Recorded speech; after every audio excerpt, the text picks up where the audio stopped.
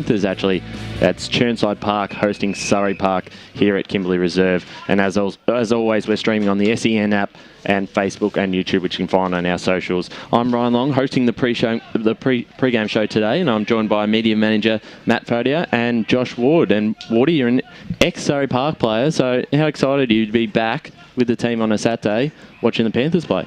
Pumped, very pumped, Ryan. It's great to be out here at Kimberley Reserve. Very nice ground as well. Never been out here before, so it's an exciting game. Great to see my Panthers once more, and yeah, can't wait to see how they go against a really good Chirnside Park side.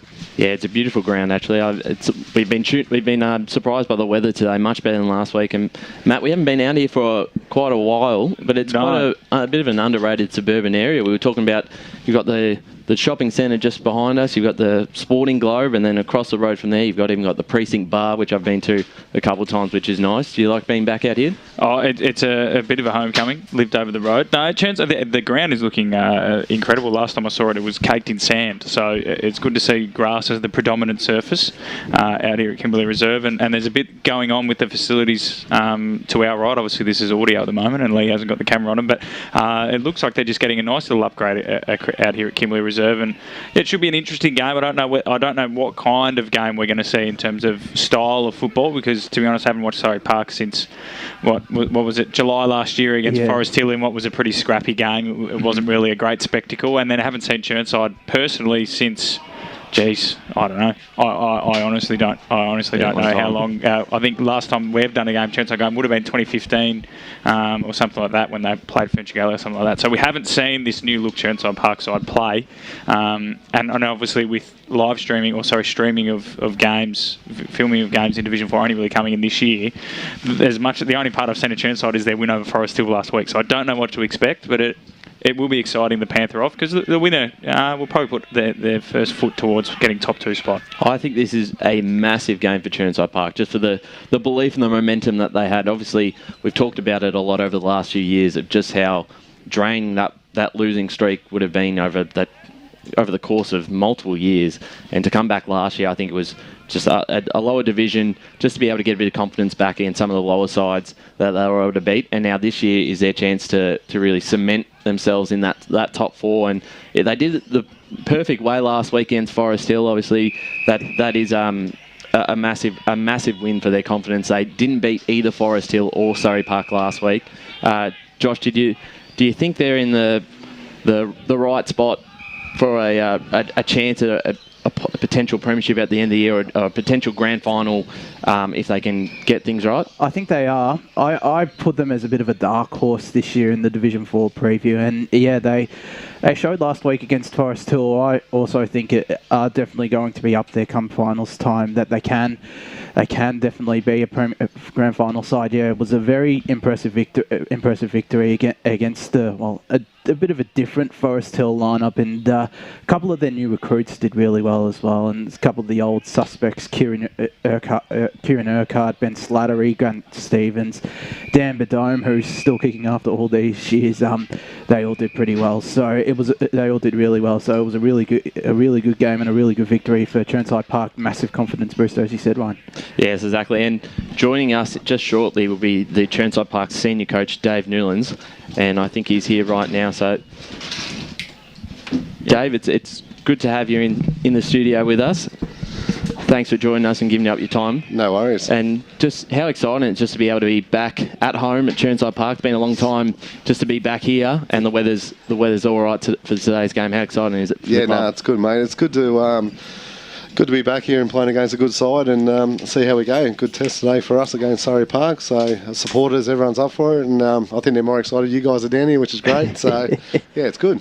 And it was a great win last week in the wet, in the rain, and the conditions. We haven't, any side have not been able to really train in that sort since we've had such a warm summer. How good is it today? Is it a different sort of mentality when you come back to this? Is sort of the games that you're playing in the practice, the sort of conditions you're playing in your practice games? Do you handle that any differently in the pre-game leading up to it? Yeah, well, probably, obviously last week was a lot of kick and take ground with the weather. So today you might take on a few of those 45s. It is pretty windy out there. I just walked through the middle and it's pretty blowy. So I think I think once we both settle down, you'll probably see us go to our game style, which will be trying to play attacking football most of the day. You're one of the few clubs in the lower divisions with under-19s. And the junior club's pretty strong, so always had strong numbers, maybe not always in the A grade or Premier Division, but always had good, strong numbers.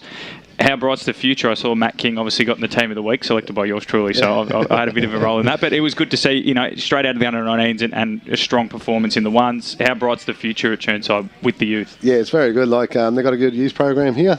We train with the under-19s on a Thursday night and try to do a lot of work with them as well. So, we've got another kid playing on the wing today. He'll be debuting from the under-19. So, Matty King's obviously a product of a year and a half of bit of in and out football, and he did make the right call last week. He dominated. He played really well. So, it's good. It's I think when they said the results and the turn-in, obviously, of last year, they want to commit and see that we're going in the right direction this year.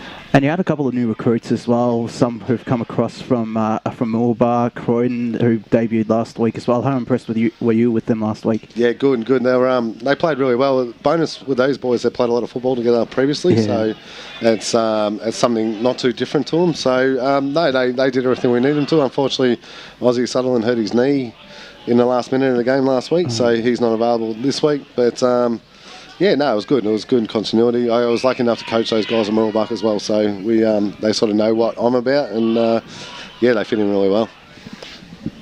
And just on that, with him out, he was such an important player last week, and he was in your best. Does that sort of change the structure up in the middle at all?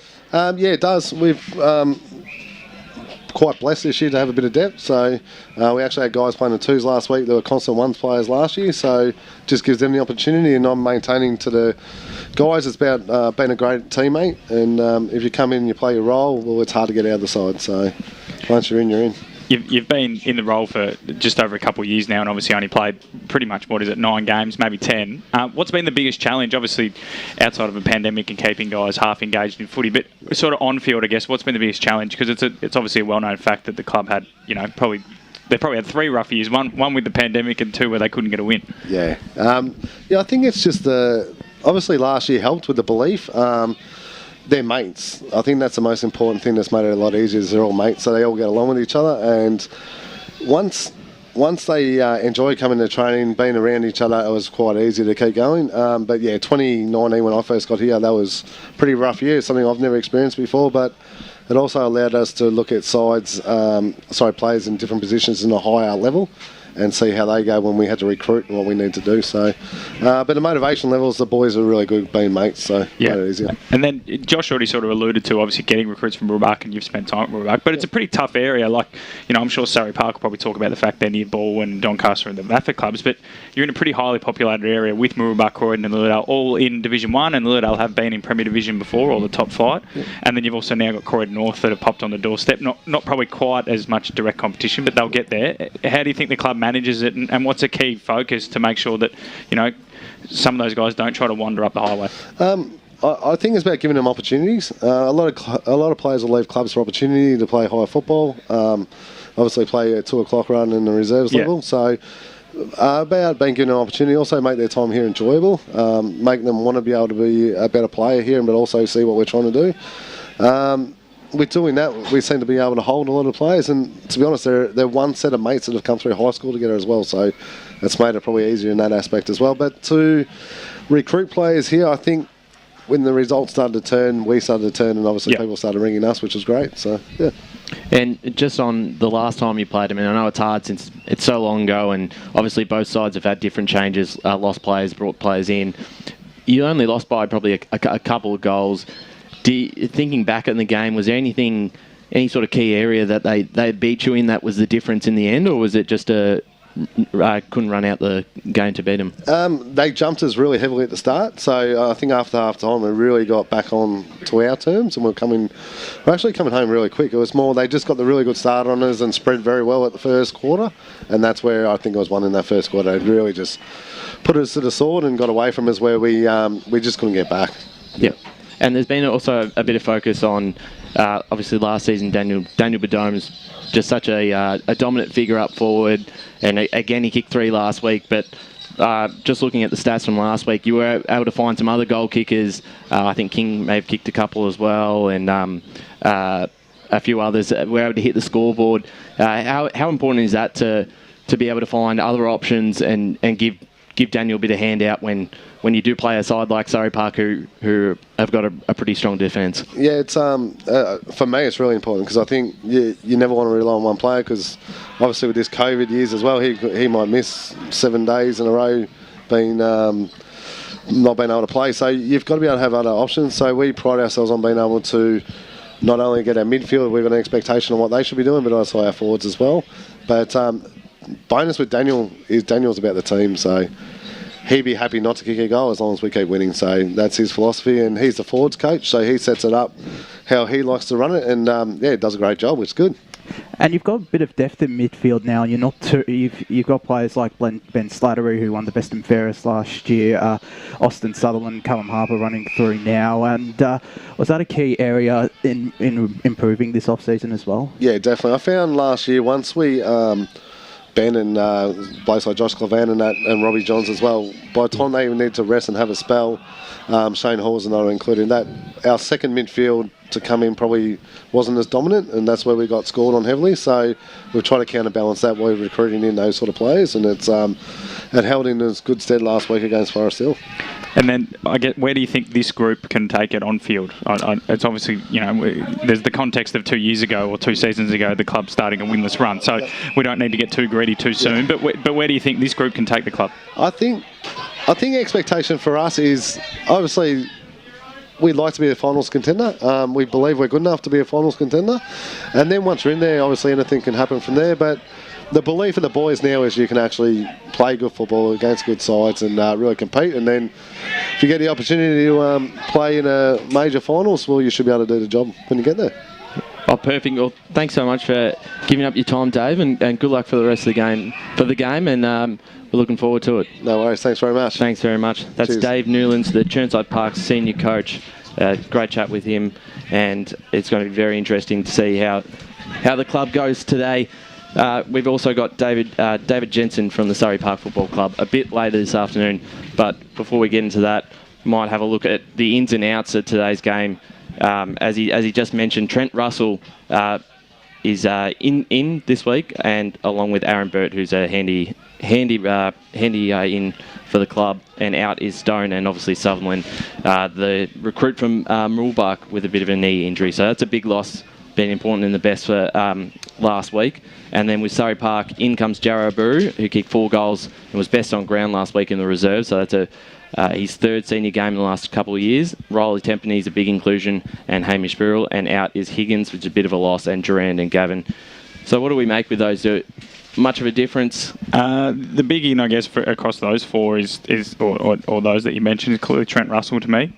He's pretty experienced. He played most recently at Yarra Glen for 3 or 4 seasons, but he has played some football with East Ringwood and Mooroolbark in his younger days. So that's a good standard of football. You know, a lot of people would look at Yarra Glen and think, oh, it's pretty much a straight swap. It may be stepping up a level or stepping down a level, so on. But he has played East Ringwood and Mooroolbark. So for them, that's a big one. And Bert's been a fairly regular name for Chirnside over this sort of tough periods. And as Dave mentioned, it's about trying to make sure they're not reliant on just 3 or 4 guys. It was interesting that Daniel Bedome's the forwards coach, so obviously he might be setting it up to benefit him as much as he doesn't mind kicking 0 goals in a win. But yeah, I think Russell will be key today because Surrey Park, Josh, are pretty potent when they get their forward line right. So to have an experienced defender down there who can use the footy will be very key. It is a very potent forward. It is definitely a very potent forward line. You know, you've got Aburu coming in, a massive 4 goals on the weekend. That's pretty handy inclusion, and you've got multiple options down there as well. But one of the bigger losses for Surrey Park, Austin Sutherland is a bit of a loss, but Josh Durand, I thought he was one of the better players last week down back. You know, he and Kenworthy, they both intercepted and distributed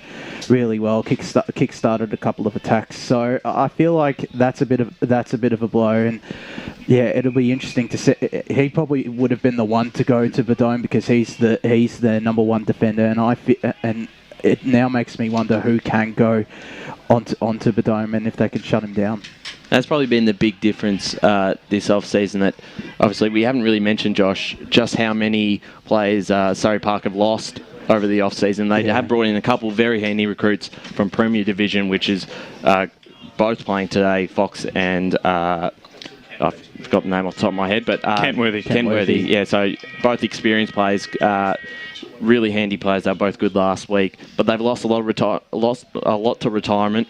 A few others as well who just aren't in the side at the moment. Some of the names I've got here: Jordan Winter, Dempetrio, Pollock last year. Some of these I think might still be on the list. They're just not in the side today. And he kicked 28. Snibson. Yep. Snibson. Pritchard's left as well. Blackburn. Yeah, there are a couple of big losses, and Matt Pollock. I think he's still down at Surrey, but I think he might not be. He's not feeling the greatest at the moment, from what I heard. But yeah, they've lost players like Snibson, Darcy Griffiths, Blackburn, Logan DeShepper as well. I was impressed with him last year in ruck, and James Pritchard. So when I spoke with David Jensen in the off season, he said it was going to be a different looking Surrey Park senior side and senior and reserve side, and yeah, it is a fairly different looking side, but yeah, it's still pretty impressive, and they've got a couple of good players returning. Patrick Hatch played with them in their first final back in 2019 in over a decade, and Damien Smart, he's back as well. He was named best Surrey Park's best, so he's a massive inclusion from what I've heard as well. He killed it in the pre-season as well, and Kenworthy and Fox, they're two massive inclusions. Kenworthy, I thought he was best on ground. I watched the replay, and yeah, he just added so much composure down back, and Fox, he provides that X factor down forward and through midfield as well. So they've replaced those players pretty well, and it's going to be a real test for them. And this new side this week though out at here. Yeah, and Matt, you said I think in the pre-season that this was grand final or bust for them. Is that still your thought, even with the losses that they have and the people they brought in? Are they still the side to beat for Surrey Park? I'm maybe starting to swing more towards Sylvan, although I still think Sylvan are top heavy in terms of a lot of their pickups are forward half players, and I think that's something that, and it'll be interesting to see how Coldstream go today in Division 3 in their first game against Warrandyte, in that both, they obviously had a lot of forward half players in their super side last year, and I think Sylvan will rack up some bigger scores than Surrey Park by the looks of it. Surrey Park are a bit more even across the ground. Like you said, you look at their team, there's no real standout player anymore. I think when we came last year, there was a couple of names that sort of jumped off the page at you. Looking at that one, there's a couple of familiar names, but none where you go, this guy's going to win the league medal or something like that, which doesn't necessarily mean that they're not a challenger. I still think they've got to make at least the grand final. We saw Forest Hill look like they're maybe not as good as everyone expected. I know they got a lot of recruits from Yea, but Yea weren't exactly pulling down trees in the outer east. So, they're good players, but they're not used to winning games. And then you look at Chirnside, and Dave obviously mentioned, if they make finals, they want to win it, but it's not priority number one for them either. For Chirnside Park, this is a part of a process for them. And then, so I still think Surrey Park should be aiming for top two, and maybe they can tempt some of those blokes that said they want to have the year off footy. If at the halfway point they're 6-1, you might be able to get on the blower and try to get a few guys down to training and bolster their stocks. But yeah, it's an interesting situation for both clubs, because Surrey Park need to strike while the iron's hot, and the iron is hot at the moment, whereas Chirnside are just heating theirs up. And it's massive that they've got such a strong under-19s, and they were in the Premier Division last year. So I think they're the club that if they can get into a Division 3, they can hold their place there with the players coming up. I don't know, the under-19s, have they got any this year, Josh? They don't. They don't. That's a bit of a worry after having them in Premier Division. You could put that down. A lot of clubs have struggled to get 19s up this year because it's technically 19.5, so there might be a gap between your 17s or what do they play in Yarra Juniors? They play 17s or 18s? 17s. Yeah, so there's still a bit of a jump. So hopefully we see a return to more clubs having under-19s next year. But yeah, that's a bit of a worry to Surrey Park, because that was one of their strengths when looking at this prediction from my point of view, was the fact that they had youth coming through, and if they got up, they would have sustainability. So it'll be interesting to see how they go. And there's a few sides that are obviously in that boat, but we're about to take a break now in just a minute. So we'll have David Jensen, the coach of the Surrey Park Football Club, a bit later this afternoon. We'll also be going over a few of the games this weekend, massive weekend preview. It's the last week before the Easter weekend break, so a lot to get to. But yeah, so there's plenty to look forward to.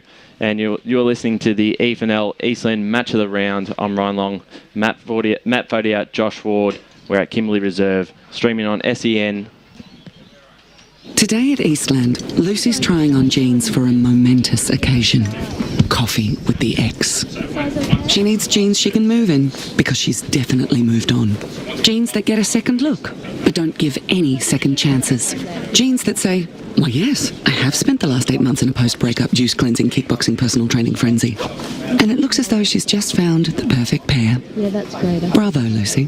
For all of life's little moments, there's Eastland. Eastland. Live real. Sprained your ankle, bursting through the banner? Broke a finger, high-fiving the ruckman? Or did you run into the goal post again? For bumps, breaks or bleeds, be seen sooner, close to home at Knox Private 24/7 Emergency Department. The preferred provider of emergency care to the Eastern Football Netball League, you'll generally experience shorter wait times. You don't need private health, but there is an out-of-pocket fee. Be seen sooner, close to home at Knox Private 24/7 Emergency Department, 262 Mountain Highway, Wantirna. Do you feel good about your bank? Because there is a bank you can feel good about. They share their profits to fund big community projects, small community clubs and vital emergency services. They've given $250 million to help Australian communities thrive. They have all the products and tech you expect from a big bank, with service you don't. It's Bendigo Bank. Feel good about who you bank with. Try Bendigo. Search bendigobank.com.au or search Bendigo Bank near me. Running and jumping can be really painful for girls, especially in contact sport. Boob Armour supports your breasts, minimises the bounce and guards against impact and injury. Feel confident, feel supported, available at boobarmour.com.au. There are only 3 things that should be flushed down your toilet. Pee, poo and paper. Some wet wipes and antibacterial wipes say that you can flush them, but you can't. They clog up the toilet and pipes, causing expensive blockages. Save yourself a truckload of trouble. Put your wet wipes in the bin. To learn more, head to the Yarra Valley Water website, yvw.com.au/wet-wipes. Sprained your ankle, bursting through the banner? For bumps, breaks or bleeds, be seen sooner, close to home at Knox Private 24/7 Emergency Department. You'll generally experience shorter wait times. Knox Private 24/7 Emergency, 262 Mountain Highway, Wantirna. As Sarah opened her best friend Jackie's wedding invitation, she was overcome with a wave of emotion. While her 2 young boys wrestled on the floor, tears of happiness rolled down Sarah's cheeks as she saw the words she'd been longing to see. Please note, this wedding will be a child-free event. Well, Sarah, looks like we're off to Eastland for a new frock and some heels. And let's book in that babysitter. For all of life's little moments, there's Eastland. Eastland. Live real. EFL Saturday Game Day continues. Let's head back and go local for your footy.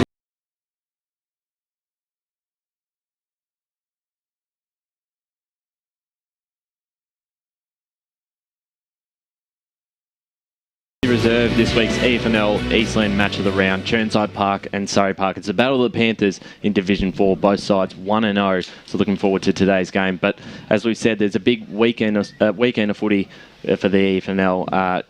We've got one weekend before the Easter break, so plenty to jump back into, and it's headlined by the return of Premier Division. Obviously, they had the week off last week, and one game that I really want to look at here is Doncaster East versus Vermont. It's where half our media team is at the moment. BWS and Brash, I'm sure, are joining the game. But I reckon one of them will be enjoying something else. But yeah. Well, on that person, he did make a big promise in the season preview about Doncaster East, about this game, and I don't have the audio for it right now, but I've actually got the transcript of what he said here. The transcript? We are pulling out the big guns today. The transcript. This has got to be a pre-game first. I've got Lee over my This has to be a pre-game first, Lee. We've never had a transcript before. We've transcribed one interview ever, but I don't. Go on, Ryan. I like it. It's throwing him under the bus if they lose, but he said, biggest game the club has ever played. They'll beat Vermont round 1. Going to call it right here, right now. So he's not the only person who's told me that. He's not the only right? person. I think they're a huge chance, but it's as I said on the weekend forecast. So if you haven't listened to that yet, you've got an hour before the first bounce here, so you might be able to squeeze some of it in. But I did say on it, Josh, that until Vermont start to show they've really slid, I'm not tipping sides like Doncaster East to beat them, even though I do have Vermont 4th, so I don't have them winning it. But I think until otherwise shown, you have to back Vermont in. They got so many brownie points, but it's Doncaster East's home record compared to their away record last season was much better. They ran a lot of good sides very close at home, and from all reports, they've improved again with their recruits. But like I said, Vermont's depth was always the thing that got them over the line. And I know they've lost a lot of players, but their depth has always been their strength. So it's going to be interesting. It'll be one to keep an eye on, and I'm sure if Doncaster East do... Sorry, just swallowed a bit of water. If Doncaster East do get up, we'll have the phones will be running hot in the media event. We'll be hearing a lot about it from BWS for the next week, I reckon, or maybe even for the entire season if Doncaster East. Well, he's usually under a rock until Saturday, but if Doncaster East beat Vermont, he'll be coming in the office every day. If he's signing up, volunteering. No, it'll be exciting. We've got obviously those two out there, and Brash will be tweeting, and BWS will be no doubt somewhere. And they're a much better side than the 2-7 that they were last year. Yeah, a lot of coaches should have won a lot more. So, and a lot of Josh, you've spoken to a few coaches during the off season as well, and they've said, I'm sure that Doncaster East are a much better side that they're concerned about this year. But just on Vermont, no Wale Buxton. Obviously, he's gone to the Northern League. Yeah. So. That's a big figure because we watched him a couple times last year, and that game against Blackburn was just that dominant in the ruck there. So, where around the ground do you think they can beat Doncaster East? Because as you said, Doncaster East have brought a lot to the club over this off season.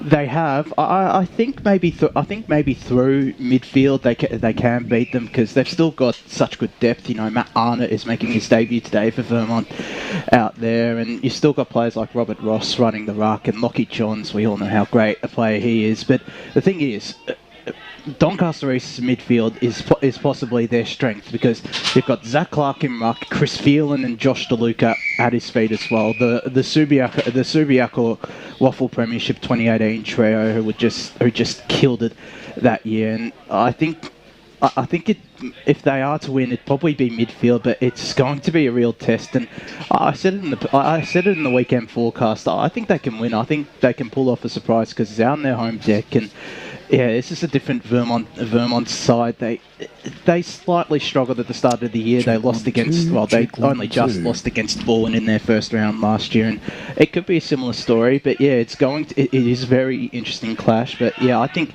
Doncaster East can pull off a bit of a surprise. And as Matt mentioned, you guys were on the weekend forecast yesterday, so you can find that on Spotify if you've missed that. So you've done your tips there as well, but just quickly, Matt, I'm assuming you've gone Vermont? I'm going to go Vermont, like I said. Until they show me otherwise, you have to tip them to beat these sides, but I do think Doncaster East are that team to take the 6th spot and will take advantage of the top 6 in Premier Division. And Josh, are you the same, or are you going Doncaster East today? Yeah, I'm going to go Doncaster East. All right, and I will probably... with you, Matt, just on Vermont, just probably the reliance on them, where they're too reliable, they get over the line. But another big day for a club is Park Orchard, so it's a big congratulations to everyone involved. Their first game in Premier Division, it's their debut in there, and they had obviously a really strong season last year in Division 1. Unfortunately, we weren't able to see them in a final series, but they play a very fast attacking style of football. Matt, what's the jump like from a Division 1 to a Premier Division? And Park Orchards, from what we do know about them, do they have enough to sustain? I think they'll stay up. I think you look at Doncaster East, I guess the year off sort of slowed that up, and a lot of sides did say they were, the best bottom side we've had in years, but they were bottom after winning back-to-back flags. So I think that just shows how big the step up is. There's plenty of divisions where you could argue where is the biggest step up. I think the smallest one is definitely Div 2 to Div 1, and like those middle 3 divisions, like Div 3 to Div 2, Div 2 to Div 1. I think the top echelon of Div 3 would easily beat the bottom echelon of Div 2, and then vice versa with Div 1. I think your Ringwood, your Heath Monster Basin, South Belgrave, all 4 of them could go up, and I don't think they'd be outclassed at all by most of the clubs in Division 1. So I think it's the two ends of the spectrum, from Div 4 to Div 3, and this one from Div 1 to Premier Division, where the biggest gap is.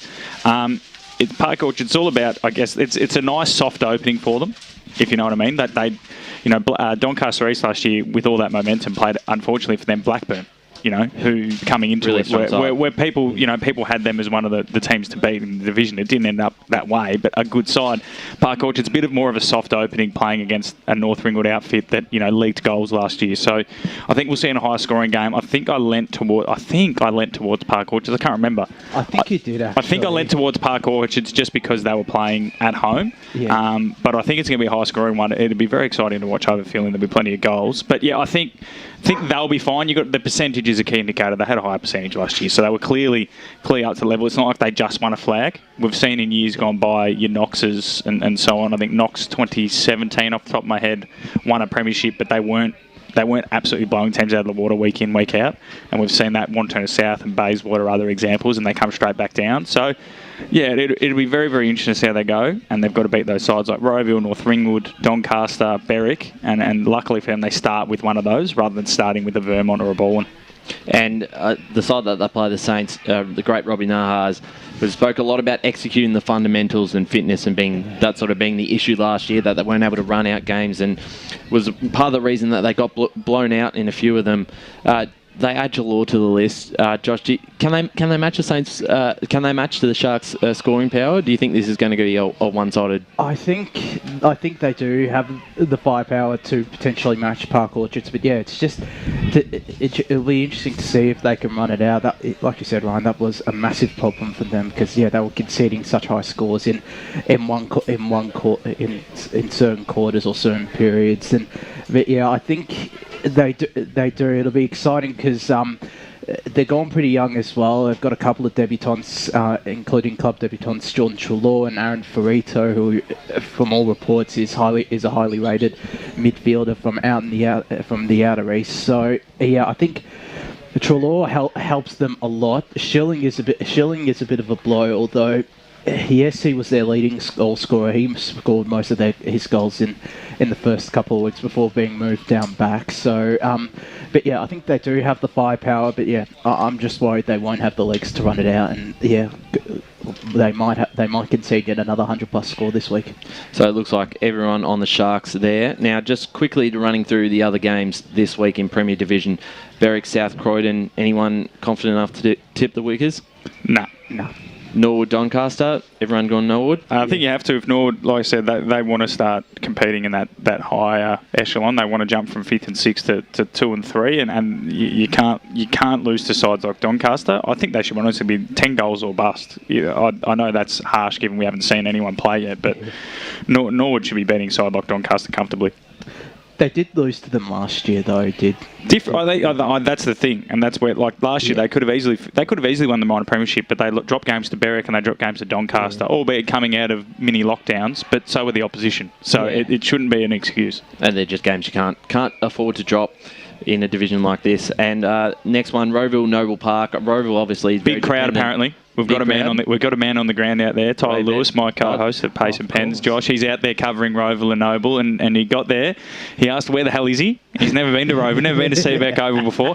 He's out there, but crowd packed in, absolutely packed in. Bumper day, Kyle Martin's 150th. It's a big day for Noble and Rowville, but I think Noble will win it, and I think by a margin. Yeah, and I think that depends on quite heavily on what sort of VFL players Rowville have, Josh. Yeah.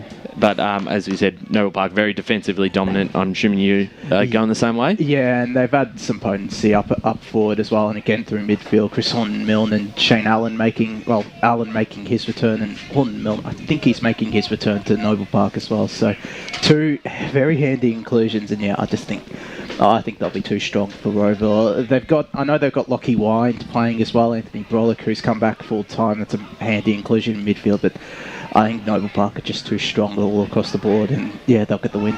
And the last one we'll leave for now, which is playing next Friday night, Blackburn versus Baldwin. Friday night? We're not going that late, are we? It's not a night game, is it? It's a night game, isn't it? Blackburn Baldwin. No, surely not. I thought it was just a 2:20 one. I thought it was just a 2:20. On a Friday? Oh, it's Good Friday, isn't it? It's Good Friday, 2:20. 2:20. They are playing a night game against Park Orchards, I think, the first week of May. So, there you go. So wires crossed, but yeah, that'll be an interesting one. Yeah, like you said, we'll talk about that one next week. What about Division 1, Ryan? Division 1 and 2, we better keep flying through. Keep going through. One to look at is Wantirna South versus Montrose. Obviously, Wantirna South, a big win last week against Beaconsfield, who a side that you've both rated quite highly. In the second half, they had 13 scoring shots to 3. You're pretty happy with yourself, aren't you? After putting them ninth, aren't you? I've been copying it for all my other predictions, so I keep got to have something. Have we underrated them? And is this sort of a perfect time for them with the list they brought, the people that they brought in the last couple of years? Is this the perfect time to make a run at finals? Have we underrated Wantirna South? Wantirna South, yes. I think maybe not underrated. I think we've forgotten about them to an extent because we did all the talking about them this time last year because they'd done all that recruiting, and then we jumped on their bandwagon a little bit, and then they disappointed us, and then we've sort of, and as is the nature of the modern day, that we just sort of, oh well, you're done. There's no second chances, and now having a look at it, that win, I still think in weeks to come that win will become more and more impressive as Beaconsfield warm to the competition. They had so many more scoring shots. Lincoln Wong kicked a couple of goals, which was probably the only thing missing from his game last year. This is a big one. They beat Montrose, and you've got to start thinking Wanty South are the real deal because everyone has talked up Montrose's performance last week. So, yeah, have we underrated them? Yes, but I think only because we've sort of forgotten about them. And they've also got Upper Gully, Mitcham, and Bayswater. 3 of the next 4 games. Well, they win today. They should 2-0. They could go 5-1. Well, 5-0 really. 5-0. The only danger game out of those is Mitcham, and if Mitcham lose today, they might be battered and bruised. Yeah. So it'll be interesting. And Josh, can Montrose really take much out of that loss? Obviously, it's to East Ringwood, who we all rated very highly. It's a typical East Ringwood game, very low scoring, defensive. Do they take much out of that? They do. I reckon they take a lot out of that game because I think.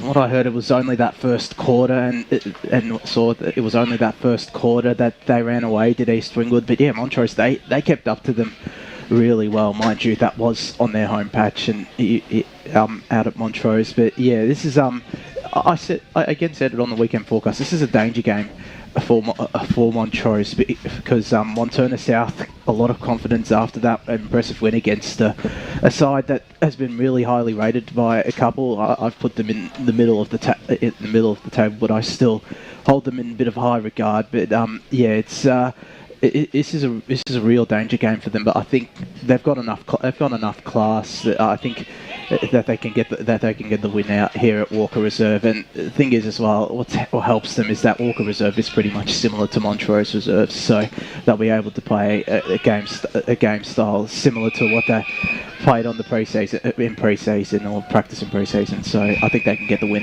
And just skimming through the other games in Division 1, Lilydale, very impressive last week in the loss against Croydon, very inaccurate in the end. They play Upper Gully.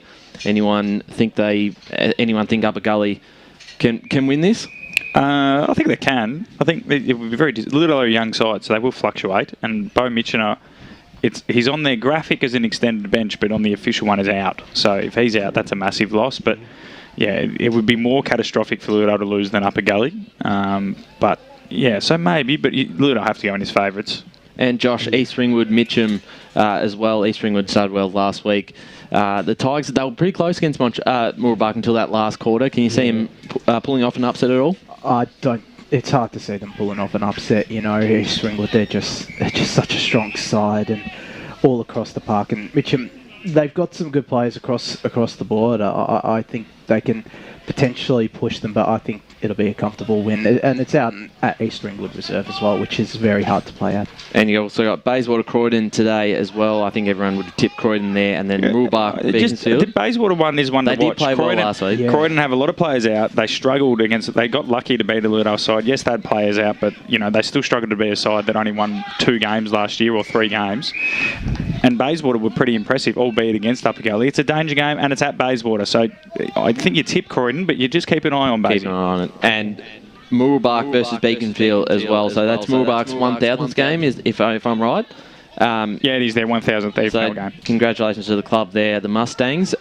Beaconsfield, obviously, they're a bit disappointing at home. How do you see him going against a full-strength Mooroolbark? Yeah, I think it'll be an interesting one. I think Beaconsfield, the big ground means that when sometimes sides go to Mooroolbark and get lost. I don't think that'll happen to Beaconsfield, but Mooroolbark, I can happily tip Mooroolbark and not be going against my Beaconsfield prediction because I had Mooroolbark higher. So which is a handy one for me. Mooroolbark's side, their depth is a big area that they worked on. When we watched them last year, you wanted 2 mullets. Now they don't need mullet at all. Really, he had from from all reports, I think the Premier Data stats had him having high 20s, but from all reports it was a little bit less than that, and that's just the nature of, stats when you're working off, post-game footage and so on, not being there live. So I think, Mooroolbark's depth is going to be too good, but Beaconsfield are the sort of side, this will be more interesting. If they can be within 4 goals today, that'll be a good sign for them going forward that they're in the right division and will be in the mix. If they lose this one by about 10 goals, then we start to have to recalibrate what we think of them. Yeah, so good luck to Mooroolbark in their 1,000th game. And that's it for Division 1, and we're going to a break. After the break, we'll have David Jensen, Surrey Park coach. As Sarah opened her best friend Jackie's wedding invitation, she was overcome with a wave of emotion.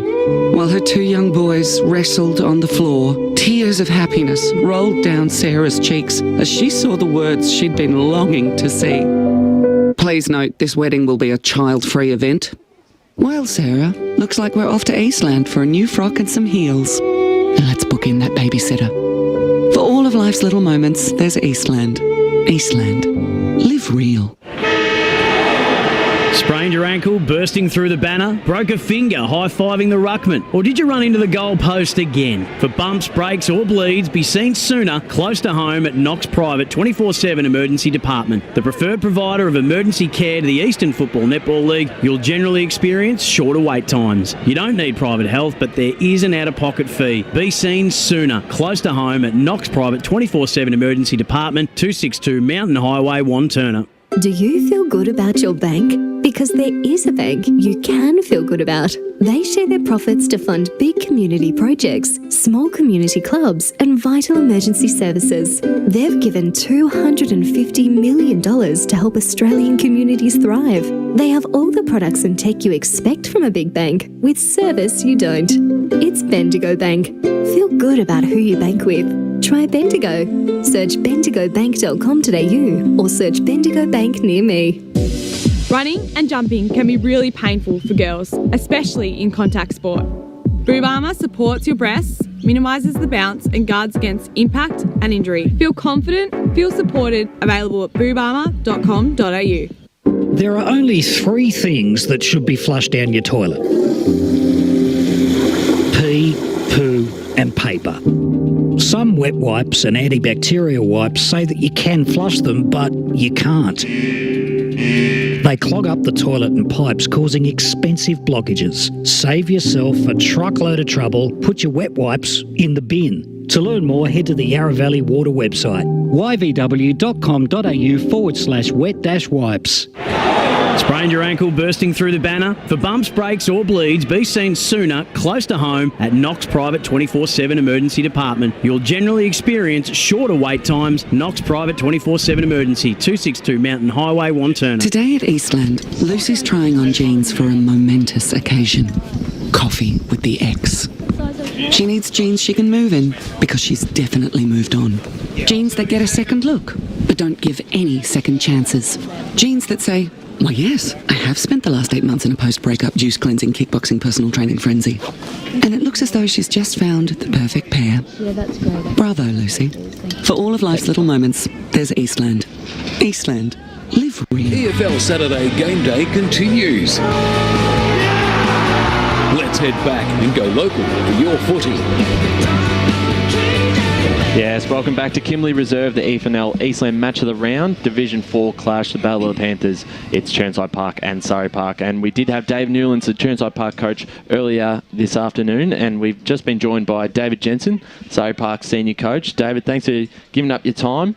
How excited are you just to be back at the footy? It's a warm day. Yesterday, last week was a bit harder with the conditions. Better day today. Yeah, it should be good for footy. Nice seeing day too with the cloud cover, so it should be good to watch. Not squinting at it today. It'd be nice. And how exciting! Last year you've had a lot over the off season that you've lost a few players to retirement. A few still not out here just with injury and that. It's given you opportunity to play some of the younger kids as well. Is that so? Do you look at that as a positive in the way that you've got such a obviously your reserves have been such a strong side to be able to get some more players into the senior side? Yeah, absolutely. We've got probably half the senior side's a different side from last time that we were out here, definitely. So it's always good for the young kids. The under-19s team didn't get up this year. Unfortunately, we didn't get quite a lot of numbers, but the majority of them have stayed with the senior club. So there's quite a few of them running out here in the twos as well. There's 3 of them in the senior side, so our future looks pretty bright. We're happy. And yeah, you mentioned 3 playing in the senior side: Lockie Peters, Tom Smith, and Renan Falahi, who did make their debuts as well last week. How impressed were you with how well they fitted into the side? Yeah, they're trying really well. They've had a good pre-season. They've got a bit to learn still in regards to playing roles within the side. So, but they're still in the side. So they're very good footballers, and the other stuff will come. So we believe in them, and they will be joined in the next few rounds by some of these boys out here as well, and away we go from there. So no, we're happy with their progress. Did Kilsyth? Last week, I don't think many of us expected them to win, and they didn't win, but they would have impressed you with the way they come out. That's with all the attention in Croydon North and Nunawading, were you really surprised and impressed by the way Kilsyth went about it last week? I know they didn't recruit a lot, but they didn't lose many. But the players they did recruit are good footballers. Yep. And they're hard bodies. They're much bigger than us, and the conditions suited as well. They've got I didn't see them at all last year, so I really didn't have an opinion. But I was impressed with their brand of football, and they utilised the conditions, and it took us a good half to adjust to the way they played, and then we skipped away in the last half. It was a good hit out. And you bring in Aburu this week, who had 4 goals and was probably best on in the reserves last week. Yep. What's the sort of thing that we can expect from him? He played a couple of games last year in the senior side. What can we expect? He was almost in the senior side in round 1. He's very athletic. He's got a big leap on him. His upside, if we can get more of his upside, he's going to be a very, very exciting player to watch. So if we can get him playing more consistent with that, you'll see that athleticism, jumping on blokes' shoulders, and he's very, very quick. He's athletic, so it'd be good. We're excited to see him. And a couple of your other recruits as well, James Kenworthy, Parker Fox, coming down from Premier Division. They looked like they settled into the lineup well last week. Were you impressed with them? Yeah, absolutely. They've got footy IQ. They bring that to the group. We all learn together from that as well. They've been instrumental at training with new ideas and all that type of stuff as well. So we give them a long leash in regards to putting forward the things that they know. So that helps with our whole group development. So they've been brilliant. In terms of under-19s, we spoke with Dave. Obviously, they've got under-19s. You guys have got a bit of a gap in sort of the cycle. Are you confident that next year the under-19s will return? Because that was probably a big selling point for your club, the fact that you had those strong under-19s that have filtered through into the senior side. Yeah, most of our senior side today are ex-Surrey junior players. Yep. We've had... And it's been hard work by people on the committee and the junior club and building that link, because obviously our junior program has been really strong for a very long time, and a lot of your premier clubs and they know of our kids, and they do get pinched, the better ones. So that gap, I'm hoping it doesn't hurt us, but they're playing under-18s football, yep. So hopefully we get them, the majority of them, in the under-19s next year. And then in terms of that, you spoke about obviously getting pinched. Is there a little bit of a sense that the clubs, now is there sort of their time your time to strike? When, obviously Coldstream going up opens the division up, and you do have a lot going for you in that regard with, some good juniors coming through and a pretty young side. Yeah, obviously going through the divisions will make it a little bit easier to encourage these kids to play that little bit better brand of football.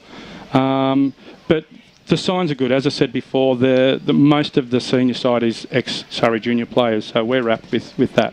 And how important is it to, obviously the reserve side, how dominant they've been over the last few years, how important is that to have that at the club, knowing that if you do struck a few injuries during the season, you've got plenty of replacements that can come in? Yeah, well, we've probably got about 8 out at the moment. So the guys that are playing in, there's a few of them that probably normally be here. We've been hit with a little bit of COVID this week as well. So yeah, you're going to see that depth tested today. Yep, definitely. And just on, obviously the last 2 years have been so hard for everyone. How have you been able to keep them motivated, just the boys in general, just to be able to keep them? Because a lot of people we've spoken to at different clubs have just people have walked away from football because of the break. They haven't been able to stay back. Have you been able to the boys that have stayed, how have you been able to keep them there and keep them motivated after what we've been through? Yeah, it was trial and error. It was initially really reaching out a lot as much as we could. We had a Facebook group going, and then that people sort of fizzled out a little bit. And then when we started pre-season, we only had 10 on the track, and up until Christmas, we were thinking of just going to one night a week, and so we went from being a lot of communication to less communication, but we kept to our guns, and we just basically let the players deal with things how they needed to in their own minds. We knew that they were going to play football, but they were just going to come back when they were ready. And just one final one, just on Chirnside Park. You were able to play them last year. I know it's a lot. It's hard to go back to. Obviously, things have changed. Lists have changed. Did you learn much about them that you take into today's game with it? Yeah, they're a very physical side. They like to move the footy around by foot on the short 45s, and they've got some good midfielders. Their forward line's good, so they're a pretty well balanced side. So they're going to be very, very good opposition today. Thanks for your time, David. I really appreciate you coming into the studio, and best of luck for the game today.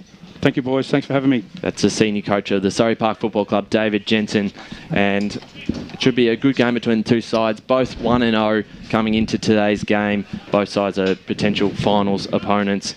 Boys, what do we think? Do we feel like what we're hearing there? They've got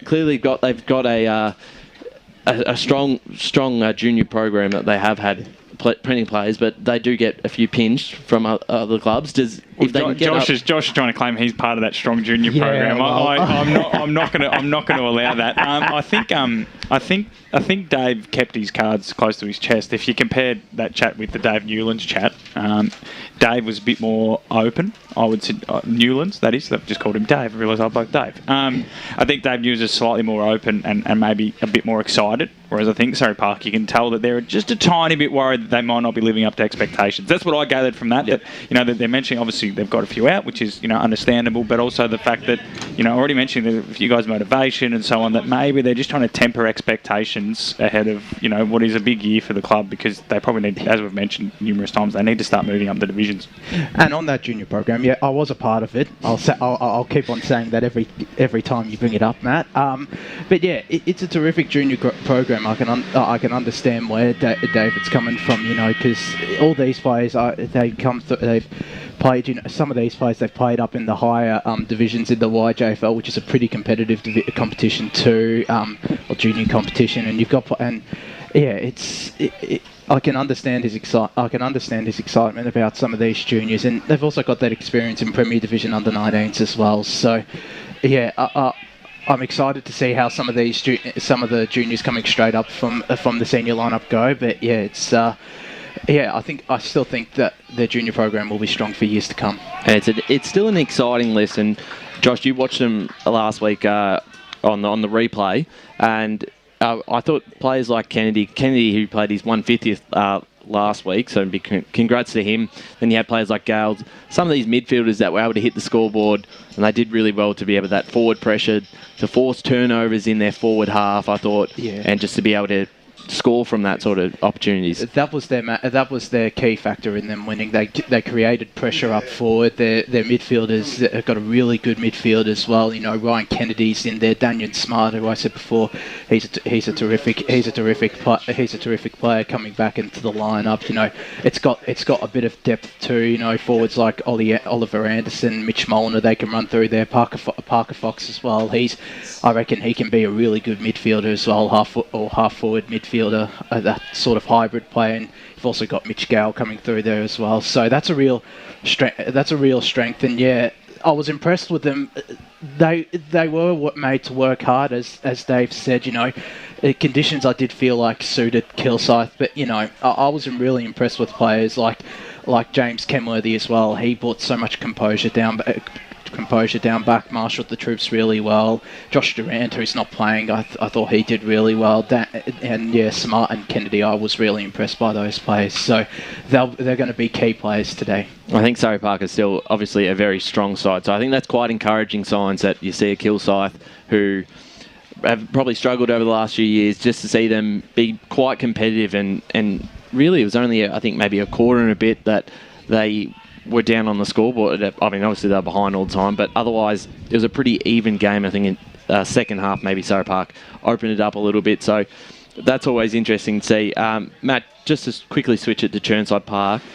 Obviously, Sutherland's not there in the middle, and he was the important player last week. He's come across from Millbark. Do they still? What's their depth like in the midfield when you compare it to a Surrey Park? But it'll be further tested today now when we've just found out via the man himself that Josh Clevant is out with COVID, which is disappointing because he had a bit of a breakout game. He had a good season in 2021, but last week with Slattery not in the best players, it looked like Clevant really led the way, kicked a couple of goals, and he was a talented junior. Had a lot of success as a junior with both Mooroolbark originally, then East Ringwood for a couple of years when they had a super side in the under-16s and so on, and has played senior football at Mooroolbark. So I was excited to see how he was going at Division 4 level. So it's disappointing he's out, but they've brought in Jet Carter, who from all reports is both Jet by name and by nature, so which is exciting for them. Yeah, I think it'd be interesting because they've talked, obviously, with so many recruits. I think their midfield depth will be fine. And I think it's a day like today, we're going to see, I think the last quarter will get pretty open. As much as guys have done a big pre-season, the conditioning and have played in these hot conditions, when it's a proper match intensity in warm conditions, it could get a bit, tired and dangerous near the back end of the game. So the depth will definitely be tested. But by the sounds of it, by using the 45s, a lot of their scores may come from that back half, if you know what I mean. So David Jensen's already alerted that Chirnside like using the 45, and Dave Newland's mentioned that they want to bite them off. So it'll be interesting to watch how early they bite them off. Do they bite them off when they're on centre wing towards centre half forward, or do they do it when they're on that back flank and access the cricket pitch sort of centre circles area? That'll be interesting. I think with this size of this ground, it's actually sort of surprising. It's smaller than you think. It looks quite big, but you really are only 2.5 kicks from goal. So if they can get to the centre circles, that's where Bedome comes into it, because as much as he's older and he might beat you on the lead, he's still a bloody strong ox. So kick it to his side, kick it to his favour, and he'll beat a lot of guys one-on-one. So I'm interested to see how they go bringing the ball forward. Obviously, we're going to be doing a little bit more of this after the break, so I'm not going to give my tip yet, but I'm looking forward to it. I think it'll be an intriguing game. I do too, and as you said, you talked about Bedome last week against their win against Forest Park. I think Forest Park had... Forest Hill. Forest Hill. Too many parks in here. But they gave them a lot of space to lead into, and I don't think that's something they're going to have to avoid today. But as we said, we're going to a break just now. We'll be back after the break. We're not too far away from the first bounce. You're listening to SEN, the EFNL Eastland Match of the Round. Today at Eastland, Lucy's trying on jeans for a momentous occasion. Coffee with the ex. She needs jeans she can move in because she's definitely moved on. Jeans that get a second look, but don't give any second chances. Jeans that say, "Why yes, I have spent the last 8 months in a post-breakup juice cleansing, kickboxing, personal training frenzy." And it looks as though she's just found the perfect pair. Yeah, that's great. Bravo, Lucy. For all of life's little moments, there's Eastland. Eastland. Live real. Sprained your ankle, bursting through the banner? Broke a finger, high-fiving the ruckman? Or did you run into the goal post again? For bumps, breaks or bleeds, be seen sooner, close to home at Knox Private 24/7 Emergency Department. The preferred provider of emergency care to the Eastern Football Netball League, you'll generally experience shorter wait times. You don't need private health, but there is an out-of-pocket fee. Be seen sooner, close to home at Knox Private 24/7 Emergency Department, 262 Mountain Highway, Wanturna. Do you feel good about your bank? Because there is a bank you can feel good about. They share their profits to fund big community projects, small community clubs, and vital emergency services. They've given $250 million to help Australian communities thrive. They have all the products and tech you expect from a big bank, with service you don't. It's Bendigo Bank. Feel good about who you bank with. Try Bendigo.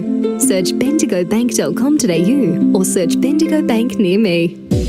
Running and jumping can be really painful for girls, especially in contact sport. Boob armour supports your breasts, minimises the bounce and guards against impact and injury. Feel confident, feel supported, available at boobarmour.com.au. There are only 3 things that should be flushed down your toilet. Pee, poo and paper. Some wet wipes and antibacterial wipes say that you can flush them, but you can't.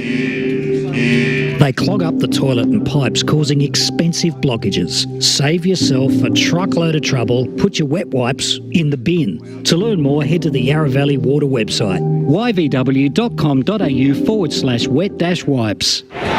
It's Sprained your ankle bursting through the banner? For bumps, breaks or bleeds, be seen sooner, close to home at Knox Private 24/7 Emergency Department. You'll generally experience shorter wait times. Knox Private 24/7 Emergency, 262 Mountain Highway, Wanturna. As Sarah opened her best friend Jackie's wedding invitation, she was overcome with a wave of emotion.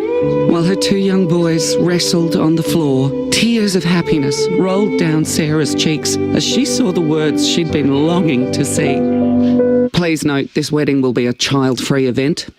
Well, Sarah, looks like we're off to Eastland for a new frock and some heels. And let's book in that babysitter. For all of life's little moments, there's Eastland. Eastland. Live real. EFL Saturday Game Day continues. Let's head back and go local for your footy.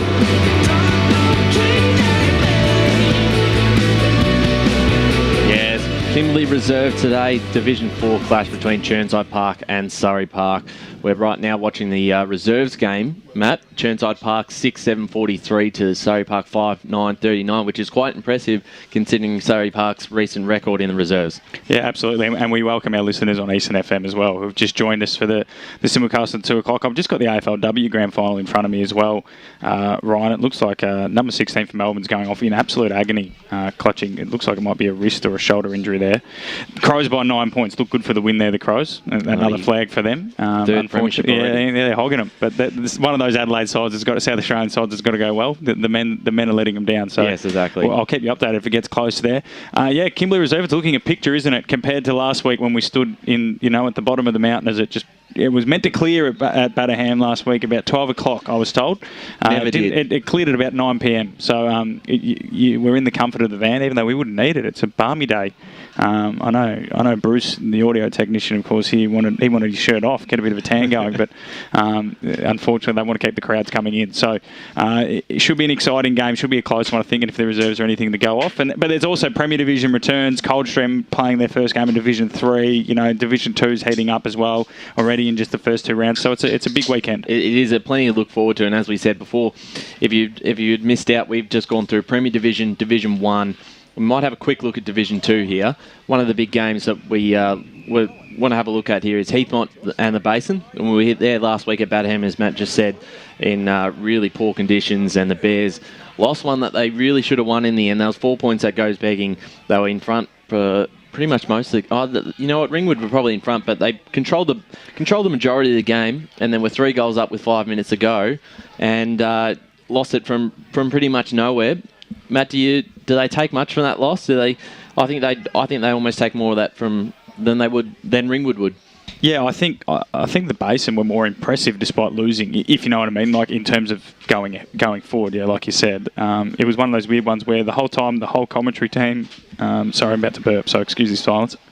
I did mute it. Apologies for that. I think the whole commentary team just kept saying, the way we were talking, Basin were up by 3 goals, and we were sort of trying to make reasons for why Ringwood were in the contest. But then you check the scoreboard, and Ringwood were either in front or only half a goal down. And then, obviously that last 10 minutes was just pandemonium. And wrote about it this week that it just looked like the Basin's youth showed up there. And that is the one downside of having a youthful core, is that sometimes they can all lose their heads, and there wasn't anyone out there trying to calm it down. It got to the point where all they had to do was just not make any glaring mistakes, and they would have won. And then they went on to give away a free kick in the forward pocket out of nothing.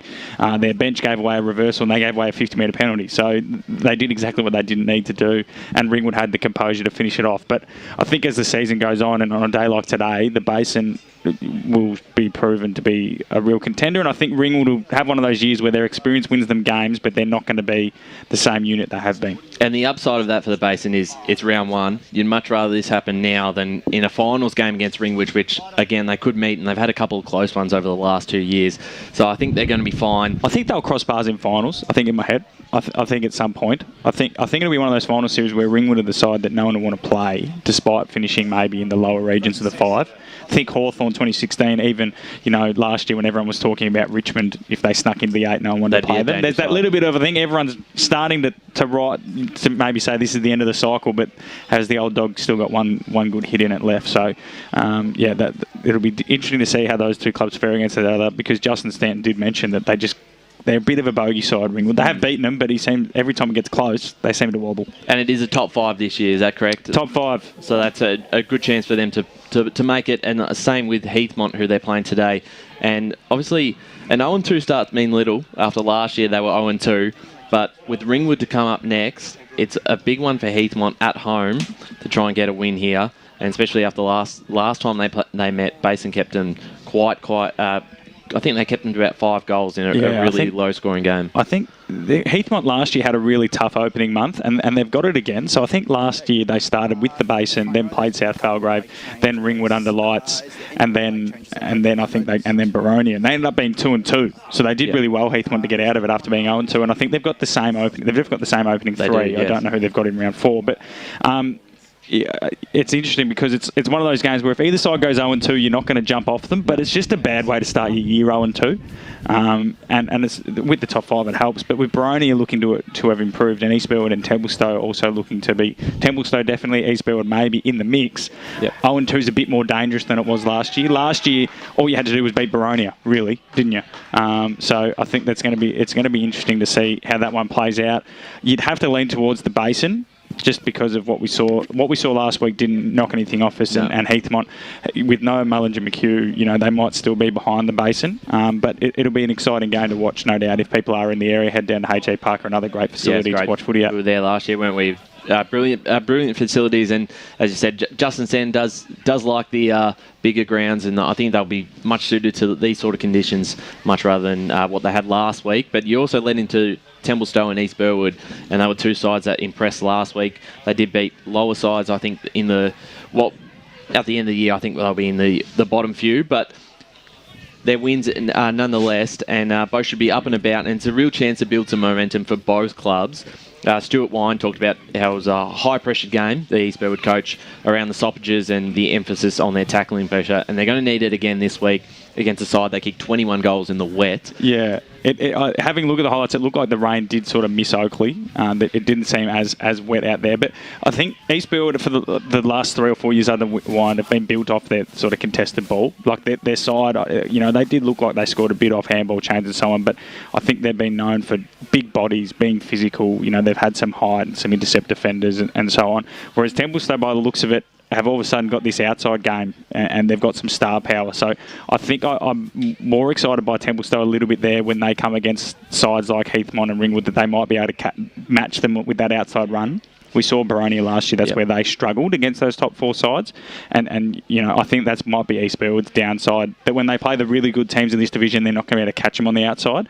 So it'll be interesting to see. I think Templestowe will win that one, but it'll be interesting to see what happens, because if East Burwood are to win it, we need to have a look at, maybe they do have added that outside run.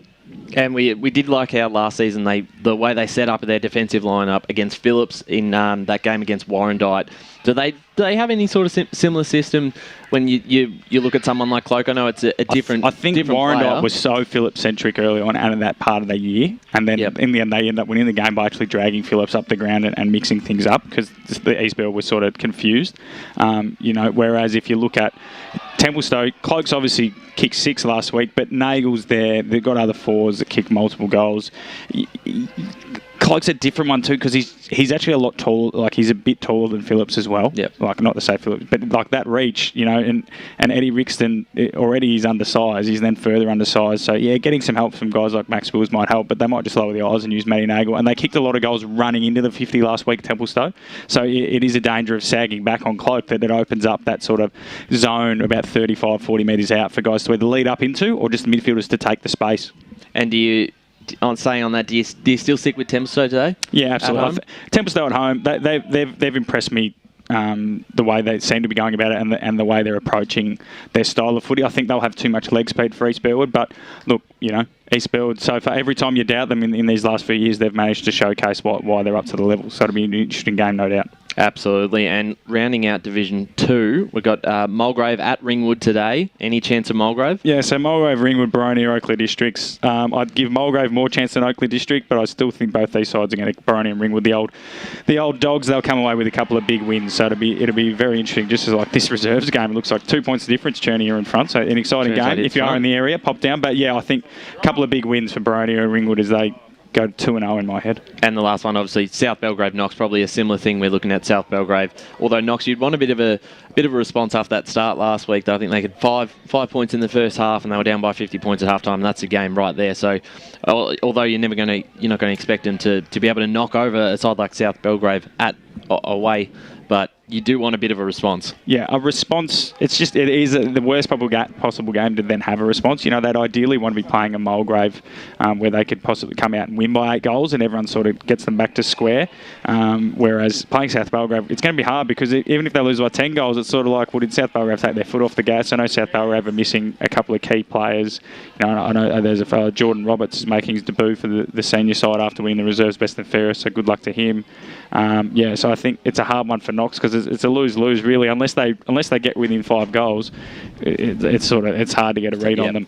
Just a quick AFLW update: Adelaide have just kicked their 4th, so looks like they'll win another premiership. But carry on, Ryan.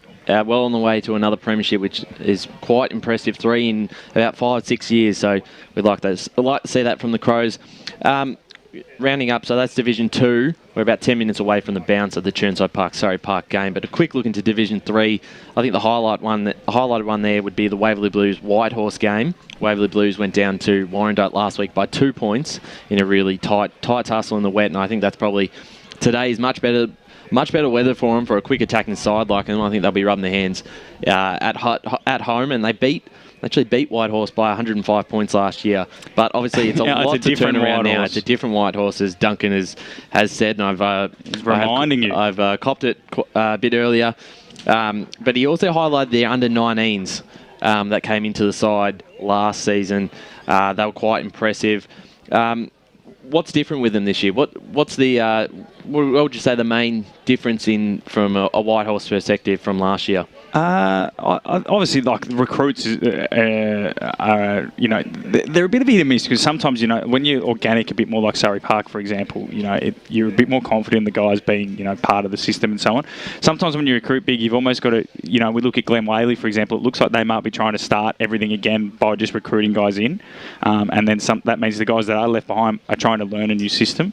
I think with Whitehorse, Jones started his coaching role with about 3 weeks before the season, and having chatted to him for the pre-season article on Whitehorse, and then obviously last Monday on the podcast, it seems like he's got a pretty advanced view on the game, very intricate, which means it's going to take longer than a month to get into players' heads, especially at local level when you only see them for 4 hours of a week, and most of that time, the guys have just come off the work site for a lot of them. So it's hard for them to soak that in. And then also you had the fact that even if you got 4 weeks with them, you then had to miss 2 because no one was let out of their houses in that case. So I think it's just a matter of fact that they've spent more time under him, a full pre-season, and they're just learning the game plan. Chirnside Park got up by a point here. Surrey Park's first loss in the reserves for a while, although they did have 18 scoring shots of 14. But onto that Whitehorse, Whitehorse improvement has come from that. I think just a bit of continuity with the coaching group, plus obviously adding some highly skilled players into their side. But I'm with you. I think Waverley Blues they didn't lose any admirers last week in that loss to Warrandyte.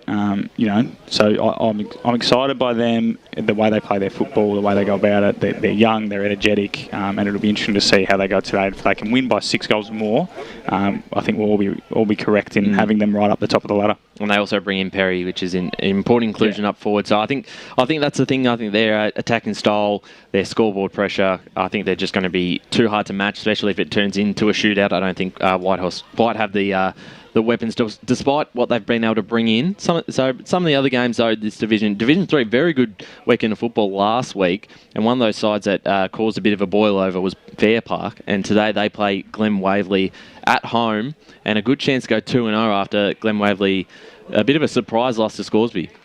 Yeah, a tiny bit of a surprise, I guess. Yeah, again, I probably fell trap into the fact that they had so many recruits and that Scoresby, I expected to really fall off their perch.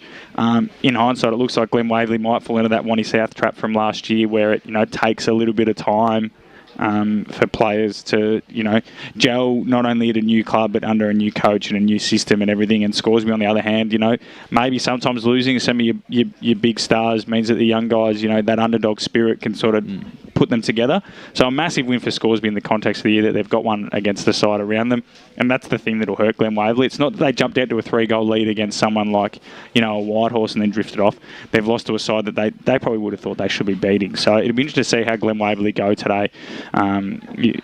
Fair Park, they were so exciting last week. It was really good. Again, I predicted them to be right down the bottom. I still think they are going to finish bottom, but really exciting to get that win. And look, if they do it again today, then I've got to eat my hat. It'll be another one of those cases. I might add a Fair Park jump into my base. But yeah, that'll be one to watch too, because if they go 2-0, Fair Park all of a sudden, the way they're viewed by the rest of the competition, the way they view the rest of their season will be so different. But then all of a sudden games against Coldstream, where I would have had Coldstream favourite, you've got to flip that switch, and it just changes everything, and that's the nature of predictions before a ball's been kicked. But exciting game for Fair Park because they've got that monkey off the back. For Glen Waverley, there's a lot of pressure on them now. And it is very interesting with, obviously, the double relegation in Division 3. So these are the sort of games, and Glen Waverley will look at maybe at the end of the year, a game against Scoresby, although it may seem like nothing now. That's the sort of wins you need to get if they are going to stay up in a division. And if Fair Park can go 2-0, you never know if they... how they'll go for the rest of the year. But as you said, Scoresby, they take on Donvale at Donvale in Donvale. Magpie off. And that's a big one for Donvale just to be able to get back on track after probably a game you would have penciled in for a win last week against Whitehorse. Yeah, maybe not penciled in. I would have thought Donvale would win. I think they'll win today. And from all reports, Donvale, they came away from it not disappointed in it. Like, that's how impressed they were with Whitehorse.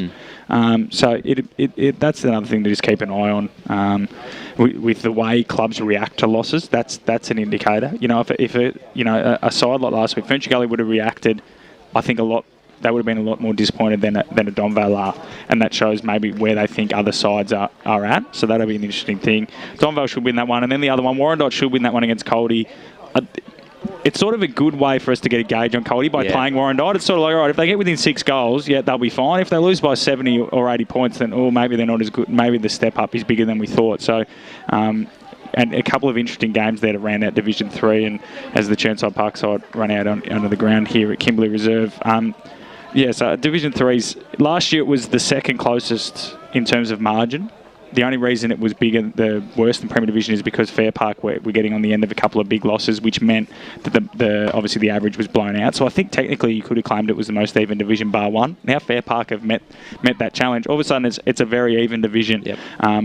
So it's going to be one where each week there's going to be a couple of really exciting games to talk about and watch and so on. So looking forward to that division, and then Division 4. Obviously we're at the match of the round here, which is going to be, if it follows that reserves game, it's going to be exciting. But there's Croydon North and Nunawading, Ryan. That's probably one of the biggest games in Croydon North's short history, because a loss here means will be a little bit catastrophic. I know they've got a lot of players out, but they've built a lot of hype around themselves. They've been pretty bullish that they're going to improve big time. To lose to Nunawading after a 130-point loss last week in the wet would be really disappointing. Yeah, and I don't think you take much out of that last week against Sylvan in the wet. And I really highly rate Sylvan, but you're right. It is a must-win against Nunawading, who I think, if you're 0-2 and you've lost to a side that you would have really, really built yourself up to beat, it's a really hard way to start the season.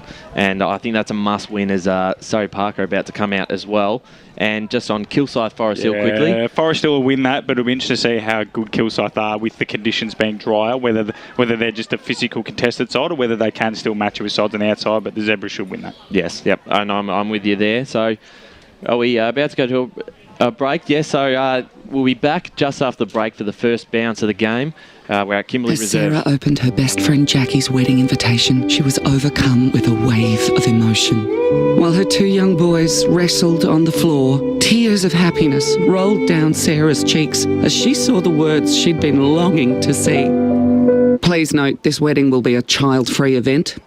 Well, Sarah, looks like we're off to Eastland for a new frock and some heels. Let's book in that babysitter. For all of life's little moments, there's Eastland. Eastland. Live real.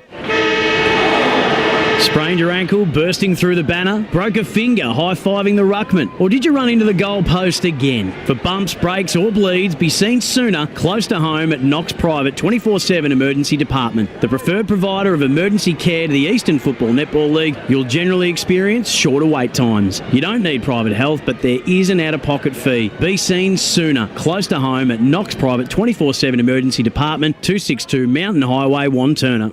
Do you feel good about your bank? Because there is a bank you can feel good about. They share their profits to fund big community projects, small community clubs and vital emergency services. They've given $250 million to help Australian communities thrive. They have all the products and tech you expect from a big bank, with service you don't.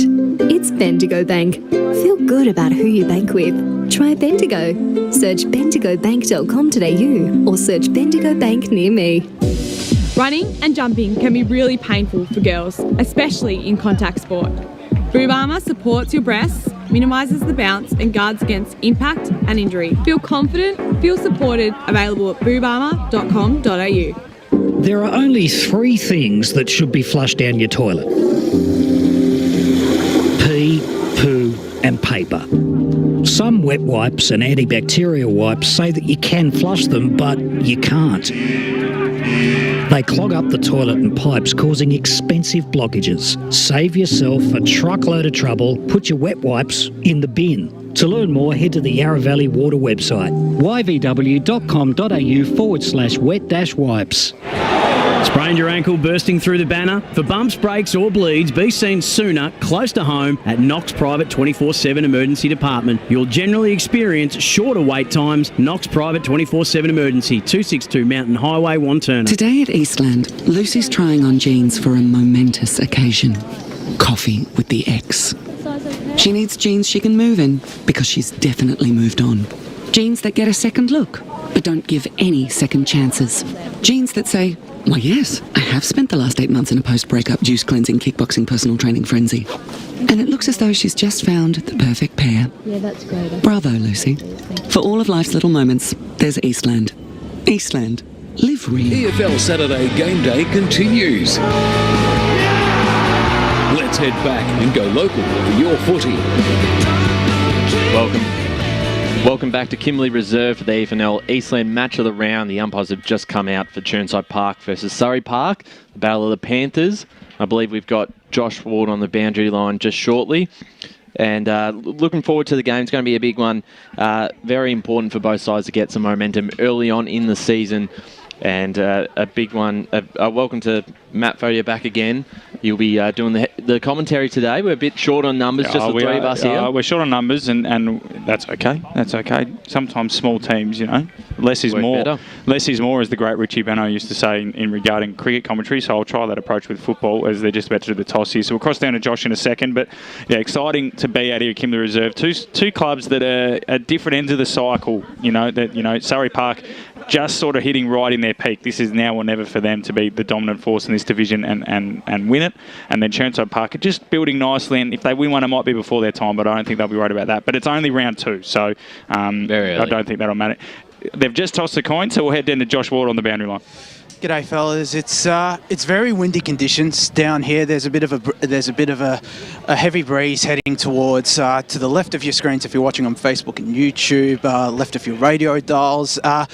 Chirnside Park, Ben Slattery's won the toss. They'll be kicking towards that end. It will be interesting to see if they can take advantage of that win. But yeah, it should be a really good contest out here. For a tip, I'll kick us off. I think you already know my tip, Surrey Park. Thank you, Josh, and thanks for that weather update. It's a picture-perfect day for football, and well done to Josh. So he's got the shorts on. Nice to see. Nice warm weather. We've all got the shorts on today. Ryan, you give us your tip, mate. You know what? I'm going to go with Chirnside Park. I did rate them quite highly in the pre-season. I did think about changing after hearing that Sutherland was out during the week. And Clevant, of course. And Clevant just earlier today. But I'm going to stick with them. I'll stick with my guns. I've got to stay with them. I still think they've got enough depth. I'm very much looking forward to see how their forward line structures around Daniel Bedome, and if they do use him predominantly, or if they do, as Dave said earlier when we spoke to him, try to look for the other options up forward. So I'm very interested, but I think it's going to be quite close. Matt, do you I'm going Where are to you have to go with Surrey Park. I've tipped them to win the flag, so I can't really jump off them in round 2. But I do think it's going to be a close game. Just home ground advantage. Oh, here we go. Shirtless operator from the reserves just running past the media van. I do think it's going to be a close game, just because home ground advantage and those numbers that are out for Surrey Park. So it looks like they're sort of timing their run flag. And 5 number changes for Chirnside Park, which is quite annoying. That is. And I can't blame anyone else. Changes out. That is the one downfall of being the lone commentator today, is I can't blame anyone else for my mistakes. So Jake Hollingsworth is wearing the number 7, not 15. Aaron Puckering is in 26. Callum Harper, 79. That's a high number. That is a very high number. Daniel McGee, 20. Lachlan McGee, 62. Jet Carter on debut, 64. And Josh McConnell, 33. Riley Tempany is wearing 74 for Surrey Park. Rarely, I think, Riley Tempany would have been the second highest number on the ground. But he's been ousted today, bested by Callum Harper. So all in readiness here at Kimberley Reserve. We're only 4 minutes behind schedule. That's got to be a record with the new game times going around. So well done to everyone here at Kimberley Reserve. And if you are watching, we have to thank LKLM Media as well behind the lens, and Big Brucey on the buttons as well. But we're all in readiness here for Chirnside Park and Surrey Park from Kimberley Reserve on a beautiful Saturday afternoon. Eastland EFNL Match of the Day, SEN, Eastern FM, Facebook and YouTube. Stevens won the hit out for Chirnside Park. Might have been a little bit of an ankle tap as Slattery gets the handball out wide for Bo Ringer. Early entry for Chirnside Park on the opposite boot. Direct turnover. Not exactly how he would have planned it out in his head, as big Daniel Badome puts down 16 for Surrey Park in the background. We get a number check on that one as the Panthers, Surrey Park, come out. Jack McLaren takes the mark on right half back. So, good, a hyperactive early start. Down the line again. Kicks just over the head there of Jimmy Wells. Chirnside. Coming through there is Robert Merritt. Gone back to McLaren dangerously, with Hollingsworth just lurking. So McLaren will look to switch the play. Kick is well weighted and finds its target in Kentworthy, the Blackburn man, one of their leading recruits, assistant coach. Low drilling ball, finds the leading target up there in Oliver Anderson. Gave it off to the runner in Hatch. And that kick inside 450 is intercepted well there by the Chirnside defender and Matthew King, obviously youngster who's been in and out of the side in recent years. Snapped around the body as they exit defence by Shane Hall. But it's all Surrey Park. Kentworthy got 2 grabs at it, couldn't haul it in. And we look like we should have our first ball up of the day, just forward to centre wing for Surrey Park as we go down to Josh Ward. Riley Tempany is actually number 16 for Surrey Park as well. So he's unfortunately not 74, he's 16. He's gone the other way. Stevens wins the hit out. Slattery's there, breaks through the first tackle, got his handball away into space. Parker Fox should get there first and does with the yellow boots inside forward 50. Oberou's down there. Russell couldn't bring it to ground. Oberou picks it up. Right foot ball is across the face. Big opportunity missed there. He's a bit of a young Daniel Badome there. Similar sort of frame. He moved a little bit better than Badome there. But early score on the board for the Surrey Park Panthers. They're one behind. Chirnside yet to score. Anything you've noticed early, Ryan? Just the inside 50s there. Surrey Park have just been able to dominate that in the last couple of minutes and get a few entries inside forward 50. Ball comes out. Brendan Murphy, one of the veterans of this Chirnside Park side, did play with the club years ago, but is Warburton Millgrove Hillsville man, more well known for his bow ringer. Got to kick up the line down the wing. There is the man there in number 79, Callum Harper. Got his handball over the top, and the Panthers, Chirnside this time, linking up well. Ball inside 450 towards Badome, but sitting back in that hole is number 14, Patrick Hatch. So it looks like they are going to zone off and focus their attention on Badome. The kick across the face of goal is not a good one. Doing well there is Samuel King. Sockers it towards the top of the goal square. McLaren will rush it through, and we'll have another rush behind. Roval have got the first 2 goals as well out at Seaback Oval. So good early signs for them against Noble Park. Almost made something out of nothing there. Their 2 kicks inside 50 have gone straight to Surrey Park players, so they do need to start watching where they are kicking forward. And Surrey Park looking to switch almost immediately, but haven't quite hit their targets yet. We did say there was a bit of a wind tunnel out there, Dave Newland. So Hatch gives the handball off to the runner, takes a bounce, exits defensive 50, goes long down the line. There's a contest. Stevens is around at Grattan, one of the evergreen players of the Eastern Football Netball League. Handball chains linked up with Robert Merritt, giving it off to the runner there in Garvin. Goes towards centre forward. Coming out in the 23, looks to be Oberoup. Got his handball back to Brotto. Maxwell Brotto just chips it over the top. Should be all the Panthers, and it's Burt at centre half back. Nice little goose step, and then finds Brendan Murphy in the centre circles. Dropped something he should have taken. Handball off now to the runner in 62. Lachlan McGee out wide, looking for Hollingsworth. That is out of bounds, and it's going to be a throw-in by the looks of things. So both sides, Ryan, have had opportunities to take it through the corridor. They've taken them, but haven't quite executed. You're right. It's probably just been about the composure. I think Surrey Park have been a little bit better in hitting targets. They've looked to switch a few more times.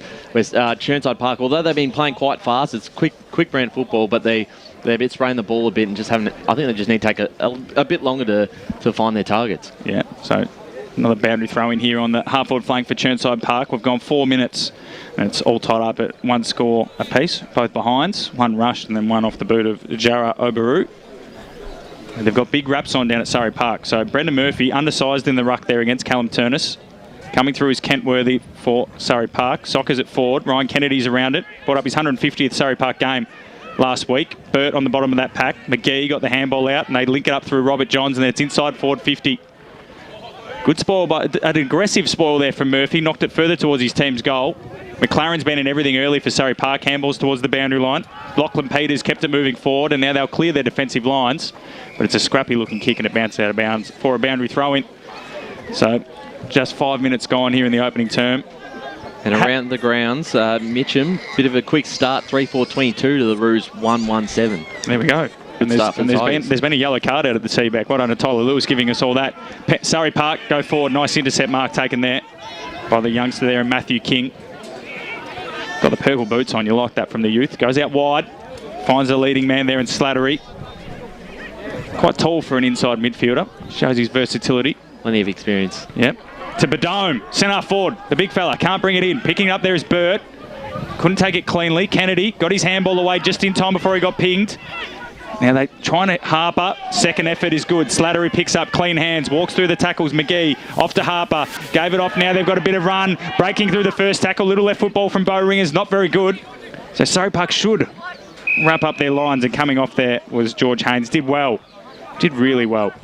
And we'll have another ball up. So again, Chirnside Park have had countless opportunities there, Ryan. Just can't quite execute, can they? You're right. And they do look to link up. They've a few handballs there trying to get it forward. You can see what they're trying to do. Kennedy got the clearance. Well done by the man in front, Chirnside Park defender. Unnecessary. Yeah, Kieran Urquhart.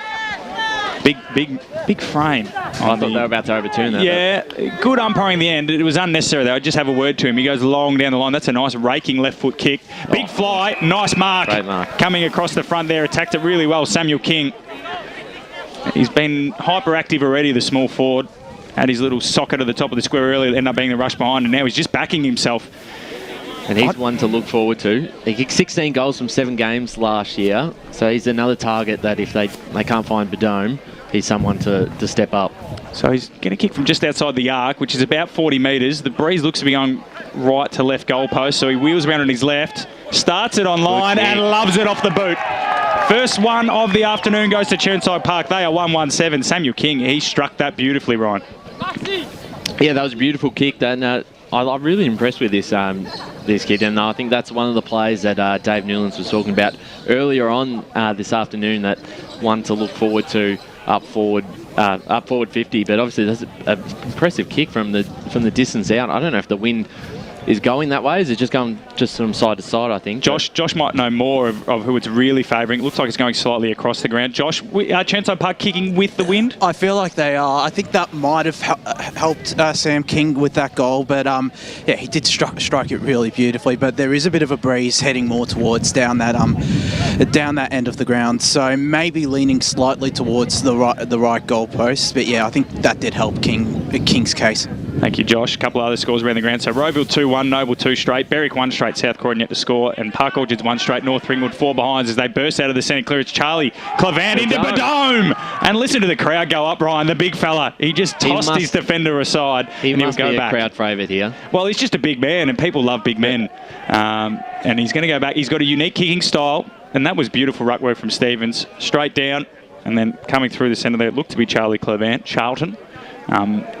Burst out, beautiful delivery, and this will be a quick double punch for Chirnside Park. Badome, usually pretty reliable, trots in, left foot, loves it, the big fella. Got another one, kicked boundary. 3 last week. He's got his first already. Chirnside 2-1-13, Surrey Park just 1 behind. Josh Ward, boundary side. And this is what happened with Chirnside Park last week as well. I caught a glimpse of their replay, and in the first quarter, they kicked their first 2 goals in a matter of moments because they got it immediately out of the centre square, and I think that will be their strength today. So, sorry, they need to tighten up in the centre.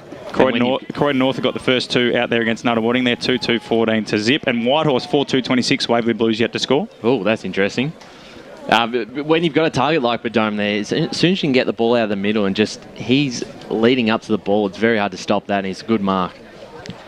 So up they go again. Surrey Park get a little bit of a clearance out here. Comes out to Tom Smith. Went inboard though, dangerous. And here come Chirnside again. Harper sweeping handball. Will it set up for the runner there in Ringer? It will. Steps inside. Steps outside. Got his handball off. Murphy's gone the check side. And it's well across the face. Out of bounds on the full. The big fella. Experienced player. Played VFL almost 20 years ago, Brendan Murphy. So been playing football a long time at a high level. So clearly backs himself in from there. They're certainly not going to play slow, are they? They want to move the ball as soon as they can. And we like that. We like that, Ryan. It's a day for it. It is a day for it. So exciting stuff already from the two Panther outfits. Oh, and he's caught. He's run straight into him there. So Lachlan Peters, I don't know what he was thinking here. He's tried to take on Jake Hollingsworth, the ex-North Ringwood man. Oh, he's just slipped. I think the idea was right, the execution. He's just slipped there, and Hollingsworth has not even looked to pass this off. He's going back to have a shot at goal. Do you really need to sell the candy there? Do you just... Maybe I think you just dispose of it. I think you're getting a bit too fancy when you're in the back pocket. Shaping up for a drop punt here, Hollingsworth. Just pokes it out of the right goalpost. It just kept going across. Badome makes a good contest, and in the end, Surrey Park get away with that just.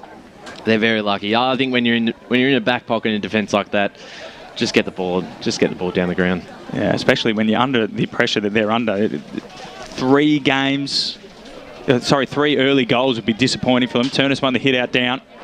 It's all Chirnside Park. Murphy's down there. Hands and knees, and they're going to just get another ball up. I don't know who that is bullocking on the bottom of the pack there. Number 20, which is Daniel McGee. So we'll have another one. Coldstream 1-2-8. Warrandyte 1-6. Tap down again. There is McGee. Gave the handball off.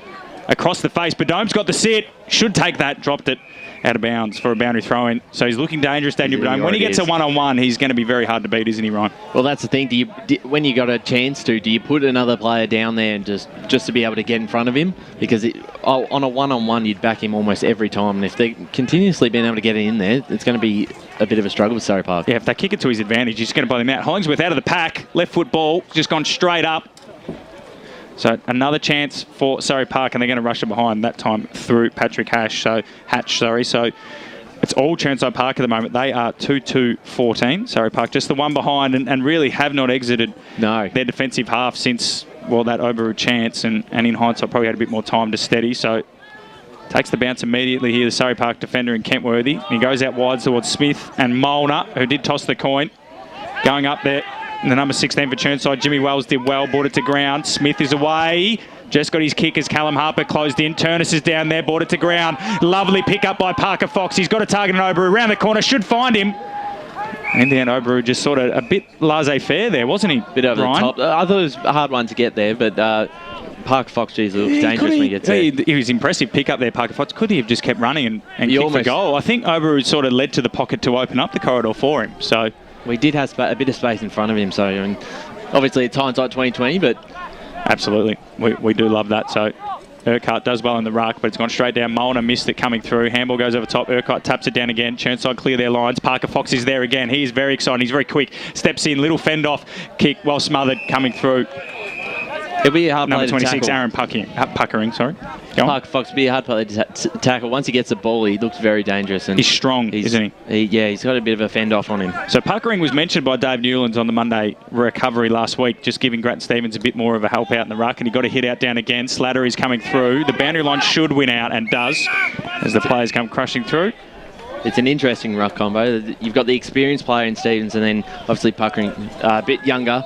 And it's slightly taller, so I think this will suit him, these sort of grappling contests. Stevens probably got a bit more of a leap. So, and that's probably an area Surrey Park look to be down their second ruckman there in the number 40 jumper, Merritt. Not quite as tall, as there's a free kick going the Panthers' way. Just forward to the centre wing for them. Doesn't go quite that far back on his mark. Looks in the Oberu direction. That was Naidu getting the kick inside forward 50. Little toe poke off the ground there is an interesting one. It's clever. Was looking for Turnus, the big ruckman from Falahi there. So it's 1 behind. So Surrey Park 2 behinds. Chirnside 2-2. We've gone 13.5 minutes here in the first quarter. Eastland EFNL match of the day out here at Kimberley Reserve on SEN on the SEN app, EasternFM 98.1 and EFNL Facebook and YouTube. The last few times they've gone inside 50, they've looked for Overu multiple times. It's just going to be able to get hit him on the chest there. Yeah, lower the eyes a little bit. Isn't it? So Surrey Park did intercept, but just couldn't quite take it cleanly off the Chirnside Park kick in. Puckering slaps it towards the boundary line. And in the end, they get it there right in front of Josh Ward. So he's got a front row seat here for the action. So tossed in again, Puckering, going up against Merritt, who is giving away almost half a metre, but he takes it out the back and wheels and goes into the corridor. Good work there, defensive spoil from Chirnside. Molnar's there, lost his footing, apologies. And then we'll have another ball up. Matthew King doing a good job.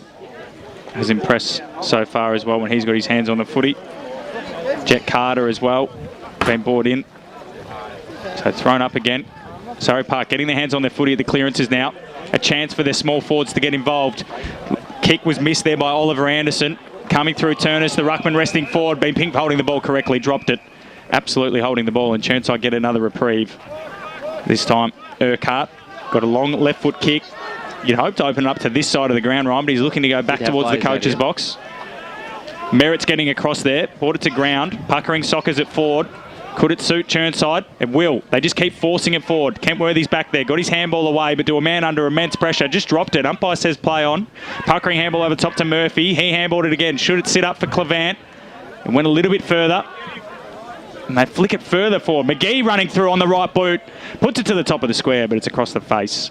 For that chaotic pressure behind. So another behind there for Chirnside Park.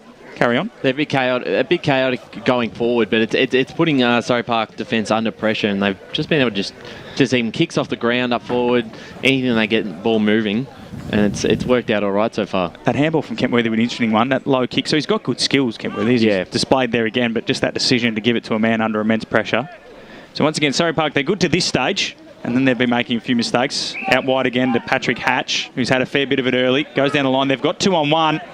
And Kentworthy's done really well. He's impressed so far. He's had a lot of the footy, albeit the ball's been down that end of the ground, but still been doing well when he gets it. Comes inboard, low kick, looking for Molnar. Dropped the chest mark. Got it back though on the rebound. Step back into traffic. That might be holding the ball high. Probably a correct call as well. You could give it either way. Robert Johns is the man who has given away the free kick. So Molnar goes short into the middle. Murphy pressures, but it's a good kick in the end. Surrey Park have it. Puckering close to giving away a 50. Smart. Daniel wasn't a very smart kick. Intercepted there by Chirnside Park in the hands of Daniel McGee. He looks to be dropping back, playing a sort of wingman's role. Chips it short and finds a target.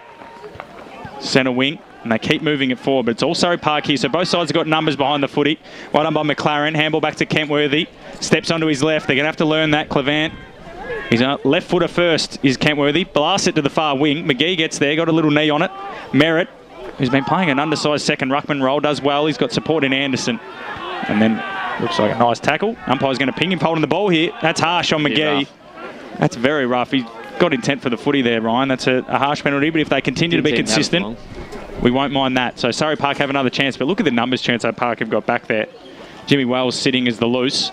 Smothered off the boot, and Chirnside have a chance to rebound. Bo Ringer, short over the top. No one forward. No one forward.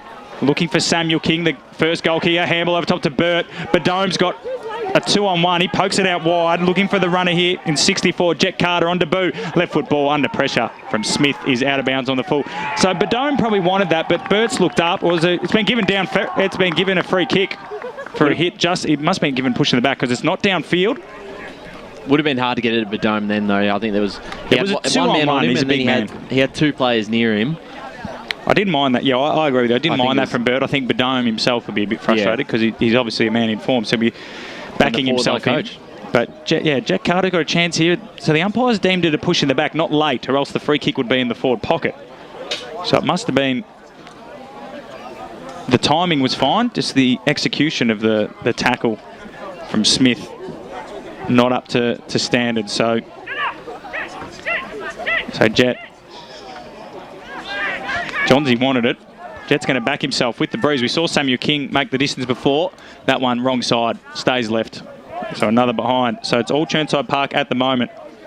2-5 or 2-4-16. Surrey Park just the two behinds.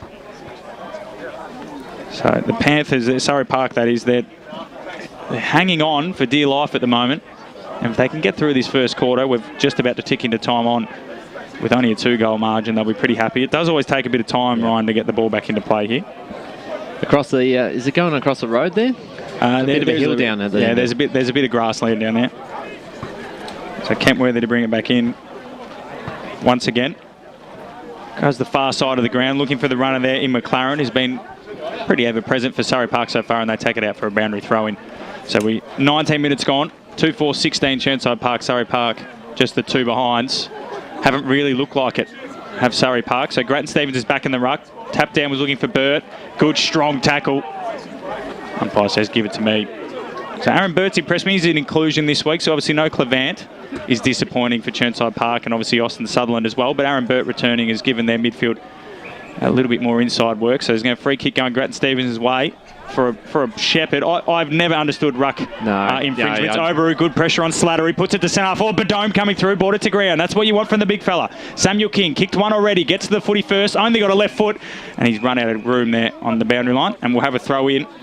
Well, there's a loose man. I think that was Patrick Hatch. He was standing in just by himself, and he was the one who got in front of Badome. So obviously they are trying to look to keep an extra number down back, and hopefully for their sake stop Badome's influence. It's a small ground though. Midfielders can't kick goals here. So Surrey Park clear their lines once again, but again they haven't been able to get clean possession out of defence.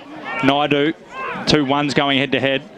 Got it out, Kennedy. Again, slams it forward. Turner's coming up, the big fella. Collects it well. Needs a runner going past. Handballs right over the top, and he got it in Garvin. Garvin just got on the left boot, so it's no free kick. But Burt, once again, basically stripped his man. Got a short ball to centre half forward. The mark's been taken. Ring the 39. There is more than just the jumper numbers we've been sent. Puts it in the forward pocket. Looking for Badome. He's 3 deep. Might have given away a free kick. Coming through, Clevant. Might have got a shove in the back. Nothing doing. Handball over top from Tom Smith. And Surrey Park escape once again. But it'll be coming right back. Might be a free kick for holding the man. There is going the way of Chirnside Park. It's the man wearing the number 4, who, I'll be honest, I do not have on my team sheet wearing the number 4. So, apologies. And it's gone through from behind nonetheless. So, Chirnside Park 2-5-17. Surrey Park just the two behinds. Under serious pressure right now. Our man Josh Ward will be looking for... I think we just need to get the proper team sheet at quarter time, because there's only about 3 blokes wearing their proper jumper. Blake Daniel wearing the number 4. Is he? He's down here. He's 29 on my sheet. Thank you, Josh. So, Kentworthy to bring it back in again. If he plays on, he'll be up to about 15 touches this quarter. None of them, though, unfortunately for Surrey Park, have been as penetrating as they would have liked. They just haven't had many options up forward, many opportunities going inside. They cannot get any space, can they? This kicks in the Merritt direction. Luckily, he did play on, because it'll be a throw-in, not a free kick for Chirnside Park. As 21.5 minutes gone, I don't think there'll be too much time on, although it does take a little bit of time for that ball to come back into play when you're kicking to the left of screen. So Josh McConnell is wearing 39 rather than 33. Thank you, Josh Ward, down there doing God's work as it's thrown in. Stevens and Merritt. Chirnside are going to dominate the rucks today just on height, unless Turnus is going to ruck close to 100% of the game. It's an open forward line for Surrey Park at the moment, but it's been down there maybe 3 or 4 times and only once cleanly. Josh Ward on the boundary. Callum Turns has got a bit of an injury problem, so he looks to be fine. He's having a couple of stretches, but that's a bit of a concern if you're a Surrey Park fan. Yeah, absolutely. If he's out, Chirnside may as well win every hit out going forward at the moment. So another stoppage, just forward to centre.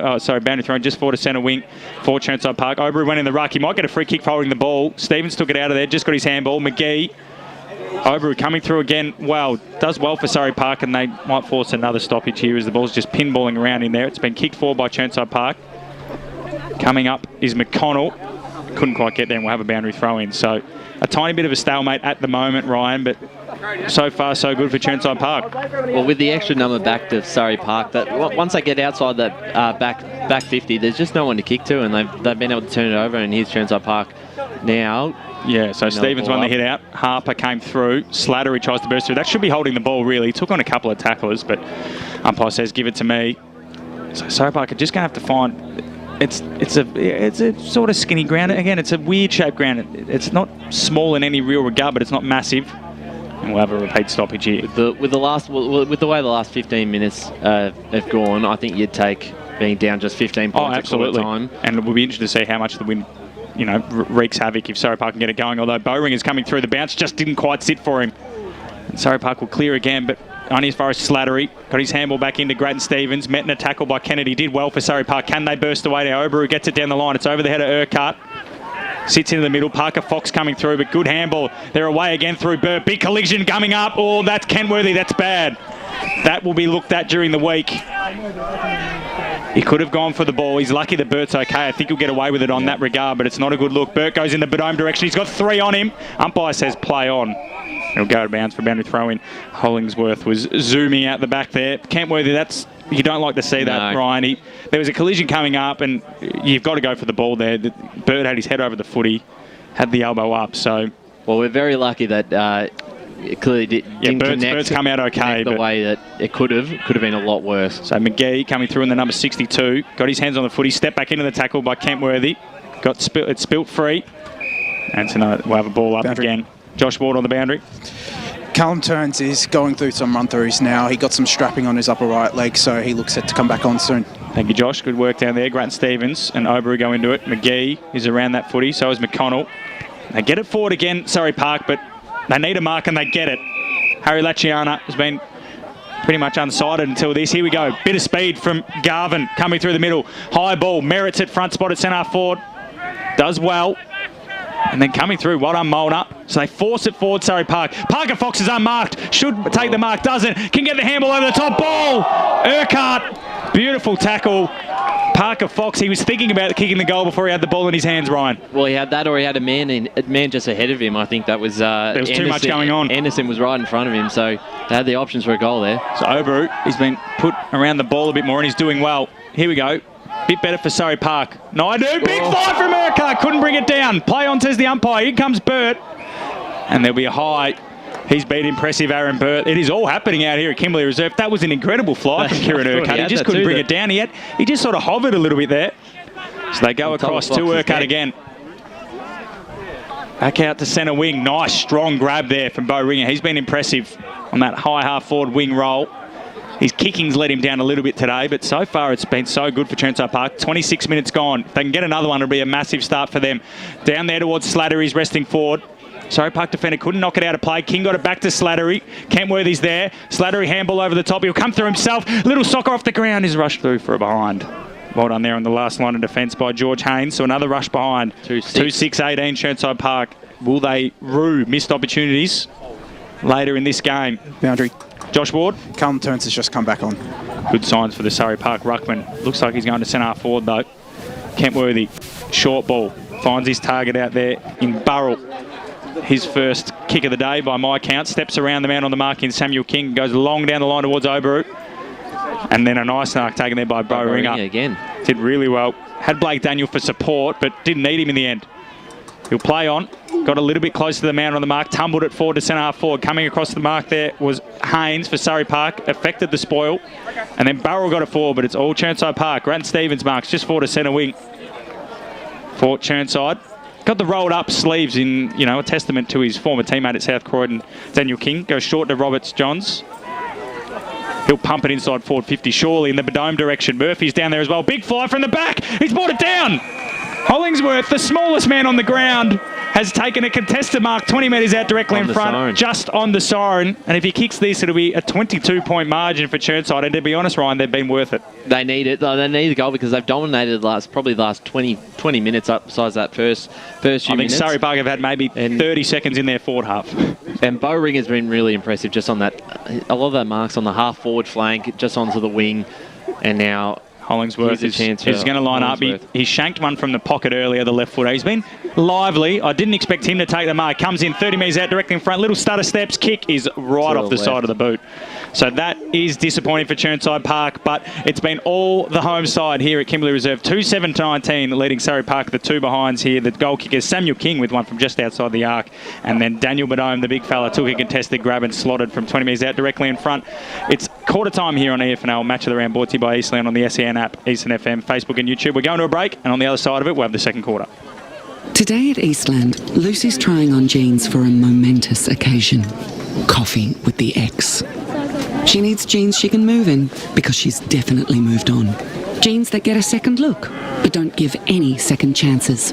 Jeans that say, well, yes, I have spent the last 8 months in a post-breakup juice cleansing, kickboxing, personal training frenzy. And it looks as though she's just found the perfect pair. Yeah, that's great. Bravo, Lucy. For all of life's little moments, there's Eastland. Eastland. Live real.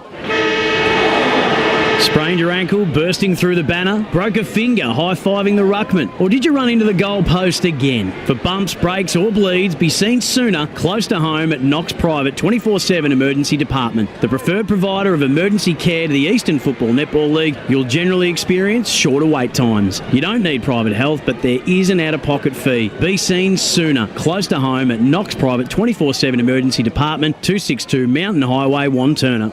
Do you feel good about your bank? Because there is a bank you can feel good about. They share their profits to fund big community projects, small community clubs and vital emergency services. They've given $250 million to help Australian communities thrive. They have all the products and tech you expect from a big bank, with service you don't. It's Bendigo Bank. Feel good about who you bank with. Try Bendigo.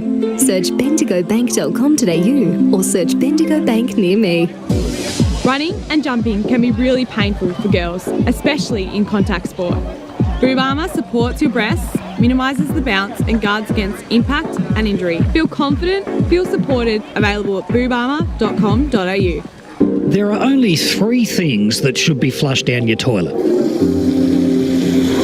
Pee, poo and paper. Some wet wipes and antibacterial wipes say that you can flush them, but you can't. They clog up the toilet and pipes, causing expensive blockages. Save yourself a truckload of trouble. Put your wet wipes in the bin. To learn more, head to the Yarra Valley Water website, yvw.com.au/wet-wipes. Sprained your ankle, bursting through the banner? For bumps, breaks or bleeds, be seen sooner, close to home at Knox Private 24/7 Emergency Department. You'll generally experience shorter wait times. Knox Private 24/7 Emergency, 262 Mountain Highway, Wanturna. As Sarah opened her best friend Jackie's wedding invitation, she was overcome with a wave of emotion.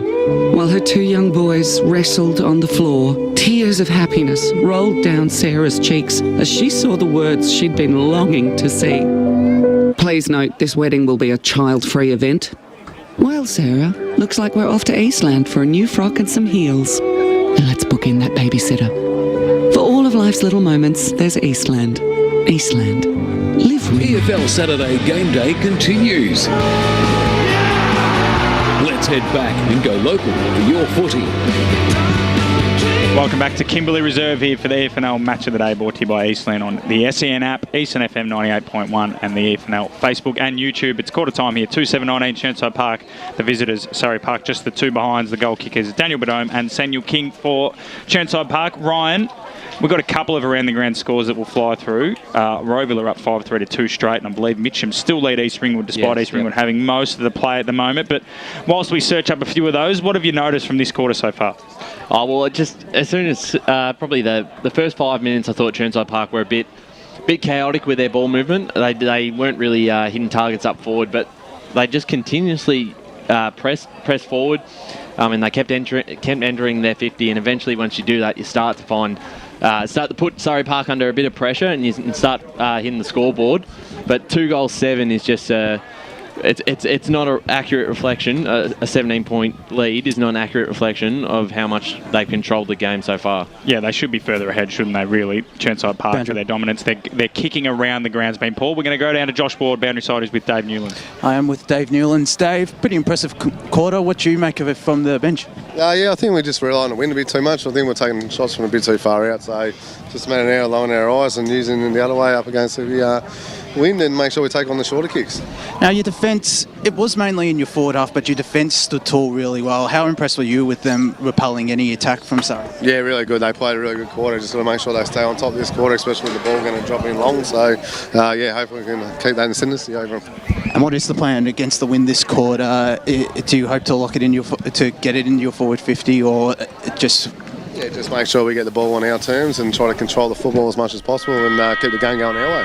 Thanks, Dave, and good luck for the rest of the game. Back to you guys. Thanks to Josh Ward down there on the boundary. A couple of around the ground scores. Premier Division, Park Orchards 2-2, North Ringwood 2-4, Berwick 3 straight, South Croydon 4-2, Roeville 5-3 to Noble Park 2-1. And Ryan, what have you got for us? Div 2, Ringwood lead 3-3-21 to 2-9 Mulgrave. And then in Div 3, Coldstream Warrandyte 1-4 apiece. Donvale Scoresby 2-1 apiece.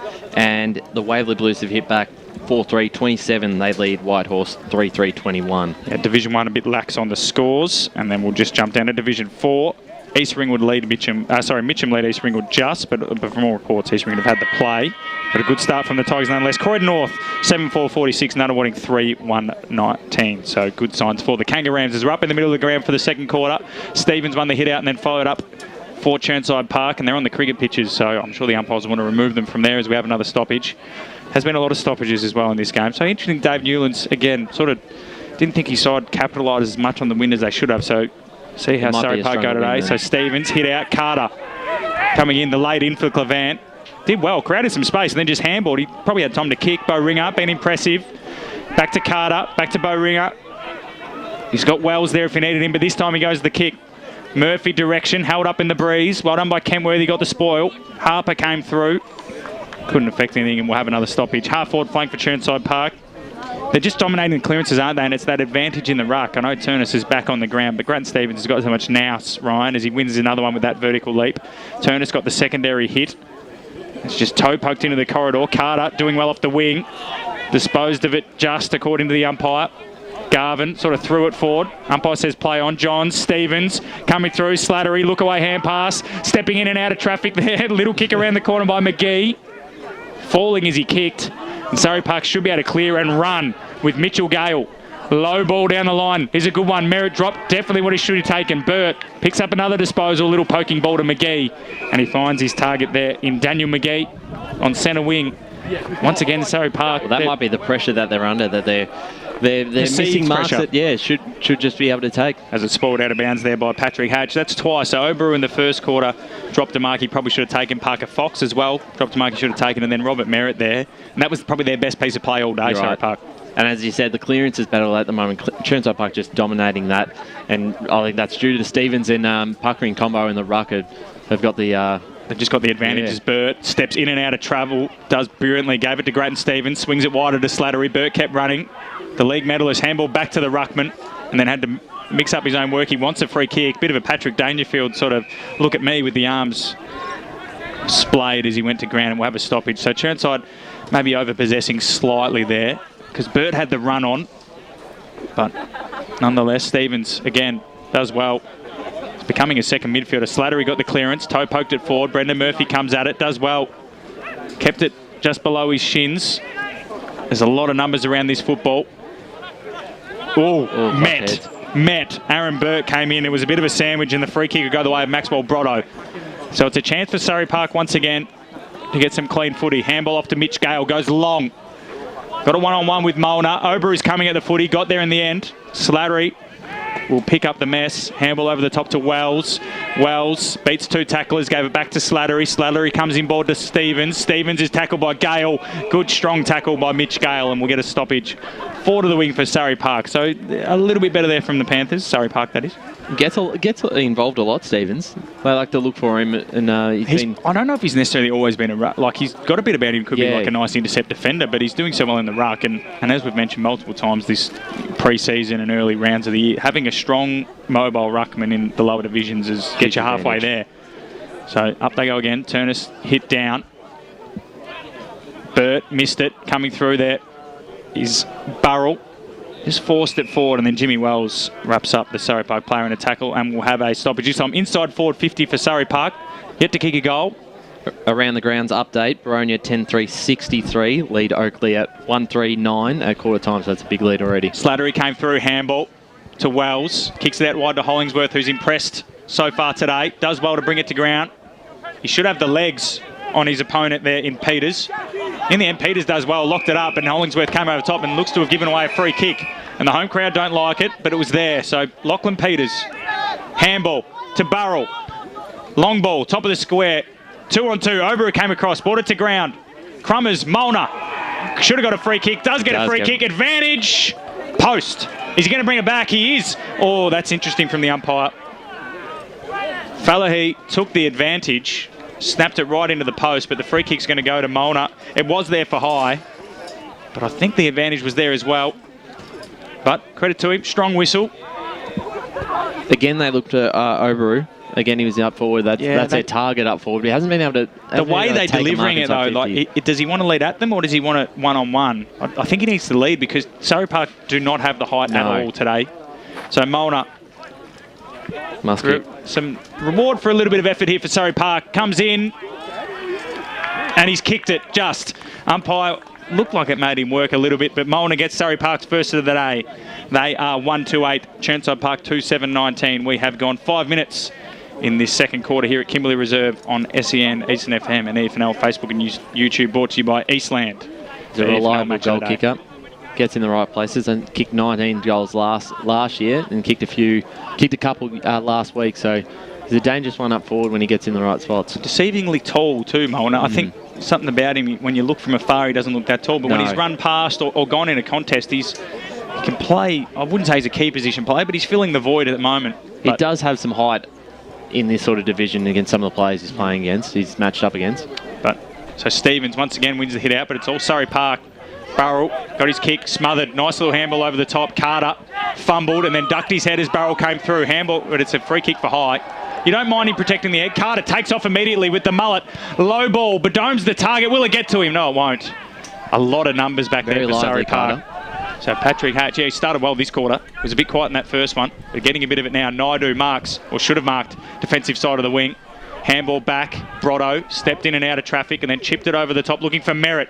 Arms outstretched. Urquhart brought it to ground. Surrey Park Naidu came in. Burrell got in a bit of hands on the footy now. Handball over top to Parker Fox. He handballs further afield to Merritt. Now coming through. Daniel. Brotto got through two tacklers, and now Surrey Park are in the clear. Oh no, that's a shocking kick. Got turf toe. Slattery picks up the stub ball. That might be a throw as well. Umpire says play on, and we should have a ball up. Or has it come free again? Once again, Burrell got it forward. Smart's down there, or Fallahy, and we're going to go out of bounds for a boundary throw in. That was again probably a bit of a symbol for the day for both sides. They've done some brilliant work, and then the last ball has been, shocking. That was, I don't know exactly what was that Surrey Park player. Luckily, he's on the far side of the ground with no number showing, but almost a fresh air. And they probably should have been having a shot at goal. But Surrey Park, the wind is obviously playing a factor because they've been much more dominant in this quarter. Although Charlton Clevant gets the clearance for Chirnside Park. Has it stayed in the field of play? It has. And it's been knocked out of bounds for a boundary throw-in. And that's a kick Surrey Park are really struggling with in the first quarter. That second one outside the back 50, trying to hit a target. So it'll be interesting to see how Chirnside Park can go there with clearly what looks to be a wind advantage. So thrown in, Stevens, handball underground looking for Slattery. Burrell came through. He's been impressive this quarter. And we'll have another ball up. Forward of centre wing for Surrey Park. They're 1-2-8, Chirnside 2-7-19. Blustery conditions at the moment here at Kimberley Reserve, but still a beautiful day for football. Stevens won it down, but another tackle this time. Kentworthy on his opponent there in the number 20, Daniel McGee for Chirnside. We can understand now why Dave Newlands was so frustrated with their goal kicking, because it's wreaking havoc at the wind in terms of kicking to the right of screeners. Grattan Stevens gets the ball forward. Hollingsworth made a contest, but it's all Surrey Park on ground level. Slattery dropped the footy. Murphy came through, showed his class. Handball was too hot for his teammate there in Harper. Goes and follows up his good work. Turnus is there. Stevens, Kentworthy now for Surrey Park. Wheels on the left, bombs along to centre forward. It's just sort of kept floating with the wind. No one's been able to read it really cleanly down there by any of the forwards, and Fallahy in the end is wrapped up in a tackle. And we'll have a ball up inside forward 50 for Surrey Park. Laciana thought it was going to float onto his chest, and it went a further 10 metres. So defenders and forwards need to sit very deep left of screen or left of radio dial. Burt, been impressive for Chirnside Park, wins it forward, soccers it to space. Hollingsworth and Peters. Peters has the front spot. Hollingsworth has the closing speed. Kentworthy comes for support. And Hollingsworth wraps up Peters, and we'll have a ball up. Defensive side of the wing for Chirnside Park on the broadcast van side. Chirnside 2-7-19. Surrey Park 1-2-8. And just 9 around minutes the gone. grounds, Fair Park 6 straight, 36 lead, Glen Waverley 1-7-13. So a bit of accuracy there, and Whitehorse have jumped back in the lead 9-3-57 to 6-4-40 against Waverley Blues. Good game there. Centre half forward for Chirnside. Slattery's forward. Little chipping ball over the top. Daniel McGee. He's got the run on. Will it set up for him? Coming off his line, doing really well there was the Surrey Park defender. I think it was Hatch. No, sorry, he's the man wearing 16. So we'll need to follow up on that, please, Josh, because he's done incredibly well. We need to shout him out for that work. Thank you, Josh. So Surrey Park do well because McGee was out there. And Slattery looks to be sort of resting forward in a bit of a Dustin Martin role. I know you're a Tigers man. Oh, we'd like to see Ryan, that. so you'd like that. Murphy in the ruck against Turnus at 2 number 3s. Murphy got the leap over him. Kentworthy.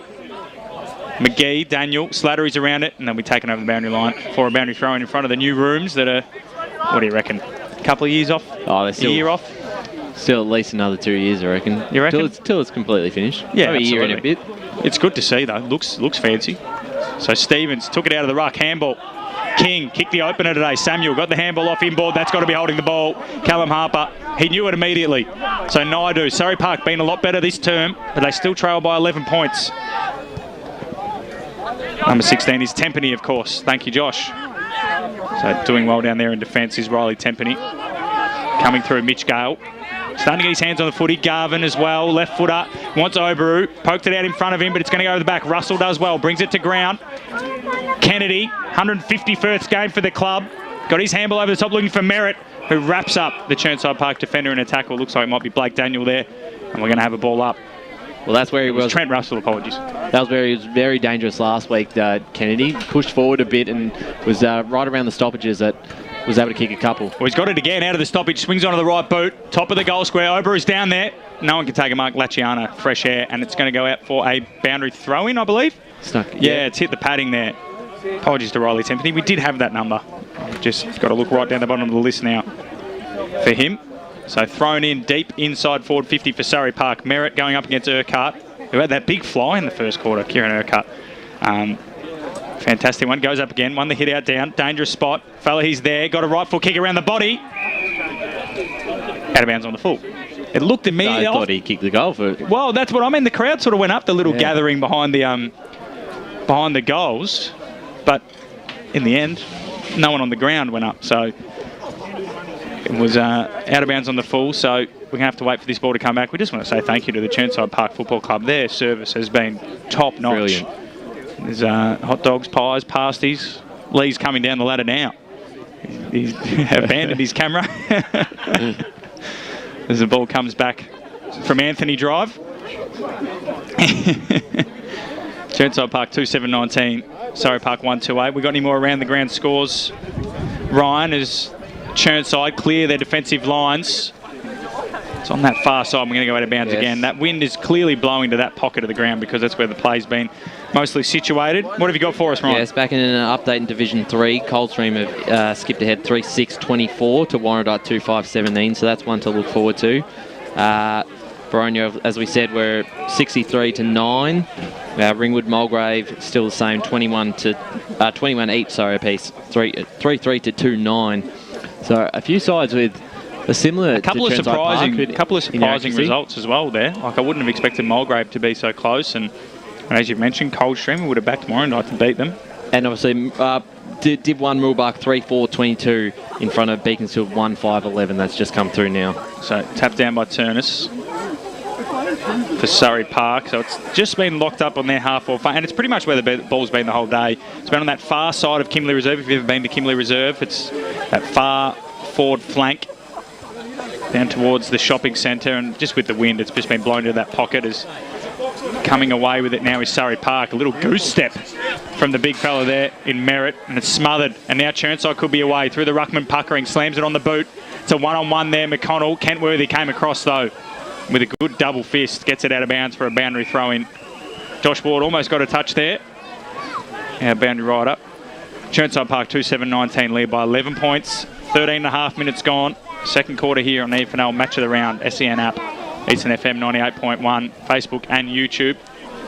Just forced forward by Surrey Park. Burt took on the tackle as he stepped in and out and then slammed it on the boot. Been incredibly hard to tackle today. McGee fell over trying to mark the ball, then clutched it to his chest. The umpire's setting himself. He's going to ping him, holding the ball. That was absolutely there. McGee lost his footing a couple of times today. Kentworthy, who claimed the free kick, plays on immediately with that raking left foot inside forward 50. Urquhart did really well, knocked it to ground. Ober has got the ball, handball over top to Fallahy. Can he run into an open goal? Little check side, bounces through. Surrey Park get their second through Fallahy. And they jump to 2-2-14.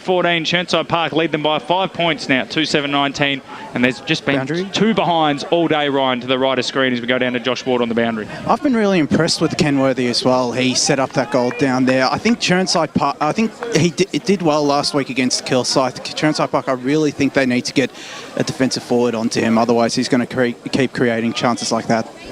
That was good stuff from Naburu, who could have blazed away at goal, but saw Fallahy was open. He showed some poise, didn't he? Yeah, just a bit of time to take the care and make sure they got value for their effort there. As the hit out by Turnus, but Slattery read it best, got the handball back to the middle of the ground. Turnus got bowled by the bit of a leg spin up. Puckering's handball, too hot for his teammate, so he went and got it again. Great effort from the big fella. Daniel took on a tackler, and the umpire says we'll have it again. So we haven't really gone anywhere. 5 points the difference now. The two Panther outfits struggling to score to right of screen. The breeze is really holding up. You've got to keep it low heading that direction. So the clearance goes the way of Chirnside Park out to this wing position. Hollingsworth, been impressive. Doesn't get much of it, but when he gets it, he does something with it. Peters, good tackle. Umpires pinged him for holding the ball. Commentators cursed there on Jake Hollingsworth. I apologise to him. He still impressed me as Peters plays on, uses the corridor. His target over the back has to sit and wait, but it eventually got to him. Burrell plays on, onto the left foot, low, drilling ball, looking for Merritt over the top. It might bounce all the way through, Hamish Burrell. No, it's hit the top of the post padding. I've never seen that before. Stiff. He's incredibly stiff there, Hamish Burrell. He's got it behind, so Surrey Park 2-3-15. They're starting to get on top, but that just dribbled all the way through and just clipped the top of the padding, the sports cover padding.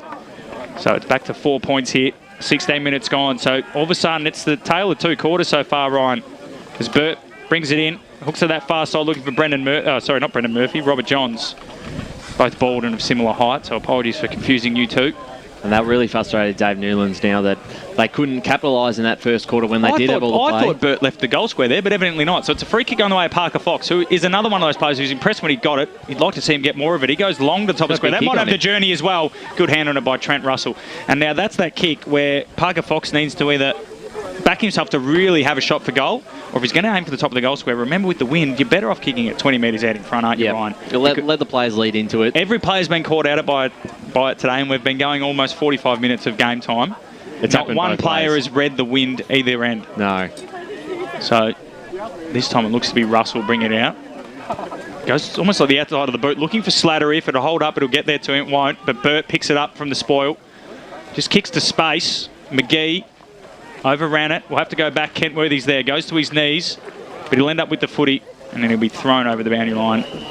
And we will have a ball up, just inside the boundary line. So Burt's been impressive so far. I think Burt's been Chirnside's best. Found a lot of the ball at the half-back line. He's playing half-back, but I wouldn't mind seeing him on the ball because he can just step in and out of the clearances and the tackles so well, and he's a strong core. Quick. Hard to tackle as Puckering wins this hit out. Slapped forward by Surrey Park. Like Daniel got back. Just rolled into the tackle. Then Parker Fox, the two number 4s.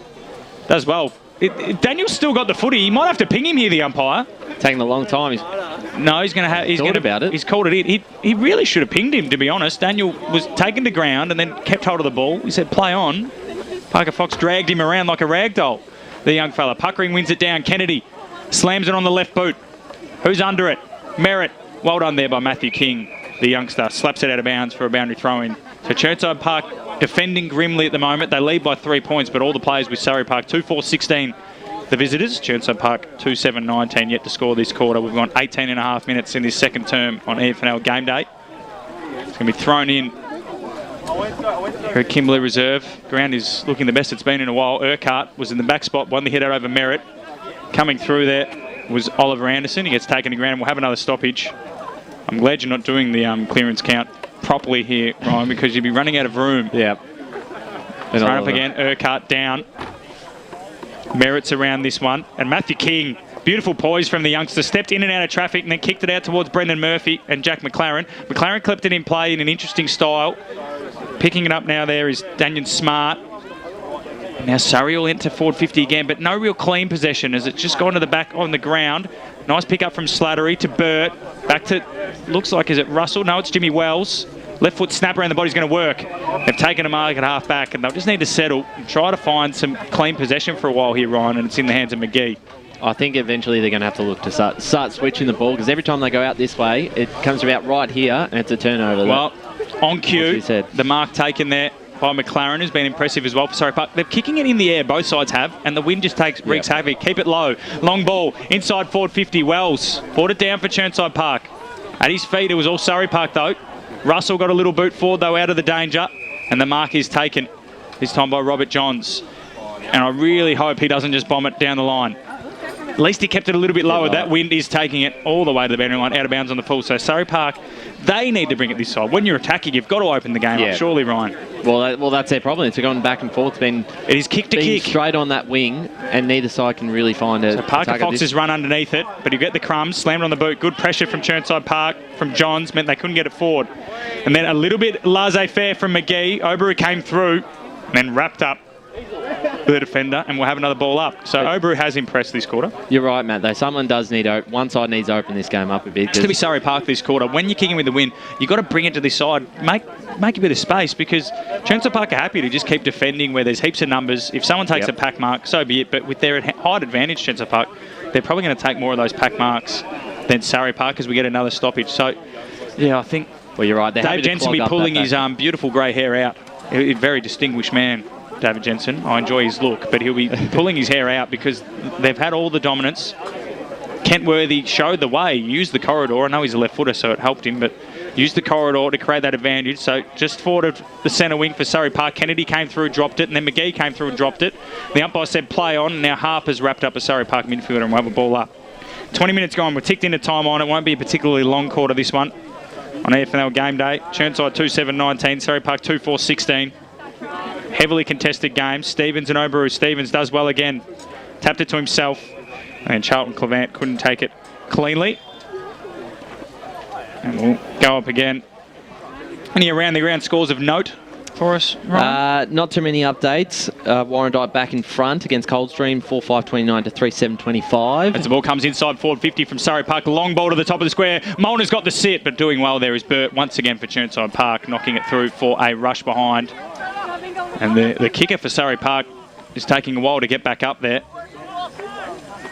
Josh will keep an eye on that, no doubt. He's really struggling to get up. He looks like a little bit of a cork there. It might have been Oliver Anderson.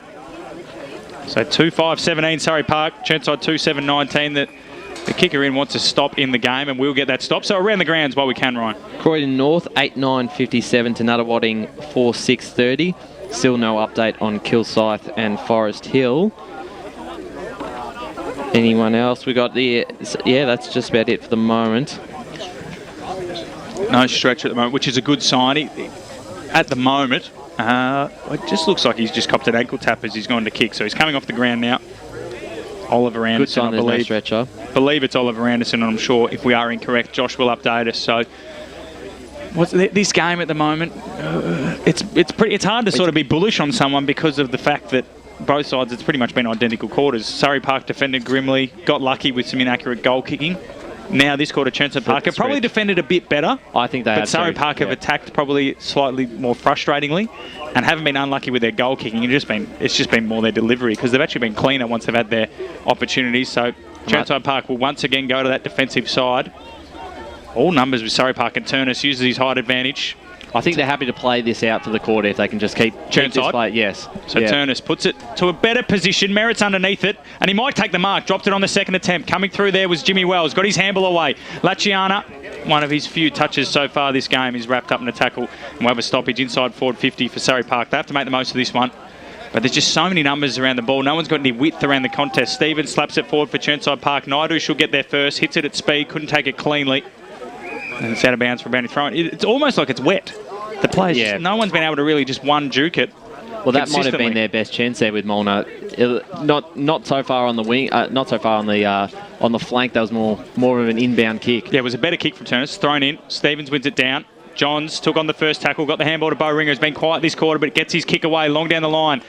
Really should have taken the mark there, Hatch. Now it's pinballing around. Murphy tried to slap it forward. Harper came in, or McConnell, sorry. And then we're going to have a ball up as Harper is wrapped up in a tackle. So the 39 and 79 for Chirnside Park. Working hard. So this is an opportunity for Chirnside because Stevens has been dominating the ruck. If they can get a clearance, their best opportunity. Comes out back to Samuel King. Slams it on the boot. Goes forward. We should get another stoppage here for Chirnside. This time on half forward. So it's been 24 minutes this quarter, and I reckon 22 of them have been parked between centre wing and Surrey Park's half forward line. We're now on Chirnside Park's half forward flank. And just around the grounds of Premier Division, Rowville 8-3-51, lead Noble Park 6-2-38. Bit of a comeback from Noble. Chaz Clevant, long ball to the top of the square. Surrey Park underneath it. Good mark taken back there by Haynes. Now, really should come to this side of the ground, but he goes short.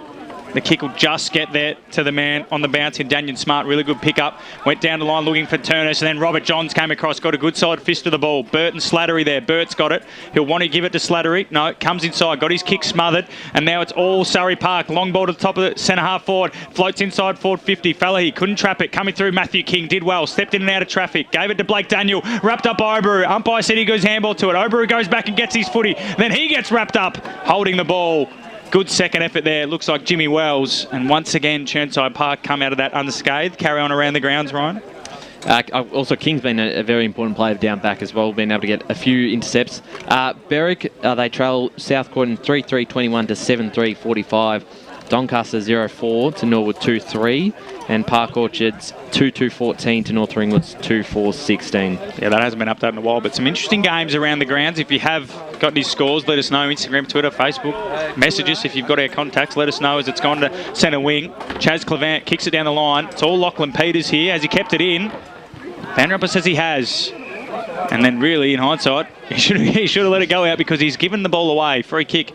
Dead on centre wing, going the way of Chirnside Park for out of bounds on the full. It'll go to Ben Slattery. Obviously won the league medal last year. Played plenty of football and plenty of different places at Croydon and Mooroolbark in the upper divisions of the Eastern Football Netball League. He's played a bit of Eastern Rangers as well in his time. Not the only player out there, of course, with VFL experience for Chirnside. As I mentioned, Brendan Murphy, back in 2003, 4 and 5. So Slattery runs around and then kicks towards the corridor. It won't get to Stevens. He'll get a run and jump at it. Came across about 3 or 4 deep. Then kicks smothered. And now it's coming out there. Smith just slams it on the boot towards Oberu down there, just forward of the wing. The bounce goes towards the centre corridor. Picking up his Lachiana. Good tackle by Jimmy Wells, who hasn't had much of the footy, but he's been worth every dollar of what they're paying him, Chirnside Park, as a defender today. We go up again. Can't be long left in this quarter. 26 and a half minutes gone. Lachiana went up. Burrell been around it a bit more this quarter. Floated inboard. Urquhart attacked it and then backpedaled. And then Matthew King and Renan Fallahy watch it go over the line for a boundary throw. And it looks like he's the deepest forward at the moment. No, there's one. There's Russell down there. As we go to Josh Ward on the boundary side. Ollie Anderson's out for the rest of the game. It's a hamstring injury, so it's a bit of a blow for Surrey. Disappointing for Anderson. He is out for the day with a hamstring. Thank you once again to Josh Ward down there on the boundary line. Thrown in. Coming through. Kicking and goaling. Surrey Park. They've hit the front. Dominance all this quarter. Beautiful work there.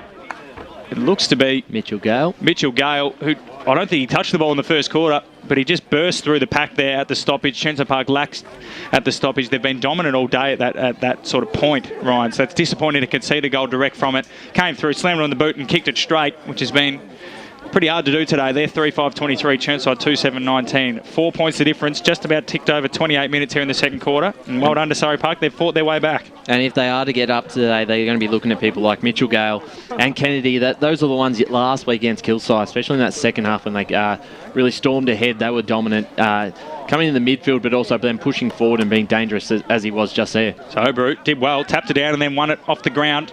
They can pitch another one here. Merritt couldn't get his hands to the footy. Lachiana came through. Russell pokes it out wide towards McGee and Jimmy Wells. It might set up for Brotto coming through. We've got good spin from Jimmy Wells. Got the handball forward. His teammate wasn't quite expecting it. And in the end, Surrey Park will probably take that after Wells spun around. And we'll have a ball up just defensive side of centre wing. So Chirnside, after dominating the first quarter, really should have kicked 4 or 5 goals from some of the opportunities they have there. 2-7-19, Surrey Park will lead at half-time 3-5-23 thanks to that late goal from Mitchell Gale, who's impressed in the second quarter after a quiet first term. It's half-time here on EFNL Match of the Round, brought to you by Eastland on SEN EasternFM 98.1, EFNL Facebook and YouTube. Chirnside 2-7-19, the Surrey Park 3-5-23. As Sarah opened her best friend Jackie's wedding invitation, she was overcome with a wave of emotion. While her 2 young boys wrestled on the floor, tears of happiness rolled down Sarah's cheeks as she saw the words she'd been longing to see. Please note, this wedding will be a child-free event. Well, Sarah, looks like we're off to Eastland for a new frock and some heels. And let's book in that babysitter. For all of life's little moments, there's Eastland. Eastland. Live real.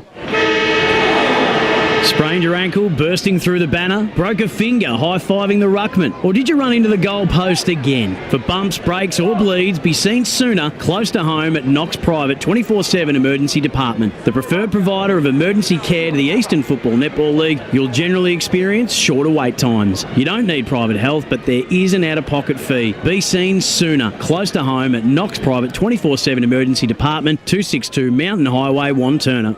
Do you feel good about your bank? Because there is a bank you can feel good about. They share their profits to fund big community projects, small community clubs and vital emergency services. They've given $250 million to help Australian communities thrive. They have all the products and tech you expect from a big bank, with service you don't. It's Bendigo Bank. Feel good about who you bank with. Try Bendigo. Search bendigobank.com.au or search Bendigo Bank near me. Running and jumping can be really painful for girls, especially in contact sport.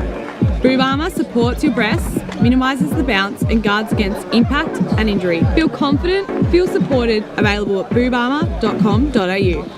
There are only 3 things that should be flushed down your toilet. Pee, poo and paper. Some wet wipes and antibacterial wipes say that you can flush them, but you can't.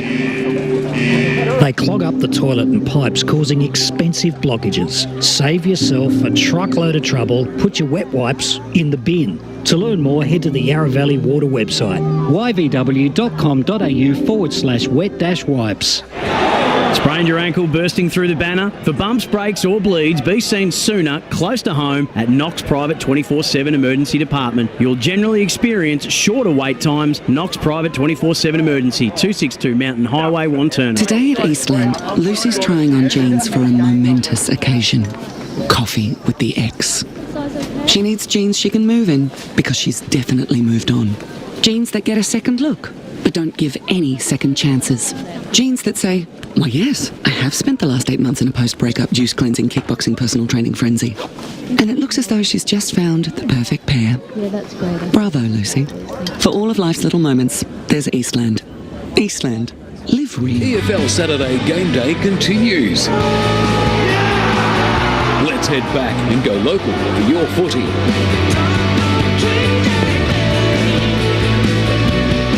Welcome back to Kimberley Reserve here for EFNL Eastland Match of the Day. It's Chirnside Park, 2-7-19, trailing Surrey Park 3-5-23. Matthew Fodia here in the hot seat with Ryan Long and Josh Ward. Gentlemen, as we eat our beautiful lunch provided by the Chirnside Park Football Netball Club, what's your read on the game, Ryan? I've heard plenty of you, so I'll go to Josh first. Josh, you've been on the boundary. You're obviously close to the play because the play keeps staying on that side of the ground.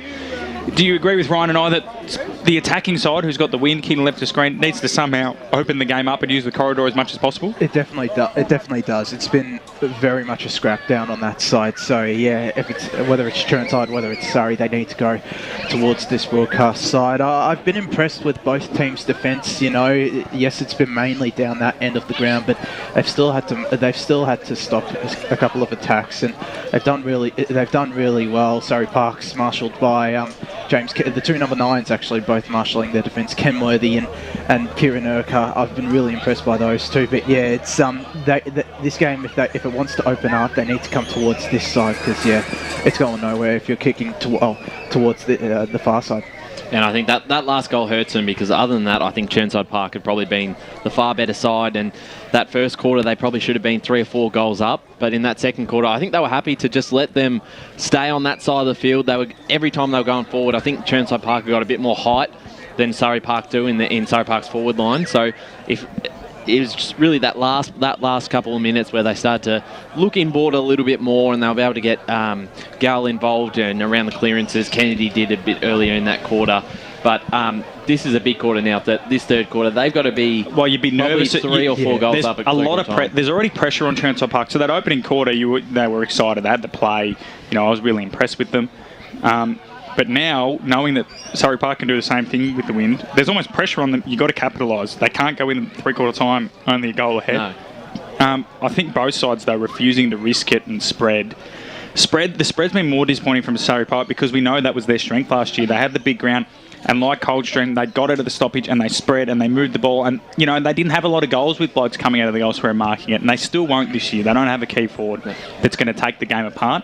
They're going to kick a lot of goals with small forwards like Fallahy and that, running onto the ball, kicking goals, running into open goals. But they're not spreading. And yes, it's hard because Chirnside got numbers behind the play. But you've got to spread the defence. Like you said, Chirnside Park are happy to have 10 players in that back pocket, kick it high in the air. If you clunk it, good on you, because it's a tough spot to kick from. They've got to spread those defenders out. If you can spread them out, it creates more gaps for either players to run and have a shot at a goal like a Kentworthy or a Gale, who can kick it quite a distance, Josh.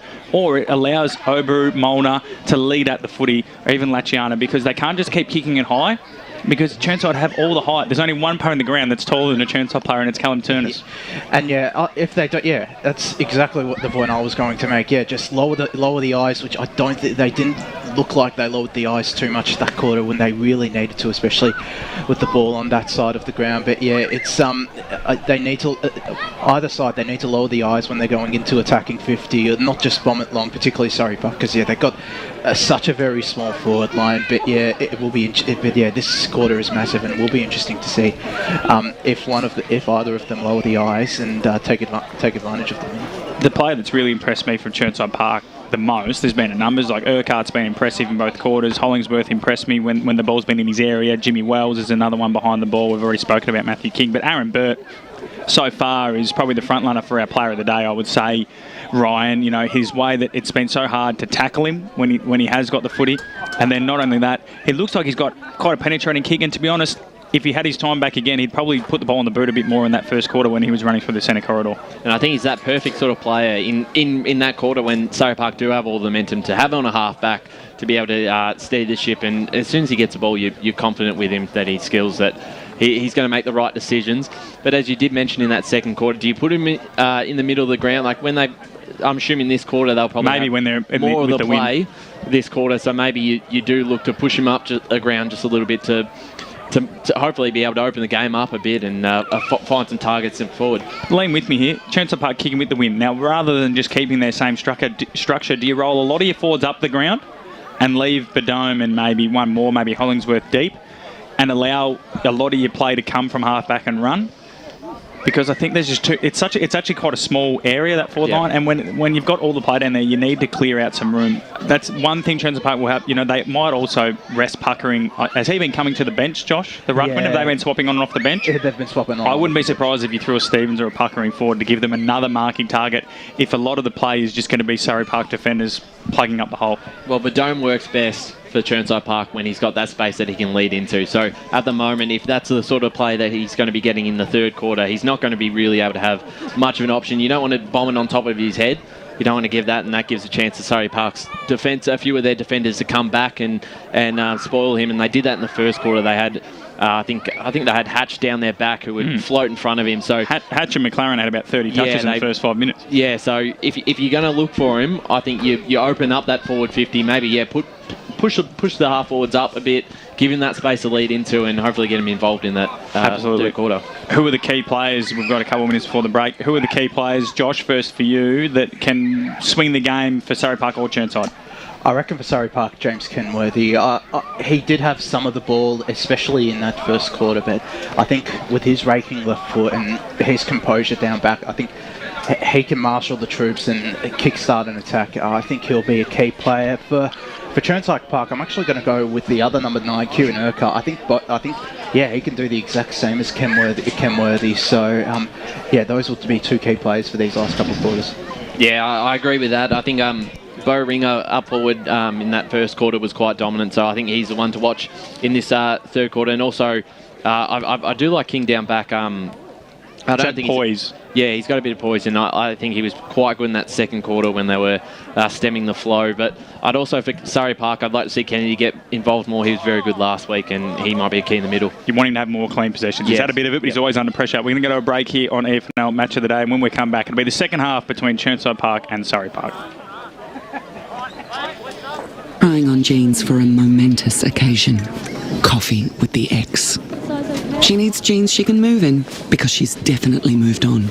Jeans that get a second look, but don't give any second chances. Jeans that say, why yes, I have spent the last 8 months in a post-breakup juice cleansing kickboxing personal training frenzy. And it looks as though she's just found the perfect pair. Yeah, that's great. Bravo, Lucy. For all of life's little moments, there's Eastland. Eastland. Live real.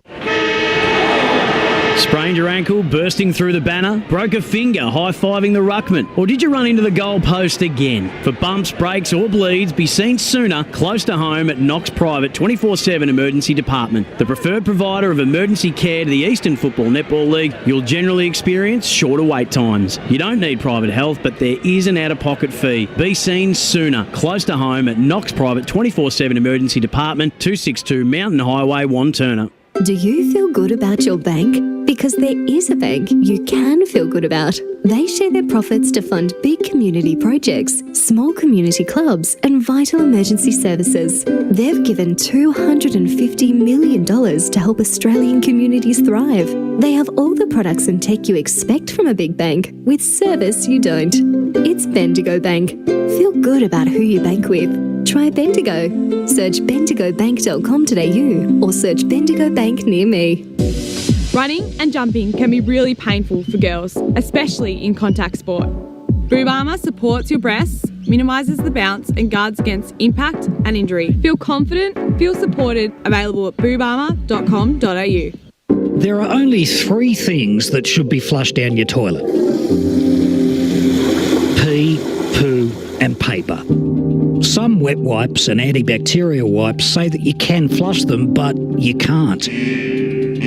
They clog up the toilet and pipes, causing expensive blockages. Save yourself a truckload of trouble. Put your wet wipes in the bin. To learn more, head to the Yarra Valley Water website, yvw.com.au/wet-wipes. Sprained your ankle, bursting through the banner? For bumps, breaks or bleeds, be seen sooner, close to home at Knox Private 24/7 Emergency Department. You'll generally experience shorter wait times. Knox Private 24/7 Emergency, 262 Mountain Highway, Wanturna. As Sarah opened her best friend Jackie's wedding invitation, she was overcome with a wave of emotion. While her 2 young boys wrestled on the floor, tears of happiness rolled down Sarah's cheeks as she saw the words she'd been longing to see. Please note, this wedding will be a child-free event. Well, Sarah, looks like we're off to Eastland for a new frock and some heels. And let's book in that babysitter. For all of life's little moments, there's Eastland. Eastland. Live real. EFL Saturday Game Day continues. Let's head back and go local for your footy. Welcome back to Kimberley Reserve. Perfect timing on our part. The second half is just about to get underway in this Panther off in Division 4. It's Chirnside Park 2-7-19, the hosts against Surrey Park 3-5-23. Matthew Fodia in the hot seat with Ryan Long. And Ryan, before the second half kicks off, what have you got for us around the grounds? A couple around the grounds. Berwick trailing South Croydon 4-3-27 to 8-3-51. Park Orchards 4-6-30, lead North Ringwood 4-4-28. I'm assuming that needs to be updated still. Norwood 6-12-48 to Doncaster 2-8-20. Haven't got an update on Roval Noble Park yet. In Division 2, Bronya have skipped out to a 101-point lead at half-time, 123 to 22. So it's a big lead over the Oakley district. East Burwood 7-4-46 lead Templestowe 4-3-27. and Ringwood Mulgrave 5-4-34 to 5-2-32. Back in the middle of the ground now, Aaron Burt. That man, he's been put on the ball and he takes the first centre clearance. A Mungle inside forward 50. Naidu tackled almost immediately as he grabbed it in the air. Ball comes free. Brendan Murphy bursts away, shows a turn of pace, then hooks it to the top of the square. Hollingsworth bounces over the top of the him and will go through for a behind. So Chirnside Park start off with a behind, and by all reports, Doncaster is held goalless by Vermont in the first quarter, so a few big calls on the Lions might be going down south to start. We haven't heard from Ben Warren Smith, so that's a good sign for Vermont fans as Kentworthy plays on immediately, brings it out to this commentary side. Interesting that Surrey Park and Kentworthy, as the ball was punched over the line for a boundary throw-in, have tried to come this side when defending the ground. But didn't, yeah, well, that's interesting when... I would do the opposite. Yeah, they needed to. I know that they wasted about 15 minutes on the other side in that second quarter. So yeah, well, I'm saying, but now Surrey Park are defending as Turnus didn't win the hit out and thought I better do the roving, and he's been wrapped up by Bo Ringer. Because really, if they can keep Chirnside Park to 2 goals or less in that quarter, they're going to... How about this, Ryan? The winner will be the person who kicks a goal to the right of screen. Yeah. It has been. I don't know why those people are hanging behind the goals down there. As Bo Ringer takes it from the clearance, kick went straight into Gale, his opposite number. And we'll have a boundary throw in. That I know. I get what I think. Chirnside is the team that needs to play this side of the ground because it leaves that pocket, leaves where the space is, where the wind's going to go. Surrey Park, I would have thought, hug that boundary line for dear life, but at the moment, what would I know? Sitting in here in the van, as Stevens wins yet another hit out. Harper, handball. McGee, boundary line, fence, crowd. Can't do that in South Australia. That'd be quarantine. It's been over the fence there, touching the unwashed out here at Kimberley Reserve. EFNL match of the day. 2 minutes gone, third term. Panther off. Stevens, Turnus. Into the corridor. Murphy locking arms with his opponent. Made some room for Daniel McGee to get his hands on it. Bird is wrapped up by Laciano, who just dropped it. Ryan Kennedy, your man, got the handball away. And now they're coming through Surrey Park, but great pressure. And it'll come back through Slattery of Chirnside Park. Nice kick looking for Hollingsworth. Can Peters get there? He can. And he'll gather his own spoil and just slam it on the boot. Burrell, will he get there in time? Got there on the half volley, knocked into space. Parker Fox needs to support him. The handball from Burrell's out in front. He'll chase up his own footy, kept forcing it forward, and eventually it goes over the line for a boundary throw-in. So great work from Lachlan Peters there because Slattery's kick was low, Ryan, that's what we've been calling for, but it held up long enough for Peters to get the fist in. And they switch across the other side of the field too. I know we've been saying it's all about the other way around, but with the ball on this side, there's a pack of numbers every time. Absolutely. So Burt got the clearance up to Stevens' hit down, kicked it on to Kentworthy, who slammed it on his boot high in the air, and a good mark taken by Callum Harker. That should be 50, and it is 50. That is silly by Mitchell Gale. He's careful not to give away 25 metres and then not give away a 50 by getting too close to the man on the mark. So Callum Harper now wants his right boot, then his left, and there he might have put himself in a knot. Kicks it high to the pocket. Badome gets to the front spot. Good spoil by Tempany, but crumbing and goaling is McGee. That's Daniel.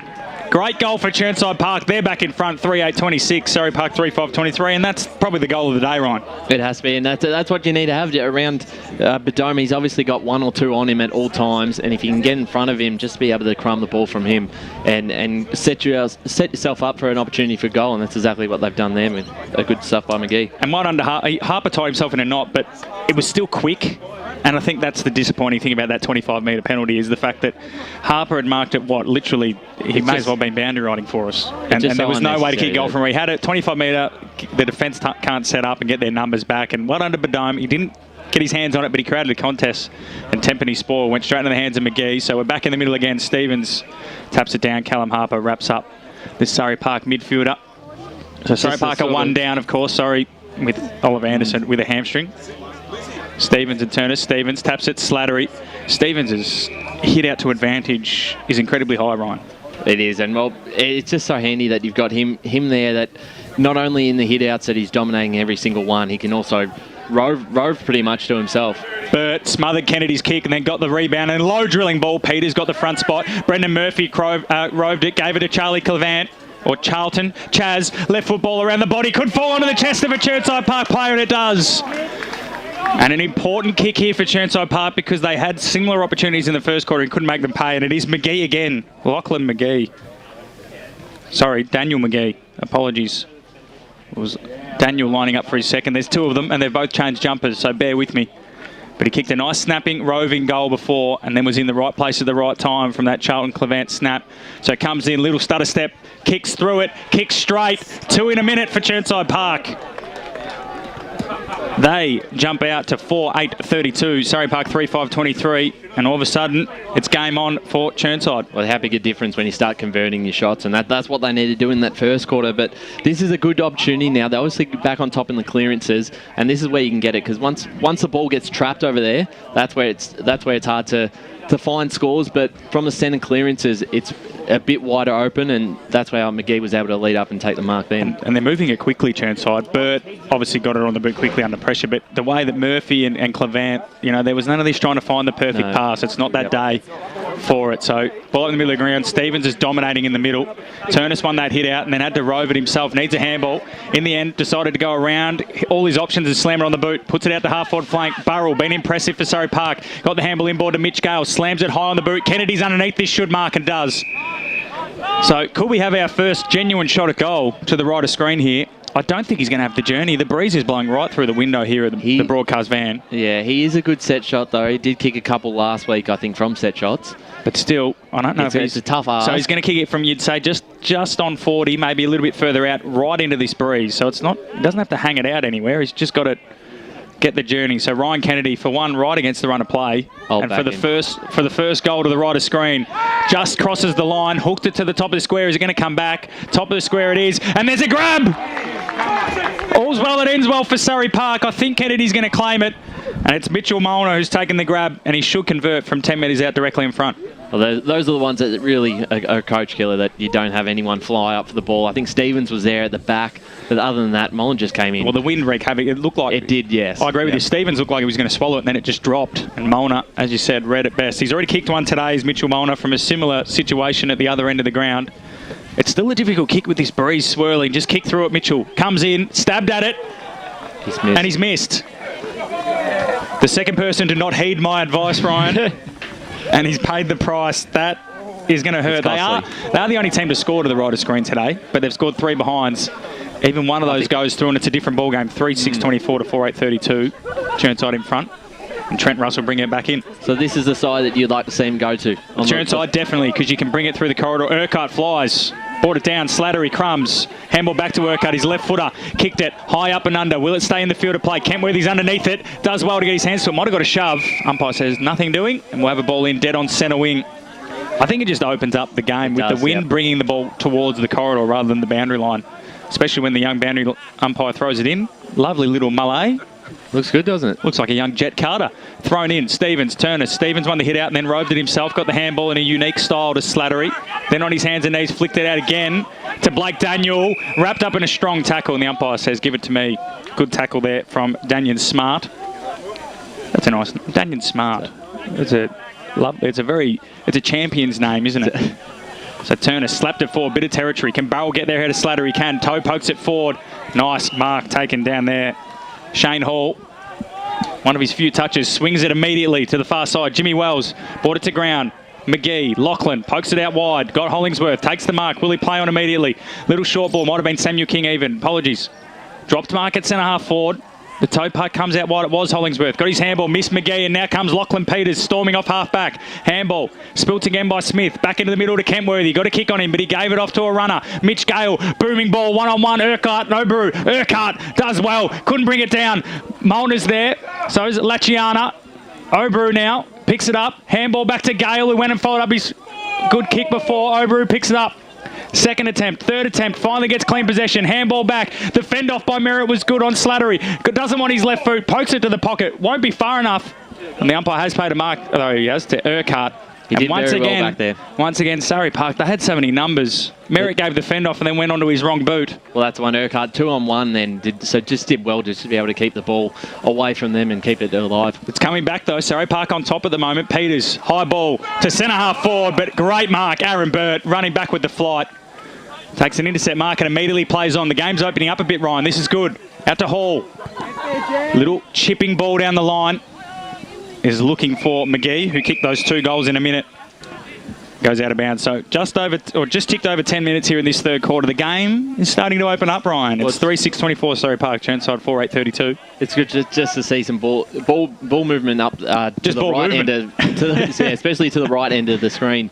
Since it's been pretty much... Stevens wins another clearance off his own ruck work. traffic. Mitch Gale came through. Been impressive since quarter time. Handball comes into Bo Ringer's hands. His kicking has let him down today, but not on that instance. It hit King on the chest. He dropped the mark. He wants his left boot. Comes back onto it. Got the handball inboard. Harper slams it, but there's only Surrey Park down there. And then Haynes, I think he tried to take the mark and then at the last second just bailed out and knocked it through for a rush behind. Interesting decision. Yeah, but you can still mark it, Bruce. But yes, you got a headset on, Bruce. You can plug it in. But I agree. He saw the other player coming, but can still catch it. So, nonetheless, 4-9-33 Chirnside. 3-6-24 Surrey Park. Tempany takes the mark in the back pocket. Welcome to the broadcast, Bruce. So Tempany now for Surrey Park. They're just going to bomb it down the line. It's just going to hold up in the breeze. All Chirnside. Urquhart flew, brought it in. Getting his hands on the footy like Josh Ward wanted him to. What can he do? Just forward to centre wing, the left footer. He'll put it to the fat side. Badome's down there. He's got the height advantage. Will it fall into his lap? Good spoil. But it's all the Panthers at ground level. Chirnside Park, that is, and Clevant is taken high and will line up 15 metres out directly in front to put Chirnside out to a 15-point lead. It's almost the same thing as that McGee first goal in the third quarter there. Just was able to... Badome's probably had one or two on him almost all day. Creating a contest, though, isn't he? Well, that's all you need to do. Just get it down to ground, and that's where these sort of players, like Clevant, are dangerous. Absolutely. Clevant. This would hurt Surrey Park because they've had a little bit of play, and they definitely missed one open opportunity. Probably should have kicked another from 25 metres out directly in front. His brother's at home with COVID, but the younger one pokes at it, might have curled it back in. No, just missed to the far side. So 4-10-34 Chirnside. Surrey Park 3-6-24. The good thing about that kick from Urquhart was that, yes, he was penned in on that side of the ground, but he kicked it to the fat side. Yes. So at least if the ball hit the ground, there was a round, whereas before, Surrey Park were bombing into that pocket. When it hit the ground, it was going out of bounds. So Kentworthy brings it back into play. Ober is the target. He played on, so that shouldn't be a free kick. It is a throw-in, a very flamboyant throw-in from the umpire. So Kentworthy took the ground, so it will be a throw-in. He play on. His target was Ober, who just didn't execute. And Oberu, the aforementioned, will go up against Puckering. So the two resting ruckmen. Oberu does well, but Johns is there. Coming through Garvin. Handball to a man under pressure in Burrell. Had a fresh airy. And then Clevant wraps up in a second tackle. And we'll have a stoppage. So there'll be a free kick to Surrey Park in the back. Must have been in the back. I still like Clevant's pressure this quarter. He's been impressive in this third term. He stepped up. So Burrell, being one of Surrey Park's best. Up the line, Smith. Worked his way to the front, did really well, couldn't bring it down. Now Puckering has a chance, gave the handball to Slattery, always a good idea. Carter, handball, into the middle. Daniel, off to the runner hall, bit of candy. Might have been an ankle tap. Umpire says play on. Puckering, handball. Daniel, left foot ball inside 450. Clevant's down there, and so is. It looks to be King. Samuel King, who opened the scoring today from a similar position, maybe a bit further out, has taken the mark, and it looks like there's a more open forward line, Ryan. Well, that's the thing. How much easier is it there to have the scoring shots when you open it up, and you can have some one-on-one battles rather than just packs of players there. So Samuel King to kick his second to put Chirnside out by 16 points. Stutters in, bit of a Josh Kennedy about it. Left footer, looks good off the boot. He loves it off the boot. One of the better celebrators in this Chirnside Park side. They are 5-10-40. Surrey Park 3-6-24. But one thing I will say for Surrey Park's sake, the game seems to have opened up with the heat starting to take effect, and it's a bit more exciting for us. Well, that gives you a chance, and especially we talked about down boundary side to Josh Ward. Sorry about that, Ryan. And yeah, on your point about it opening up, Matt, the wind has slightly died off a little bit. There is still a bit of a breeze heading towards this side and to the left of your screens and radio dials, but it is slowly dying down. Thank you for that, Josh. Well, we did say at halftime Chirnside Park would probably need to be at least 3 or 4 goals ahead, so maybe to be confident to win. So maybe this gives them a bit more chance, especially if they can open this game up more. Only been 15 minutes gone in this quarter as well, so a whole lot happening. 5-10 to 3-6, and we'll have a secondary stoppage. It's probably been, I think, Chirnside's tendency to want to move the ball quickly. Both sides have looked to move a bit more quickly this quarter, but definitely Chirnside. And to be honest, if they'd been a little bit cleaner, they could have had a lot more. Yeah. So Puckering and Oberu does well, and then gathers his own footy. A bit of an extra midfielder in there. Burt Little grubber through to Slattery, hit him in the shin. Then Johns gave it back to Slattery and said, here you go. And he handballs off to Daniel, running through the cricket pitch. Little chipping ball towards Badome. King was there. Great work. I think it was McLaren coming across for Surrey Park. A courageous spoil. And then Clevant wraps up the Surrey Park defender in the back pocket. It seemed like a big hit. I don't think anyone actually collided. It was a nice little chipping ball from Daniel to King on the lead. But well done to Jack McLaren. Saved a goal. Could Daniel have had a shot for goal? Ryan, that's a question for later. So we throw it up. Puckering won it down, bounced off the head of Murphy, and then Puckering went again. Smith just grabbed it and check-sided it to the wing. Will it bounce? It does bounce. Hall came through. Couldn't take clean possession. Garvin socketed into Hall's face. Slattery, hands and knees. Parker Fox, being quiet, but does stuff when he gets it. Long ball down the line. Merritt takes his first contested mark. He's got to go quickly. The lead's on in Turners. He wants to pop it over the top to Parker Fox. Way too cute by half. Burt came through, left it behind. So did Kennedy. Burt got it again. Slattery to Urquhart, wants his left foot, handballs over his shoulder towards Bird, who just slaps it out of bounds for a boundary throw-in. The second effort there from Burt was nice. He could have just given up then, but they were able to keep control of the ball. What is Merritt doing? Where are we looking at? Just the little cute kick. I know what he was trying to do, but put your boot through it, son. Thrown in, Puckering, won it down. Gale, Garvin, got time, space, poking ball. Turners! Couldn't bring it in. Well done by Russell. Kept it in front of him, the big Chirnside defender, and then he comes to this side. Carter's the target with Brotto. Brotto, hands in the back. Umpire says that's a mark. Maxwell Brotto. Not as bad as Tom Hawkins last night, let me tell you. Down the line looking for Merritt. Well done by Burt. Got in the hole. Free kick. No, mark paid. And Aaron Burt has been everywhere. Been very impressive. I love the defence of Chirnside Park, especially on the half-back. A kick in the middle. That's an aggressive kick, but no, the umpire's telling him to take it back. Even though it's a mark, so you should be able to play on. But nonetheless, it was a nice kick straight to McGee. Merritt and Urquhart then, I think. Yeah, a little bit. Urquhart, from go to woe today, has been keen to let the other players know when they've made a mistake. Burt, so far, been far and away the best player on the ground. He's in reason to do it. He's played well this second. Urquhart has been good. So Burt, he's got leads on. He's going to go into the corridor. It's a nice kick to Carter. Hits him on the chest. Will he get on the second go? No, he won't. Naidu got a slap to it. Parker Fox slaps it forward. Urquhart's there. Coming up was Ryan Kennedy. Took on the tackler. Got his handball. Umpire said play on. Brotto, little shin. Into the corridor. Carter's there again. Got his handball away, but Smith intercepted it. Flicked it over the top to Parker Fox. Will he get there? He does on the second go. Handball wide. Looking for a runner in Peters. Left him behind, but the bounce works out for Mulder. And then Gale slammed on the boot. Merritt's backing back. Will he get there? He does and takes the mark. If he kicks this, he'll no doubt give it to the crowd, Ryan. He's a long way away from them, Robert Merritt, but he's been in the play the last couple of minutes. And I think Mitch Gale's telling him, for God's sake, put your boot through this one. 15 metres out, 25-degree angle. Just hard to tell with the wind if it's... First goal to the right of screen coming up. If Surrey Park's Robert Merritt can put it through, pokes at it. He might not even have the journey, but it's there. He loves it. One arm in the air, Stephen Pym style. And we've got a game on our hands here at Surrey Park 4-6-30, Chirnside Park 5-10-40, 18 minutes gone, third quarter. And they've been able to open up the game a bit more, and that's both ends of the ground, and especially if they're under height in the forward line, but they still, if they options like that, Molnar, Merritt, once they can get their hands on the footy, they're pretty dangerous. And like you said, the game's opened up, which means there's more, and obviously the wind's died down, so there's a bit more even around the ground, but they're using this side of the ground more, both sides. But also, how crucial that goal. Chirnside did not score when they defended the wind in the second quarter. Surrey Park have kicked 1-3 so far to that end. So Stevens straight down to Slattery, who's wrapped up by Oberu and his teammate there in Smart. And we'll go again. Mitch Gale is again. I don't think he touched it in the first quarter, Ryan, but he's been impressive since then. He can get depth on his kick. Well, he just needs a bit of space. Him and Kennedy, that's credit to Chirnside Park. They've been quite good with not giving them much. So Smart cleared up from the McLaren tackle and then got it to half forward. Kennedy made a contest with Hall, who stepped around Molnar, who added pressure, and then goes up the line again. McLaren couldn't grab it on the third take, got his handball forward. And nice little bit of work here from Bo Ringer, but he runs out of room. Boundary throw-in. Molnar's been impressive when he's got near it. From South Australia, played a couple of games for the Nelg under-19s a few years back. Kicked 19 goals last year in 11 games for Surrey Park. Stevens and Oberu. Oberu does well despite being undersized. Smart. Probably dropped that. But umpire says play on, then Oberu follows up. He's been impressive more as a ruckman than a forward. Bombs it to centre-half forward.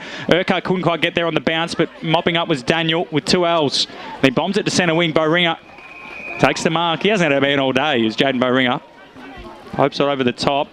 Sitting up for McConnell, was it? No, ran out of room.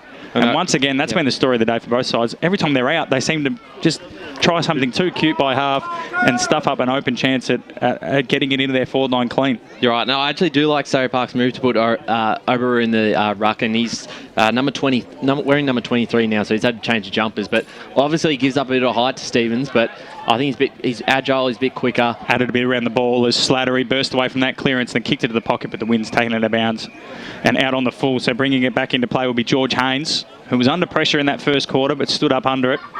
So 10 points the difference here. Surrey Park would take that given the way they dominated the second term, but the wind has died down here at Kimberley Reserve. Haynes takes his full meterage and then goes long to the wind. Bo Ringer pulls it down, couldn't clunk it. And it'll go out of bounds for a boundary throw in. He's been another one who's impressed Jaden Bo Ringer. Again, I'd like to see him a bit more cleaner by foot, but gets his hands on the footy. Does find it plenty. Bit of Trent Cochin about the kick. Doesn't go over 30. And Koch has been a little bit more penetrative with that, but nonetheless smart. He hits roved it. Garvin wants his left foot, but handballs into the corridor. Nice spin from Hatch, and then goes out to that wing. Just poked it in the air. Umpire pay a mark to Smith, who's had a bit of it as well. Peters is on in the corridor. Smith played on, saw him, and then ignored him, and then went long. The target is Lachiana, knocks Russell under the footy and jukes it. Beautiful use of the body. You're right there, Ryan Long. Lachiana marks 40 metres out, directly in front. He wanted to have a shot, gave it off to Kennedy, who goes long. Merritt's down there. So is Urquhart. Ball hits the deck, bounces over their heads. Urquhart slaps it to Hall, and Chirnside Park should repel. Short little kick finds Wells on the half-back flank. So Surrey Park starting to look pretty good into the wind.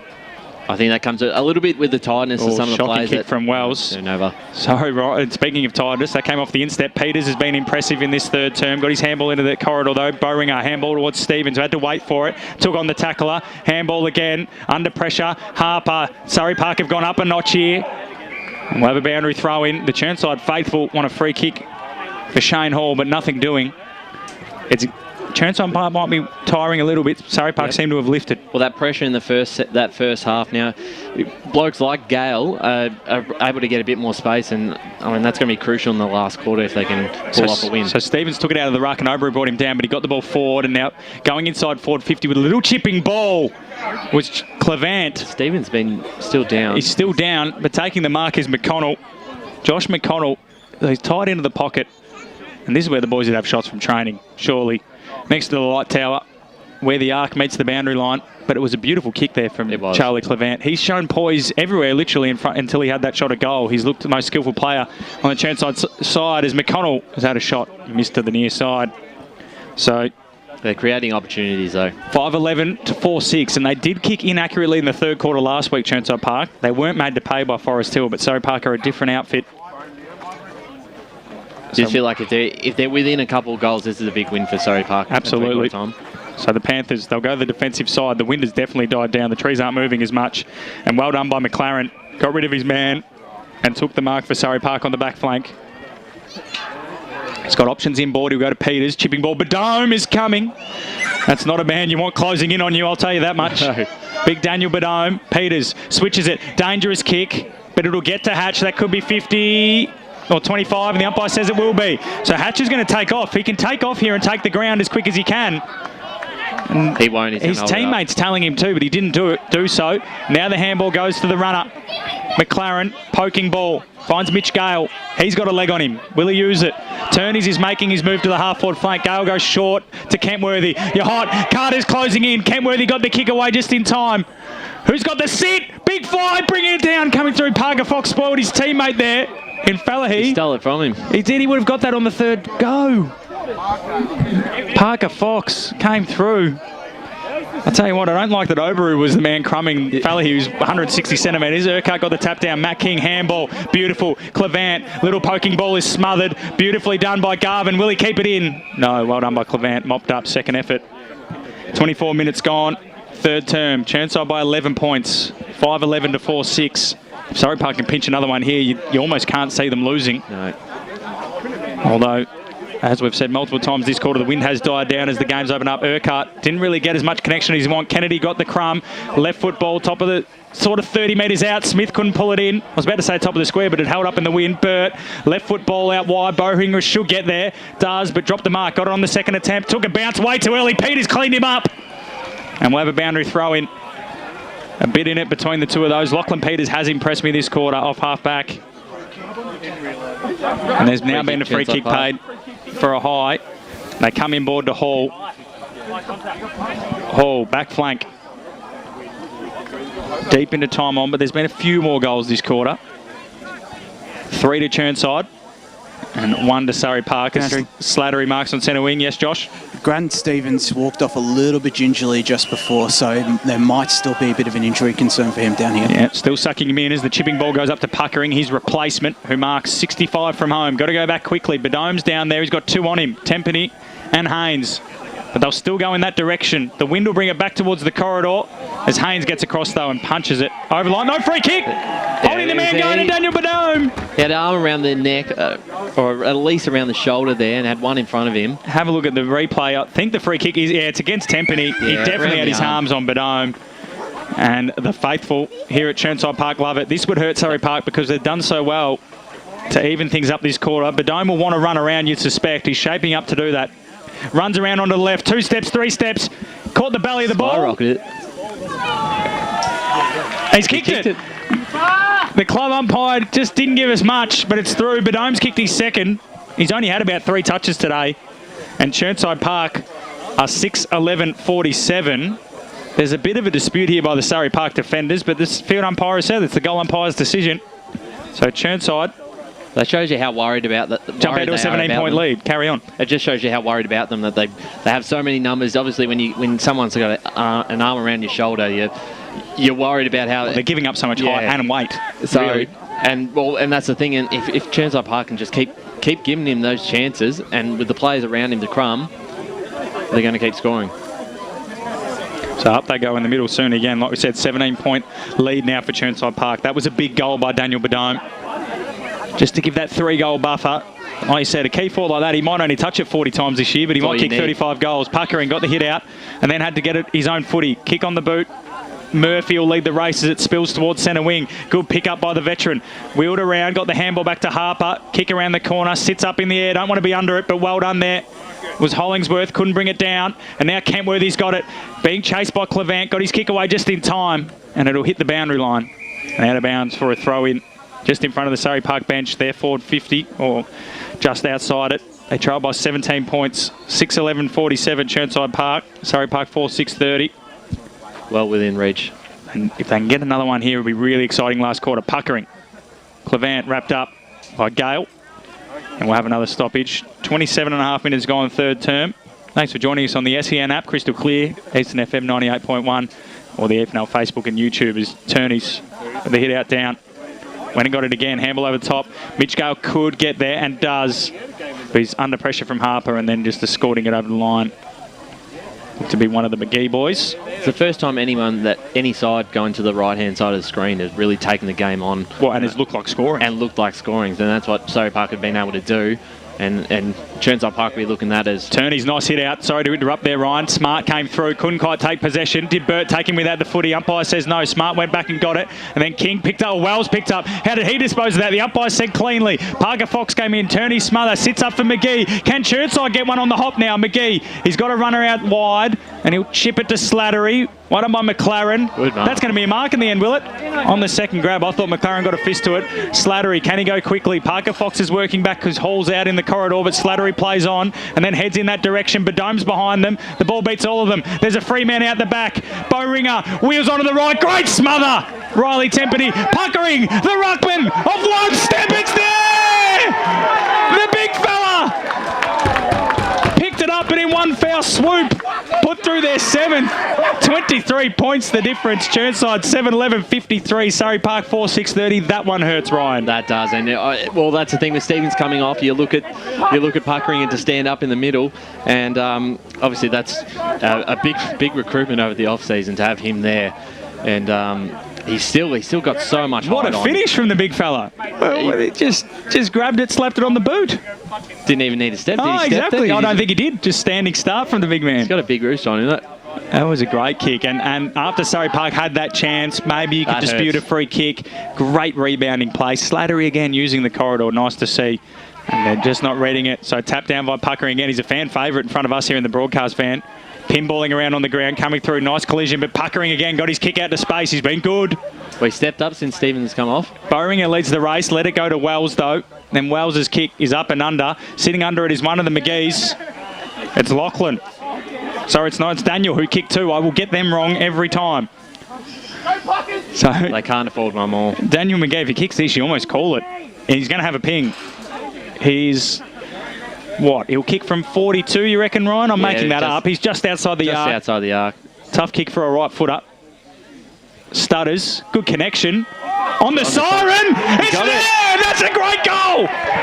He's kicked 3 in the term and has turned this game on its head. 2 goals in the last minute for Chirnside Park mean they go in at three-quarter time. 29-point leaders here on EFNL Match of the Day. 8-11-59, leading Surrey Park 4-6-30.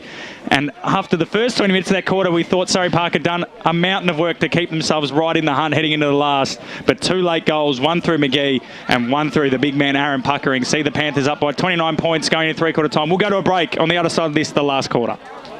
As Sarah opened her best friend Jackie's wedding invitation, she was overcome with a wave of emotion. While her 2 young boys wrestled on the floor, tears of happiness rolled down Sarah's cheeks as she saw the words she'd been longing to see. Please note, this wedding will be a child-free event. Well, Sarah, looks like we're off to Eastland for a new frock and some heels. And let's book in that babysitter. For all of life's little moments, there's Eastland. Eastland. Live real. Sprained your ankle, bursting through the banner? Broke a finger, high-fiving the ruckman? Or did you run into the goal post again? For bumps, breaks or bleeds, be seen sooner, close to home at Knox Private 24/7 Emergency Department. The preferred provider of emergency care to the Eastern Football Netball League, you'll generally experience shorter wait times. You don't need private health, but there is an out-of-pocket fee. Be seen sooner, close to home at Knox Private 24/7 Emergency Department, 262 Mountain Highway, Wanturna.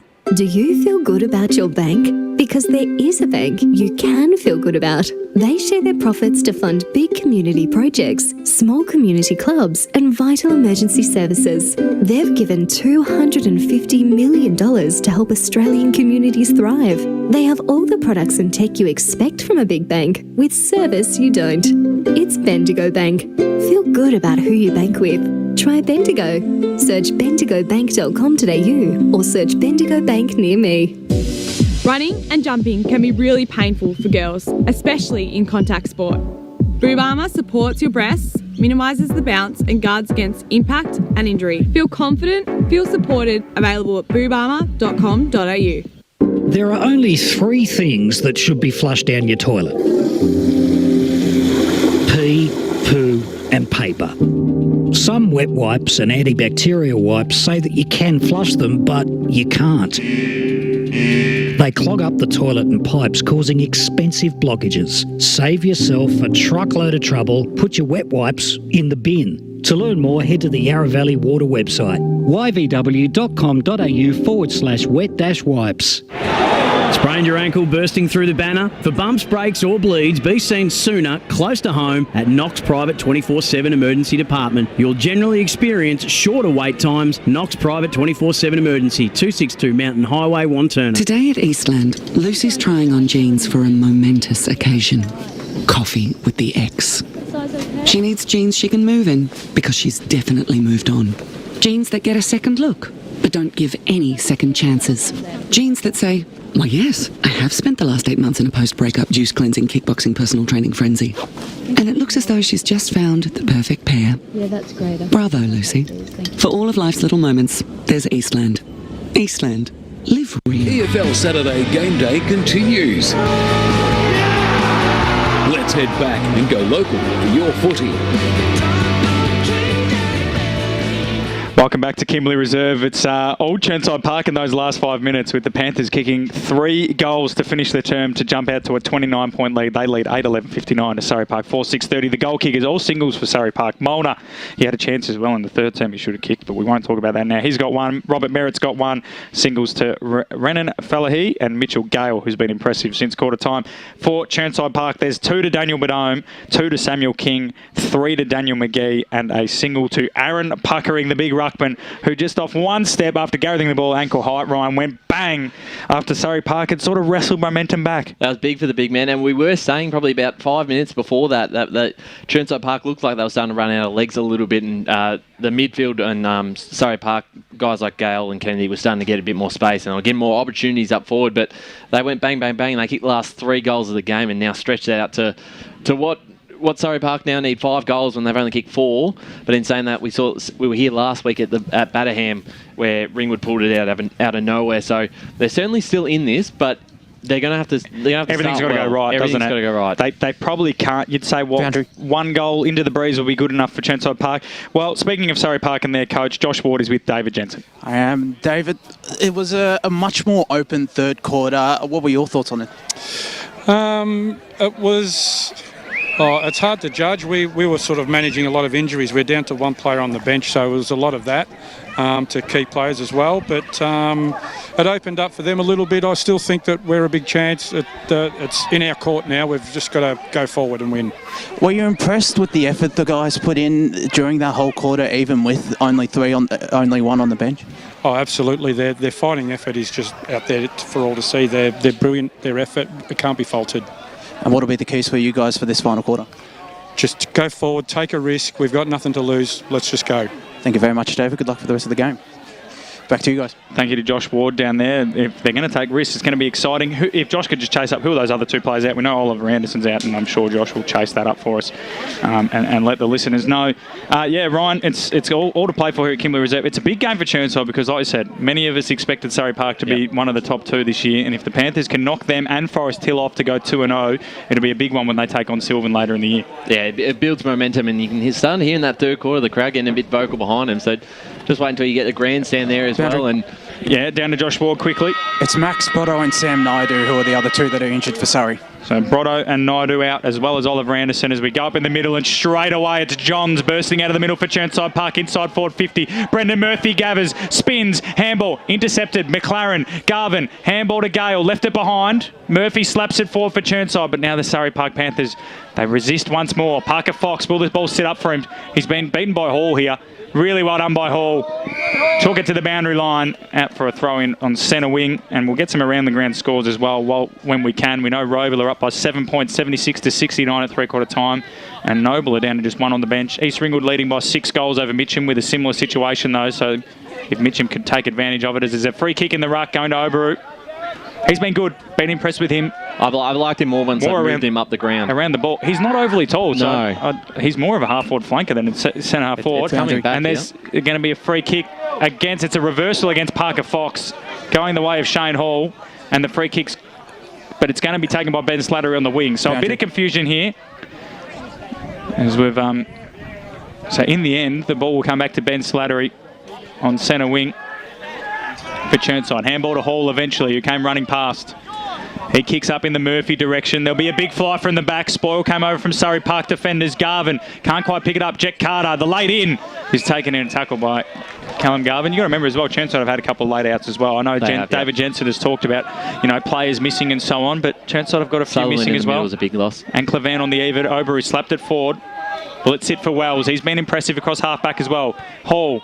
Dangerous kick to the corridor, but it might work out. Puckering's there again, the big ruckman. He gathered it, took on the defender, went to his knees, and he's eventually wrapped up, and the umpire sets himself holding the ball. So Surrey Park have got to kick the first one. It's going to be hard to kick 5 when Chirnside Park's defence has been good all afternoon. They have. Peters is going to go sideways. He's got a man out there in Tempany. He goes short and finds Parker Fox. Got to take it.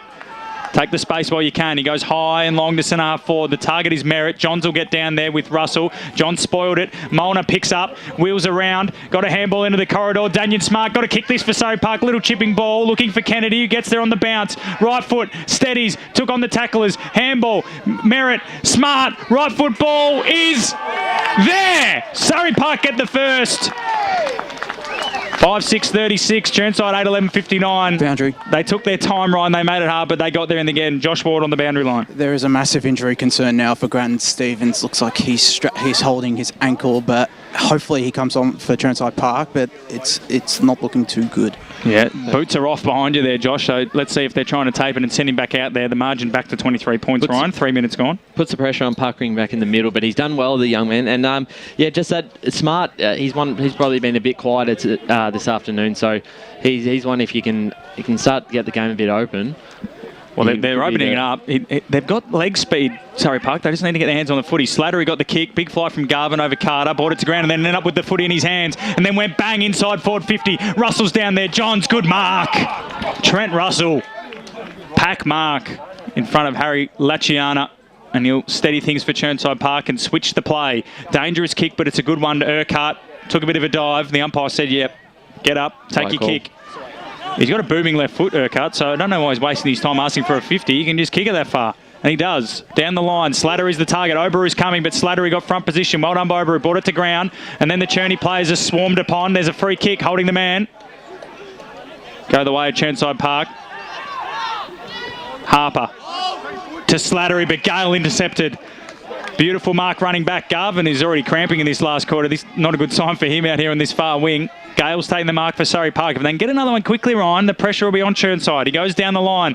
Oberou's down there, so is Russell for Chirnside, and bringing it to ground was Merritt. Molnar's around this footy. It came out the back for Surrey Park. If Merritt can get rid of it, he can't though. Holding the ball. Pressure. Great tackle. And there's a bit going on here around it. It'll be Urquhart again, no doubt. No, Robert Johns. A couple of Churney blokes just don't mind letting the Surrey Park players know, do they? Hopefully for them, it won't come back and bite them on the behind as Johns looks to go corridor. And then in the end, hooks his kick. Tom Smith's under it. Big fly. He's been paid the mark. No, free kick. Free kick going the way of Puckering for a hold. Still with a 4-goal lead, I think they're going to be happy to return to that sort of second quarter and just keep the ball on that side of the field. They don't really need to take the game on as such. No. So it's Slattery actually with the free kick. Oh, low ball went straight in the shins of Oberou, and now it's bounced. Bit of chaos. What can Laciana do? He can gather and give it to Kennedy, who gives it off to Garvin. Will the ball sit for him? It will. He comes back in on Carter. Left foot ball, hooked it wide, had a target, shocking kick. Wells takes the mark and steadies. This game has a bit of chaos going on. He chips it out wide. Matthew King on the bounce, picks it up. Parker Fox closes on him, but he poised again. And we've mentioned all day, came inboard, stepped around his man and hit up Johns, who took a strong mark in front of Smith. This game has gone up a notch. Surrey Park, they can't afford to make these mistakes like Garvin did there. They've got to take every opportunity, don't they? Exactly right. So John's short. He's got a man in the middle and Daniel. He marks and plays on. Little chipping ball is a shocker into the middle. It might work out because Bert's there. And everything Bert's done today has worked out. His handball, will it sit for Brendan Murphy? It will. Murphy's handball goes back. Missed hole. But he's got time and space, although Kentworthy closes down on him. He gave it back to Murphy. Kentworthy kept closing. Little chipping ball. Won't get there in the end to McGee, who kicked 3 in that third term. Hooked it over the body. King's there. Kicked 2 today. Kenworthy got it. Little handball off. Now can Surrey Park rebound. Peters comes back into the corridor. Chipping ball over the top. Laciana should get there on the bounce and gathers it. He wanted right boot. Uses the opposite. To what's that for? Downfield. Turners has got the mark anyway, but it'll be downfield and he can have a shot for goal. He wants someone in the corridor. He's going to go a chipping ball. Will it get to Burrell? It will. Takes the marks. Plays on. Runs in. Open goal. 2 in a row for Surrey Park. They're 7-6-48. Or 6-6-42, apologies. Or 7-6-48, I'm not exactly sure. There's 2 scoreboards that are contradictory. I think the Chirnside Park one was so quick. 6-6-42, it's back to 17 points. Josh Ward, boundary side. Grant Stevens got the ice bath on his 2 ankles. He's out for the day, fellas. Got the ice bath on. No, great work down there, Joshy. Ice bags. Well done. So Grant Stevens done. So big job for Aaron Puckering. What is that now? Players across the game. I think we've got 5. We've got 5 players across both sides that are out for the day or something like that. Margin back to 17 points. Big turn. The game's opening up. The Slattery was wide open inside 50. Couldn't see him, and that's understandable, but they were quick on the rebound, and that hurts. So Hamish Burrell has been impressive as well for Surrey Park. One of their bets. Oberou up in the middle. Slattery. Can the big man stand up? He's been impressive today. Ducking the head was Burrell. Just kicked that goal. It was one of those kicks from Turnus that if it had been turned over, you'd probably look back and go take the shot, but it was weighted perfectly in the end. So Puckering won it down. McGee, handball, intercepted by Parker Fox. Dangerous tackle. Umpire says no, ball it up. Parker Fox on ball. Good move. He looks like he's got potential. Yeah. I've liked him much more here. A little bit more petulant. So Oberou and Puckering. Oberou taps it down despite his severe disadvantage in the air. Gale, hands and knees. Obery taps it forward. Burt socketed off the ground. Slattery will get there first. Burrell is pushing hard. Slattery knocks it to the wing. Good shepherd from McGee. Peters is there. Does well. And takes last year's best and fairest to the boundary line. I think even with the domination of Stevens and puckering in the ruck, I still think Surrey Park have done quite well. They have. Roving to them. Absolutely. So Puckering wins this hit out into space. Parker Fox is there. Just swung his boot at it. Liked to get him go with the hands. McGee grabbed it and then was pushed and then was tackled, and then a handball came out to Puckering, tried to burst through. Surrey Park got the momentum at the moment. It comes free to Burrell, the last goal kicker. Handball to Peters, under pressure, gone! McGee's kicked 3 and then wrapped up Peters, who was blindsided. And can he go quickly? He's got a lead in the pocket, and then he's got Bedome streaming at him. Hollingsworth wants it long. That's the direction it goes in. Bedome's there as well. Flyers come from everywhere. Surrey Park defender got a fist to it. King steadies. Left foot snap! Oh. It's a goal! That's his 3rd! Against the run of play, and that has to be a dagger in the heart of Surrey Park fans, Ryan. Yeah, that one hurts. And again, every time they go up to Bedome, and I reckon 3 or 4 players jump up, it leaves them outnumbered around the ball, just on the ground, and that's when King was being able to pick it up and kick an incredible goal from there. Yeah. Dubious. I think it'd go to the arc, but I think it was a goal in the end. Taller goalpost would have helped maybe with that decision. We'll give it to him. We'll give it to him, but have to. A great kick under pressure. Surrey Park tackle just didn't stick, and again, that's a real steadier because Surrey Park were coming. They did have the momentum. That's deflating. Still plenty of time. It's still 9-11, 65 to 6-6-42. 9 minutes gone. I think this quarter will go a while if it's going to be goal for goal like this. Off the ground, Burt from that centre clearance is going to sit up for Hollingsworth, who's been quiet since quarter time. Stepped his man in Hatch. Did he? Got the handball away eventually. Toe poke came in from Harper, but it ends up going Surrey Park's way through Smith. Wheels back into traffic, gave the ball off to Gale, slapped it on the boot. Merritt's coming at it, got it on the bounce, hit his shin. Slattery, he's been everywhere in this last quarter. Merritt gets a little kick forward. Jimmy Wells should mark. Umpire says play on. Molnar hasn't heard it. Either is Wells, who eventually plays on for safety. Kicks up the line. Smith's under it, got there, took the mark. They've got to just keep going, Surrey Park. Got to lose by 40 rather than 10. Goes long. In the Turnus direction, big fly. Everyone went up for Chirnside Park. And then the ball goes over the line for a boundary throw-in. So just ticked over 10 minutes gone on EFNL match of the round. It's Chirnside Park 9-11-65, Surrey Park 6-6-42. So we need a Tobin Brothers goal of the day here for Surrey Park to get the momentum back. Aaron Burt's been spectacular. One of the players of the day for Chirnside. Hamish Burrell's been good for Surrey Park. Kent Worthy's been good till probably this late in the third term, and then this quarter hasn't been as much in it. Players are out on their feet here. 20 scoring shots to 12 probably shows that Chirnside had good value for their win, but Merritt got a little kick forward. Umpire will say play on. Didn't go far enough, and now Chirnside get the clearance to the centre circles, but taking the intercept mark. Well done there. It's McLaren. He goes wide. He's got Parker Fox. Couldn't bring it down. Matthew King, beautifully well done. Intercept, then got the handball. Now McGee's got it after an underground handball from the other McGee. Lachlan, this is. Drilling ball. Obery will get there. Good spoil. It'll work out McLaren and McConnell. McLaren got there. Got his handball to Obery. Left it behind. King ducked the head. Umpire says ball up. How's his head? You love that one at the local footy. Have we got any around the ground scores, Ryan? We do. Fair Park 10-9-69. They lead Glen Waverley 7-15-57. So inaccurate. They could be 2-0. Molnar kick smothered. Quick kick from Bowringer. Inside forward 50. Over the head of Haynes. Over the head of Bedome. Hollingsworth there. Gathers. Little kick around the corner. Bouncing out of bounds. Waverley Blues 13-9-87. They're back in control against Whitehorse 9-5-59. Donvale look like they'll walk away with a win 15-4-94. Scoresby 8-7-55. Long kick down the line from Surrey Park in the Smith direction. Big fly from Johns. It's out the back. Will it sit for Molnar? It will. He takes it. Takes the space and goes long immediately. Coming out at it is Fallahay. Good work from Matt King. Brought it down to ground. The youngster for Chirnside Park. Merritt should get there first. Pushed off it by Daniel. Little grubber kick is taken out of bounds. Just by the Surrey Park defenders, or is that Mitch Gale out of the air? In the end, he has taken it out of bounds. Wait, there's a whistle. So there's a bit of confusion going on here. Is it out of bounds on the full or behind? I think it's out of bounds on the full. So it'll be a Chirnside Park free kick in the back pocket. They lead by 23 points here. 12 minutes gone in this final term. Any other scores around the grounds? Coldstream also 8-12-60 lead Warrandyte 6-11-47. That could be their first win in Division 3. And an would be upset nice against the minor premier from last year. Long ball from Urquhart. Slattery flew, brought it to ground, and then Merritt was wrapped up. He's had a lot of it, Merritt. He just hasn't been very clean today. You're right. Brucey just cracking another one off air. Slap down.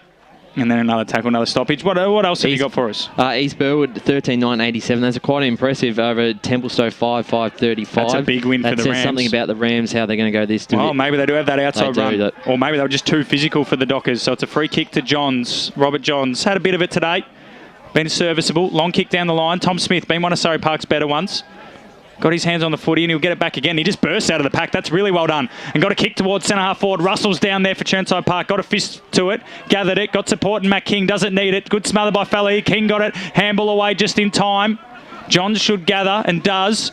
And they got his little kick towards the boundary line. That is out of bounds on the full. That's just blatantly going out of bounds on the full. Merritt wanted the free kick despite being nowhere near it. So Kennedy plays on immediately. Surrey Park have to do this. Long ball. Turnus is the target. Top of the square. Fell over the back. Got a little scrubber on it. Goal. Keeps him in it. Surrey Park just stay alive. 7-6-48. Chirnside Park 9-11-65. That's his second as well, Renan Fallahai. He's kicked 4 in 2 weeks.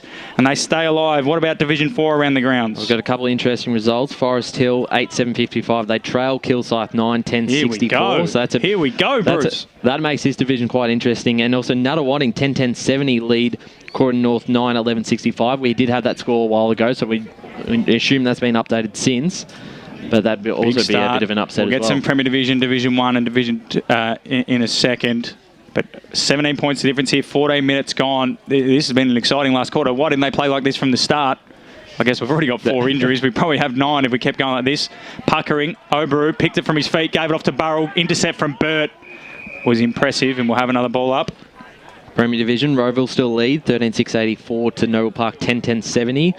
Norwood 10-17-77 lead Doncaster 6-8-44. Walk away with a win there. South Croydon 12-10-82 to Berwick 9-9-63. Burrell's kick went straight into Burt's face, and then Burrell went back and got it this time on the right boot. Got it inside forward 50. Merritt will lead the man to it. Lachiana's there. Well done by Daniel. Kick was smothered by Fallahai at the last second. Now Garvin and Carter chase after it. Carter got a little shove in the side by Garvin, who couldn't pick it up cleanly. Slapped it forward. And now there's a free kick. It's going the way of Surrey Park to Garvin in the forward pocket. He wants a little ball short. He goes short and finds a target in Molnar, the skipper. And he'll line up from 25 metres out on a 45-degree angle to bring it back to 11 points. And kicks this. It's well and truly alive. Well, the game has opened up massively. I mean, how much does that hurt with Stevens out? I know Puckering's been all right in this second half, but he was very dominant, not just in the ruck, just being able to find the footy. So Molnar, we've got a perfect view of this, Ryan. He trots in from about 30 metres out. Kick looked pretty good off the boot. Hasn't missed. He's got his second. Surrey Park have got their third of the term. They are 8-6-54. They trail by 11 points. Chirnside 9-11-65. Josh Ward, what is the feeling down there on boundary side? Surely it's pandemonium. He's not got his headset on. I'm throwing down to you, Joshy. Still nothing. Ryan, what's your feeling down here in the box? Well, it's gone a bit quiet because all the Chirnside Park down the other end haven't had much to cheer about in this last 5 minutes. But look, the next couple of minutes, I feel like all that Chirnside Park need is the centre clearance to go their way. Or just the next goal would still kill a goal, and you can sort of ice the game from there. But right now, they still need to attack. They can't defend this for another. Oh, absolutely. For another 10 minutes. Absolutely. Exactly. Brucey coming in with the special comments. I like it. Handball forward from Boa Ringer. He's been quiet this quarter. Smart. Got the thing rolling in this last quarter for Surrey Park. It goes in 5-4-50. Good pick up by Lachiana. Molnar of one step. It's across the face. So that's very dangerous. It's getting dangerous. It's getting dangerous for Chirnside Park fans. So 10 points the difference. About 15 minutes left. Would be a big win if they, considering the injuries that they've got on the bench right now, 3 down. I know Chirnside Park also do have a couple as well, but... So Chirnside Park to bring it back into play. It looks like Russell didn't quite look like he stubbed his toe a little bit there when he kicked it. Puckering was the target, brought it to ground. Mitch Gale slapped it on the boot. Russell's underneath this. Parker Fox had to find over the back. Umpires paid it. He sort of did the blocking motion, but the free kick's going to Chirnside Park. So the free kick was there, but he didn't use his hands. I thought it was realistic. I think when you do that and you don't touch the ball, I do have to apologise to Josh Ward as well. He said ice bucket, and he's correct because Graydon Stevens is just dipping his feet in an ice bucket. They're not ice bags on them. As Tom Smith come across with the spoil there for Surrey Park, he's been impressive as well. Josh, have you got your headset on now? What's the feeling like boundary side, Josh? Yes, I do, and yeah, it's very intense. A lot of screaming going on down here, so it is a very tense atmosphere down here. So thrown in, puckering, and Oberu has been impressive rucking this whole last quarter. This might be holding the ball. The umpire's got to set himself.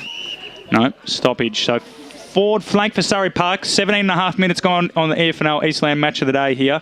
It's Chirnside 9-11-65 leading by 10 points. 8-7-55 Surrey Park. McGee underneath that. Coming at it is Mitch Gale. Handball to Kentworthy. Handball over the top to Garvin. The left footer runs to 50. He's hooked it. It won't get the journey. It will just, but he just hooked it a little bit. There's a bit of push and shove. So it's all Surrey Park at the moment. And Garvin's really starting to get into it. Just in this last quarter. So Ben Masters just kicked a goal to bring it back to 77-86 out at Noble Park. So Roeville leading there. That would be a bit of a boil over the Hawks. So 8-8-56 here. We're concentrating here though, aren't we, Ryan? We are. So it's still well and truly open. 10 points the difference. Long ball. Chirnside are just kicking long. There's a bit of Donvale Frenchigali from last year about this, Ryan, where they're just panicking. There's plenty of time left. Take the game on, Stu. Oberu came through. Might have been held without it. Handball over the top to Slattery. Was cheating a little bit out the back. Took the tackler on. Got his handball away just in time, but it should suit Surrey Park. McLaren slapped it on the boot. Down the line. Turnus is underneath it. Comes out the back. Wells should get there first, but he's under pressure from Tom Smith, who came in and affected it. And then knocked over the line for a boundary throw in. Forward flank for Surrey Park. Who's there? Billy McCormack, Surrey Park. Well, Turnus is down there. He has not clunked one all day. You would have to say... I think Molnar's most dangerous. Yeah, Molnar. Laciana has been quiet, but he's in the right spots. So Turnus in the ruck. Oberu is going forward for a little bit. Puckering and Turnus. Turnus won the hit out down. Wells roved it. He's got a bit of time and space, so he takes it and goes corridor. Kick is looking for King. Drop the mark. Picking up Brendan Murphy. Great pick up from the big fella. Little kick to space from Bo Ringer. He's going to have to chip and chase. He gets knocked off it. Well done by Garvin. Kentworthy has time to pick it up and handball over the top to Peters, who slapped it back towards Kentworthy. Nice little piece of play. Kept flicking it forward. Parker Fox is there. Daniel. Kick. Down the line. It's all Surrey Park. But if it goes out of bounds, surely deliberate. Umpire says, throw it in. Right in front of us. Just about to tick into time on here last quarter. Chirnside Park by 9 points. You'd say, what, 7 minutes left, Ryan? Give or take? It can't be too much longer. Puckering. Turnus. Puckering got the hit out down. Clevance around it. Does well to keep it out in front of himself and gain 10 metres. Can he pick it up? He's gained 15 now. He'll gain 20. Left it behind, but King got it. Puckering. Went the torp. Munged it inside 450. Bedome's down there. Tempered, he gives away a lot of height and weight, but does well. Picking up his hatch in the back pocket. Goes for space. Kicks it. Has it bounced inside? It hasn't. Out of bounds on the full. It was well done by Temperino. One-on-one, he doesn't lose too many, Bedome. So, forward flank. McGee. One of them. I think it's Lachlan. The one who hasn't kicked goals. Kick smothered off the boot. And now Kennedy's got it for Surrey Park. And he's stepped the two tacklers. Has space. Chips down the line to Parker Fox. Left it behind. Trent Russell took on the tackler and won. And then he went down the line. Has a target. And he's kicked it to the Surrey Park bench. So the free kick will come back all the way to Kennedy. They got away with that one. Did Surrey Park. Goes up to Oberu. Good strong hands from the big fella. So Oberu now.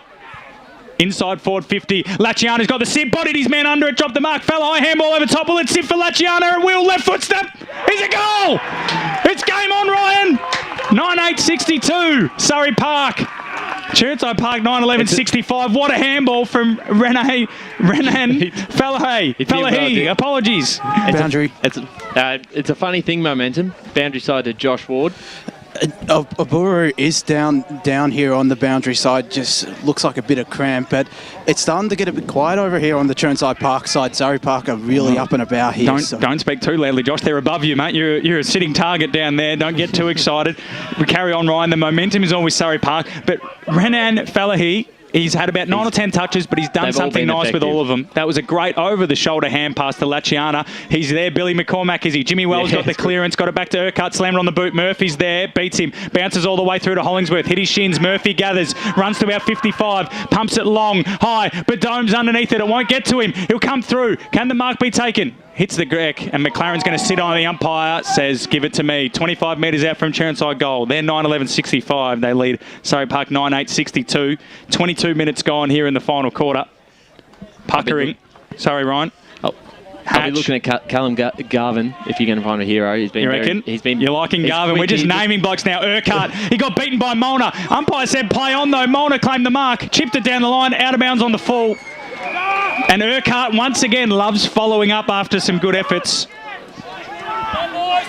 So, not to kick the goal, Garvin, but just to to set it up. Just to get involved. Yes. To get involved, Ryan. Been an exciting day out here at Kimberley Reserve. It's been great service by the Chirnside Park Football Netball Club. They've provided us with snacks and drinks and a great game of football and some nice atmosphere. So the kick will come into play.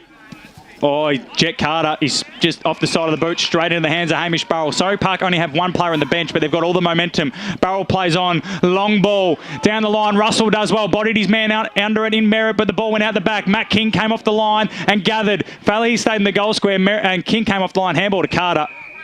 And he spills over line boundary throw, but Matt King once again, for a young player under the age of 20, 21, has been super impressive. He's just the composure, just to be able to steady there, and obviously the handball didn't work out the way he probably wanted to, but just to be able to clear it out of defence was nice. So thrown in once again. We've picked two close ones this year so far. Urquhart in the ruck, couldn't win it down. Merritt's there with him.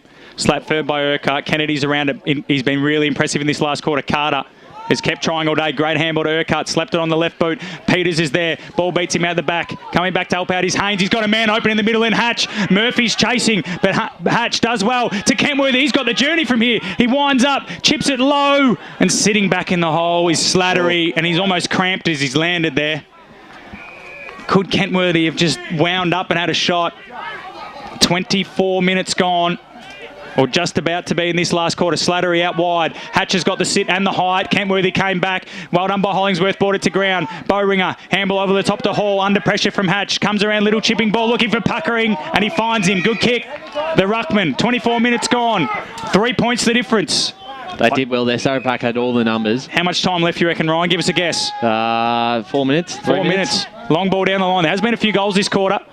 The ball's spilled out of bounds for a boundary thrown right in front of us. Still got plenty of time. Not many have gone down that little hill, though, down into the grass patch. 2 minutes we hear from the canteen. And we're going to take that as gospel. Thrown in. Puckering down. Bowringer's got a bit of time and space. He's under pressure, though, from Kennedy. Got the handball over the top. Garvin has to sit underneath it. Does well. Got his handball back to Gale. Handball over the top towards Smart. Good Shepherd from Kentworthy. Pick up by Molnar. Kick into the shins of Urquhart. It'll sit up for Clevant. Can he pick it up? Does well. That was a throw. Umpire was blindsided. And go Jimmy Wells. Takes a bounce. Runs to 50. Off the side of the boot. McGee's already got 3. He takes the mark. The umpire's paid it. He missed the throw right in front of us. He was blindsided. And Jimmy Wells took a bounce, cramped as he kicked, and then found the man down there in Daniel McGee. He kicked 3 goals in the third term. And if he kicks this one, it'll be 4 for the game, and it'll ice it. It's been hard to kick goals at this end. A little bit of a hush over the crowd here, Bruce. No. Well, we'll know if he's kicked it by the boys behind the goals. Exactly right. Daniel McGee, 25 metres out directly in front to extend it to a 9-point lead. It's there. It says it all. Chirnside, get that steadier. There can't be long left. 25 and a half minutes gone here. 10-11-71 to the visitors. Surrey Park 9-8-62. I think that was the correct decision. That wasn't a push in the back. The one that was missed was the throw right in front of us, but the umpire was very much blindsided. So good on Charlton Clevant for quick thinking. No, there's no way you could see that from an umpire point of view. So you're all good there. And they've been the better side, I think, today, Chirnside Park. They've had more opportunities up forward. They probably should have been up more at quarter time. And despite a late comeback from Surrey Park, they should be able to hold on here, which is pretty impressive. They'll be 2-0. Never say never, though. Well, I won't call John it yet. Bell, Ferntree Gully. It all happened in a minute. So we're up in the middle of the ground again. Turnison Puckering, been really impressive without his leader out there with him. Burrell, he's been good for Surrey Park too. Kennedy's going to claim the mark. Umpire has paid it.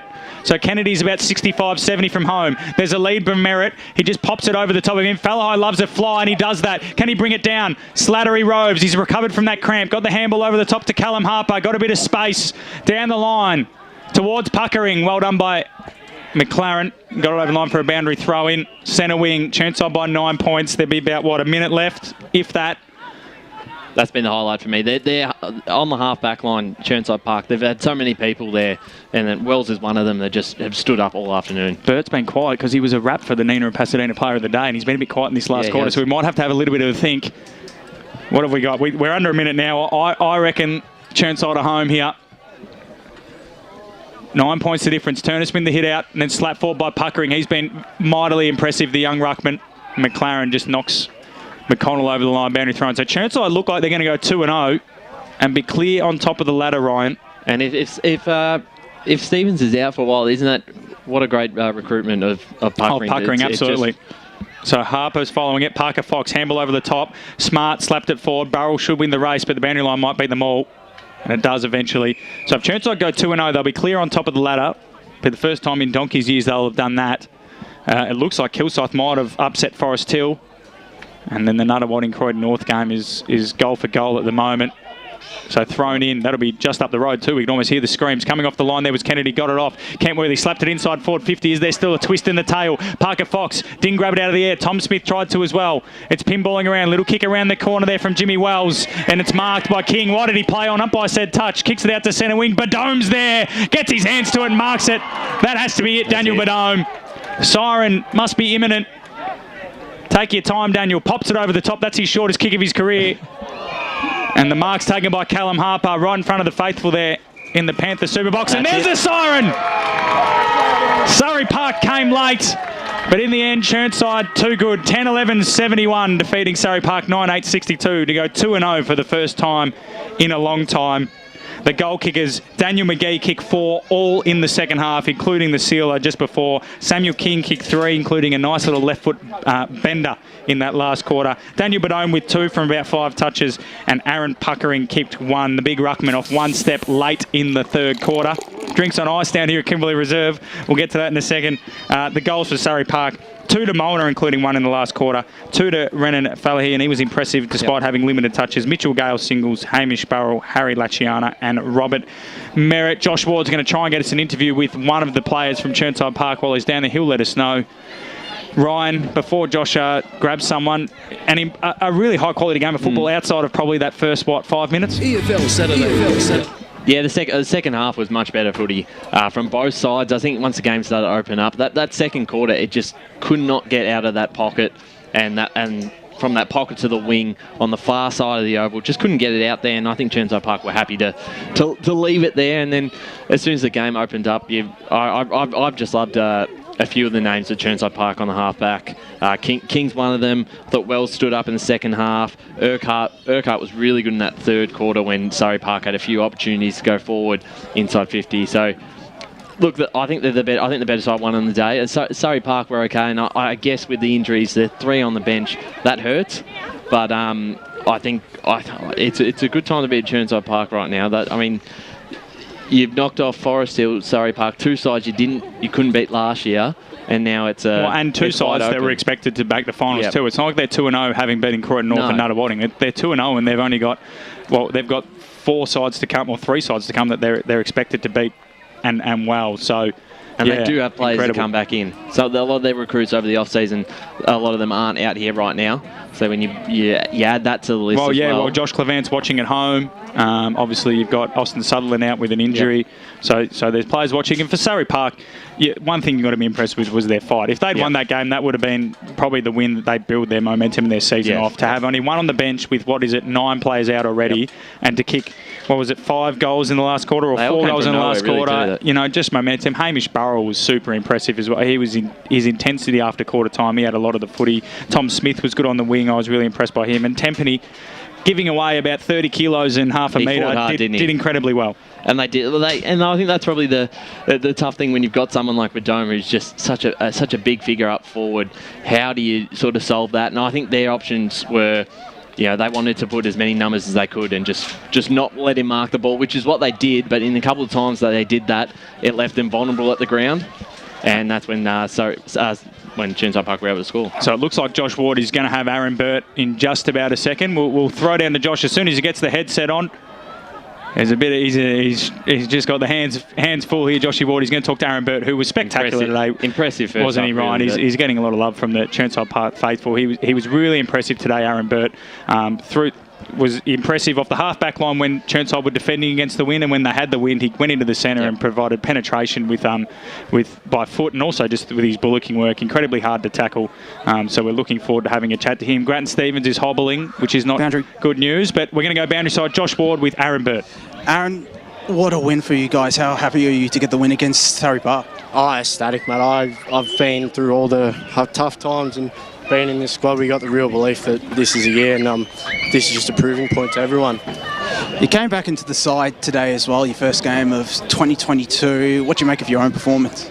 Look, I felt like I started well, faded out a bit, but the third quarter I think I really put my stamp on the game and sort of got it back on our terms.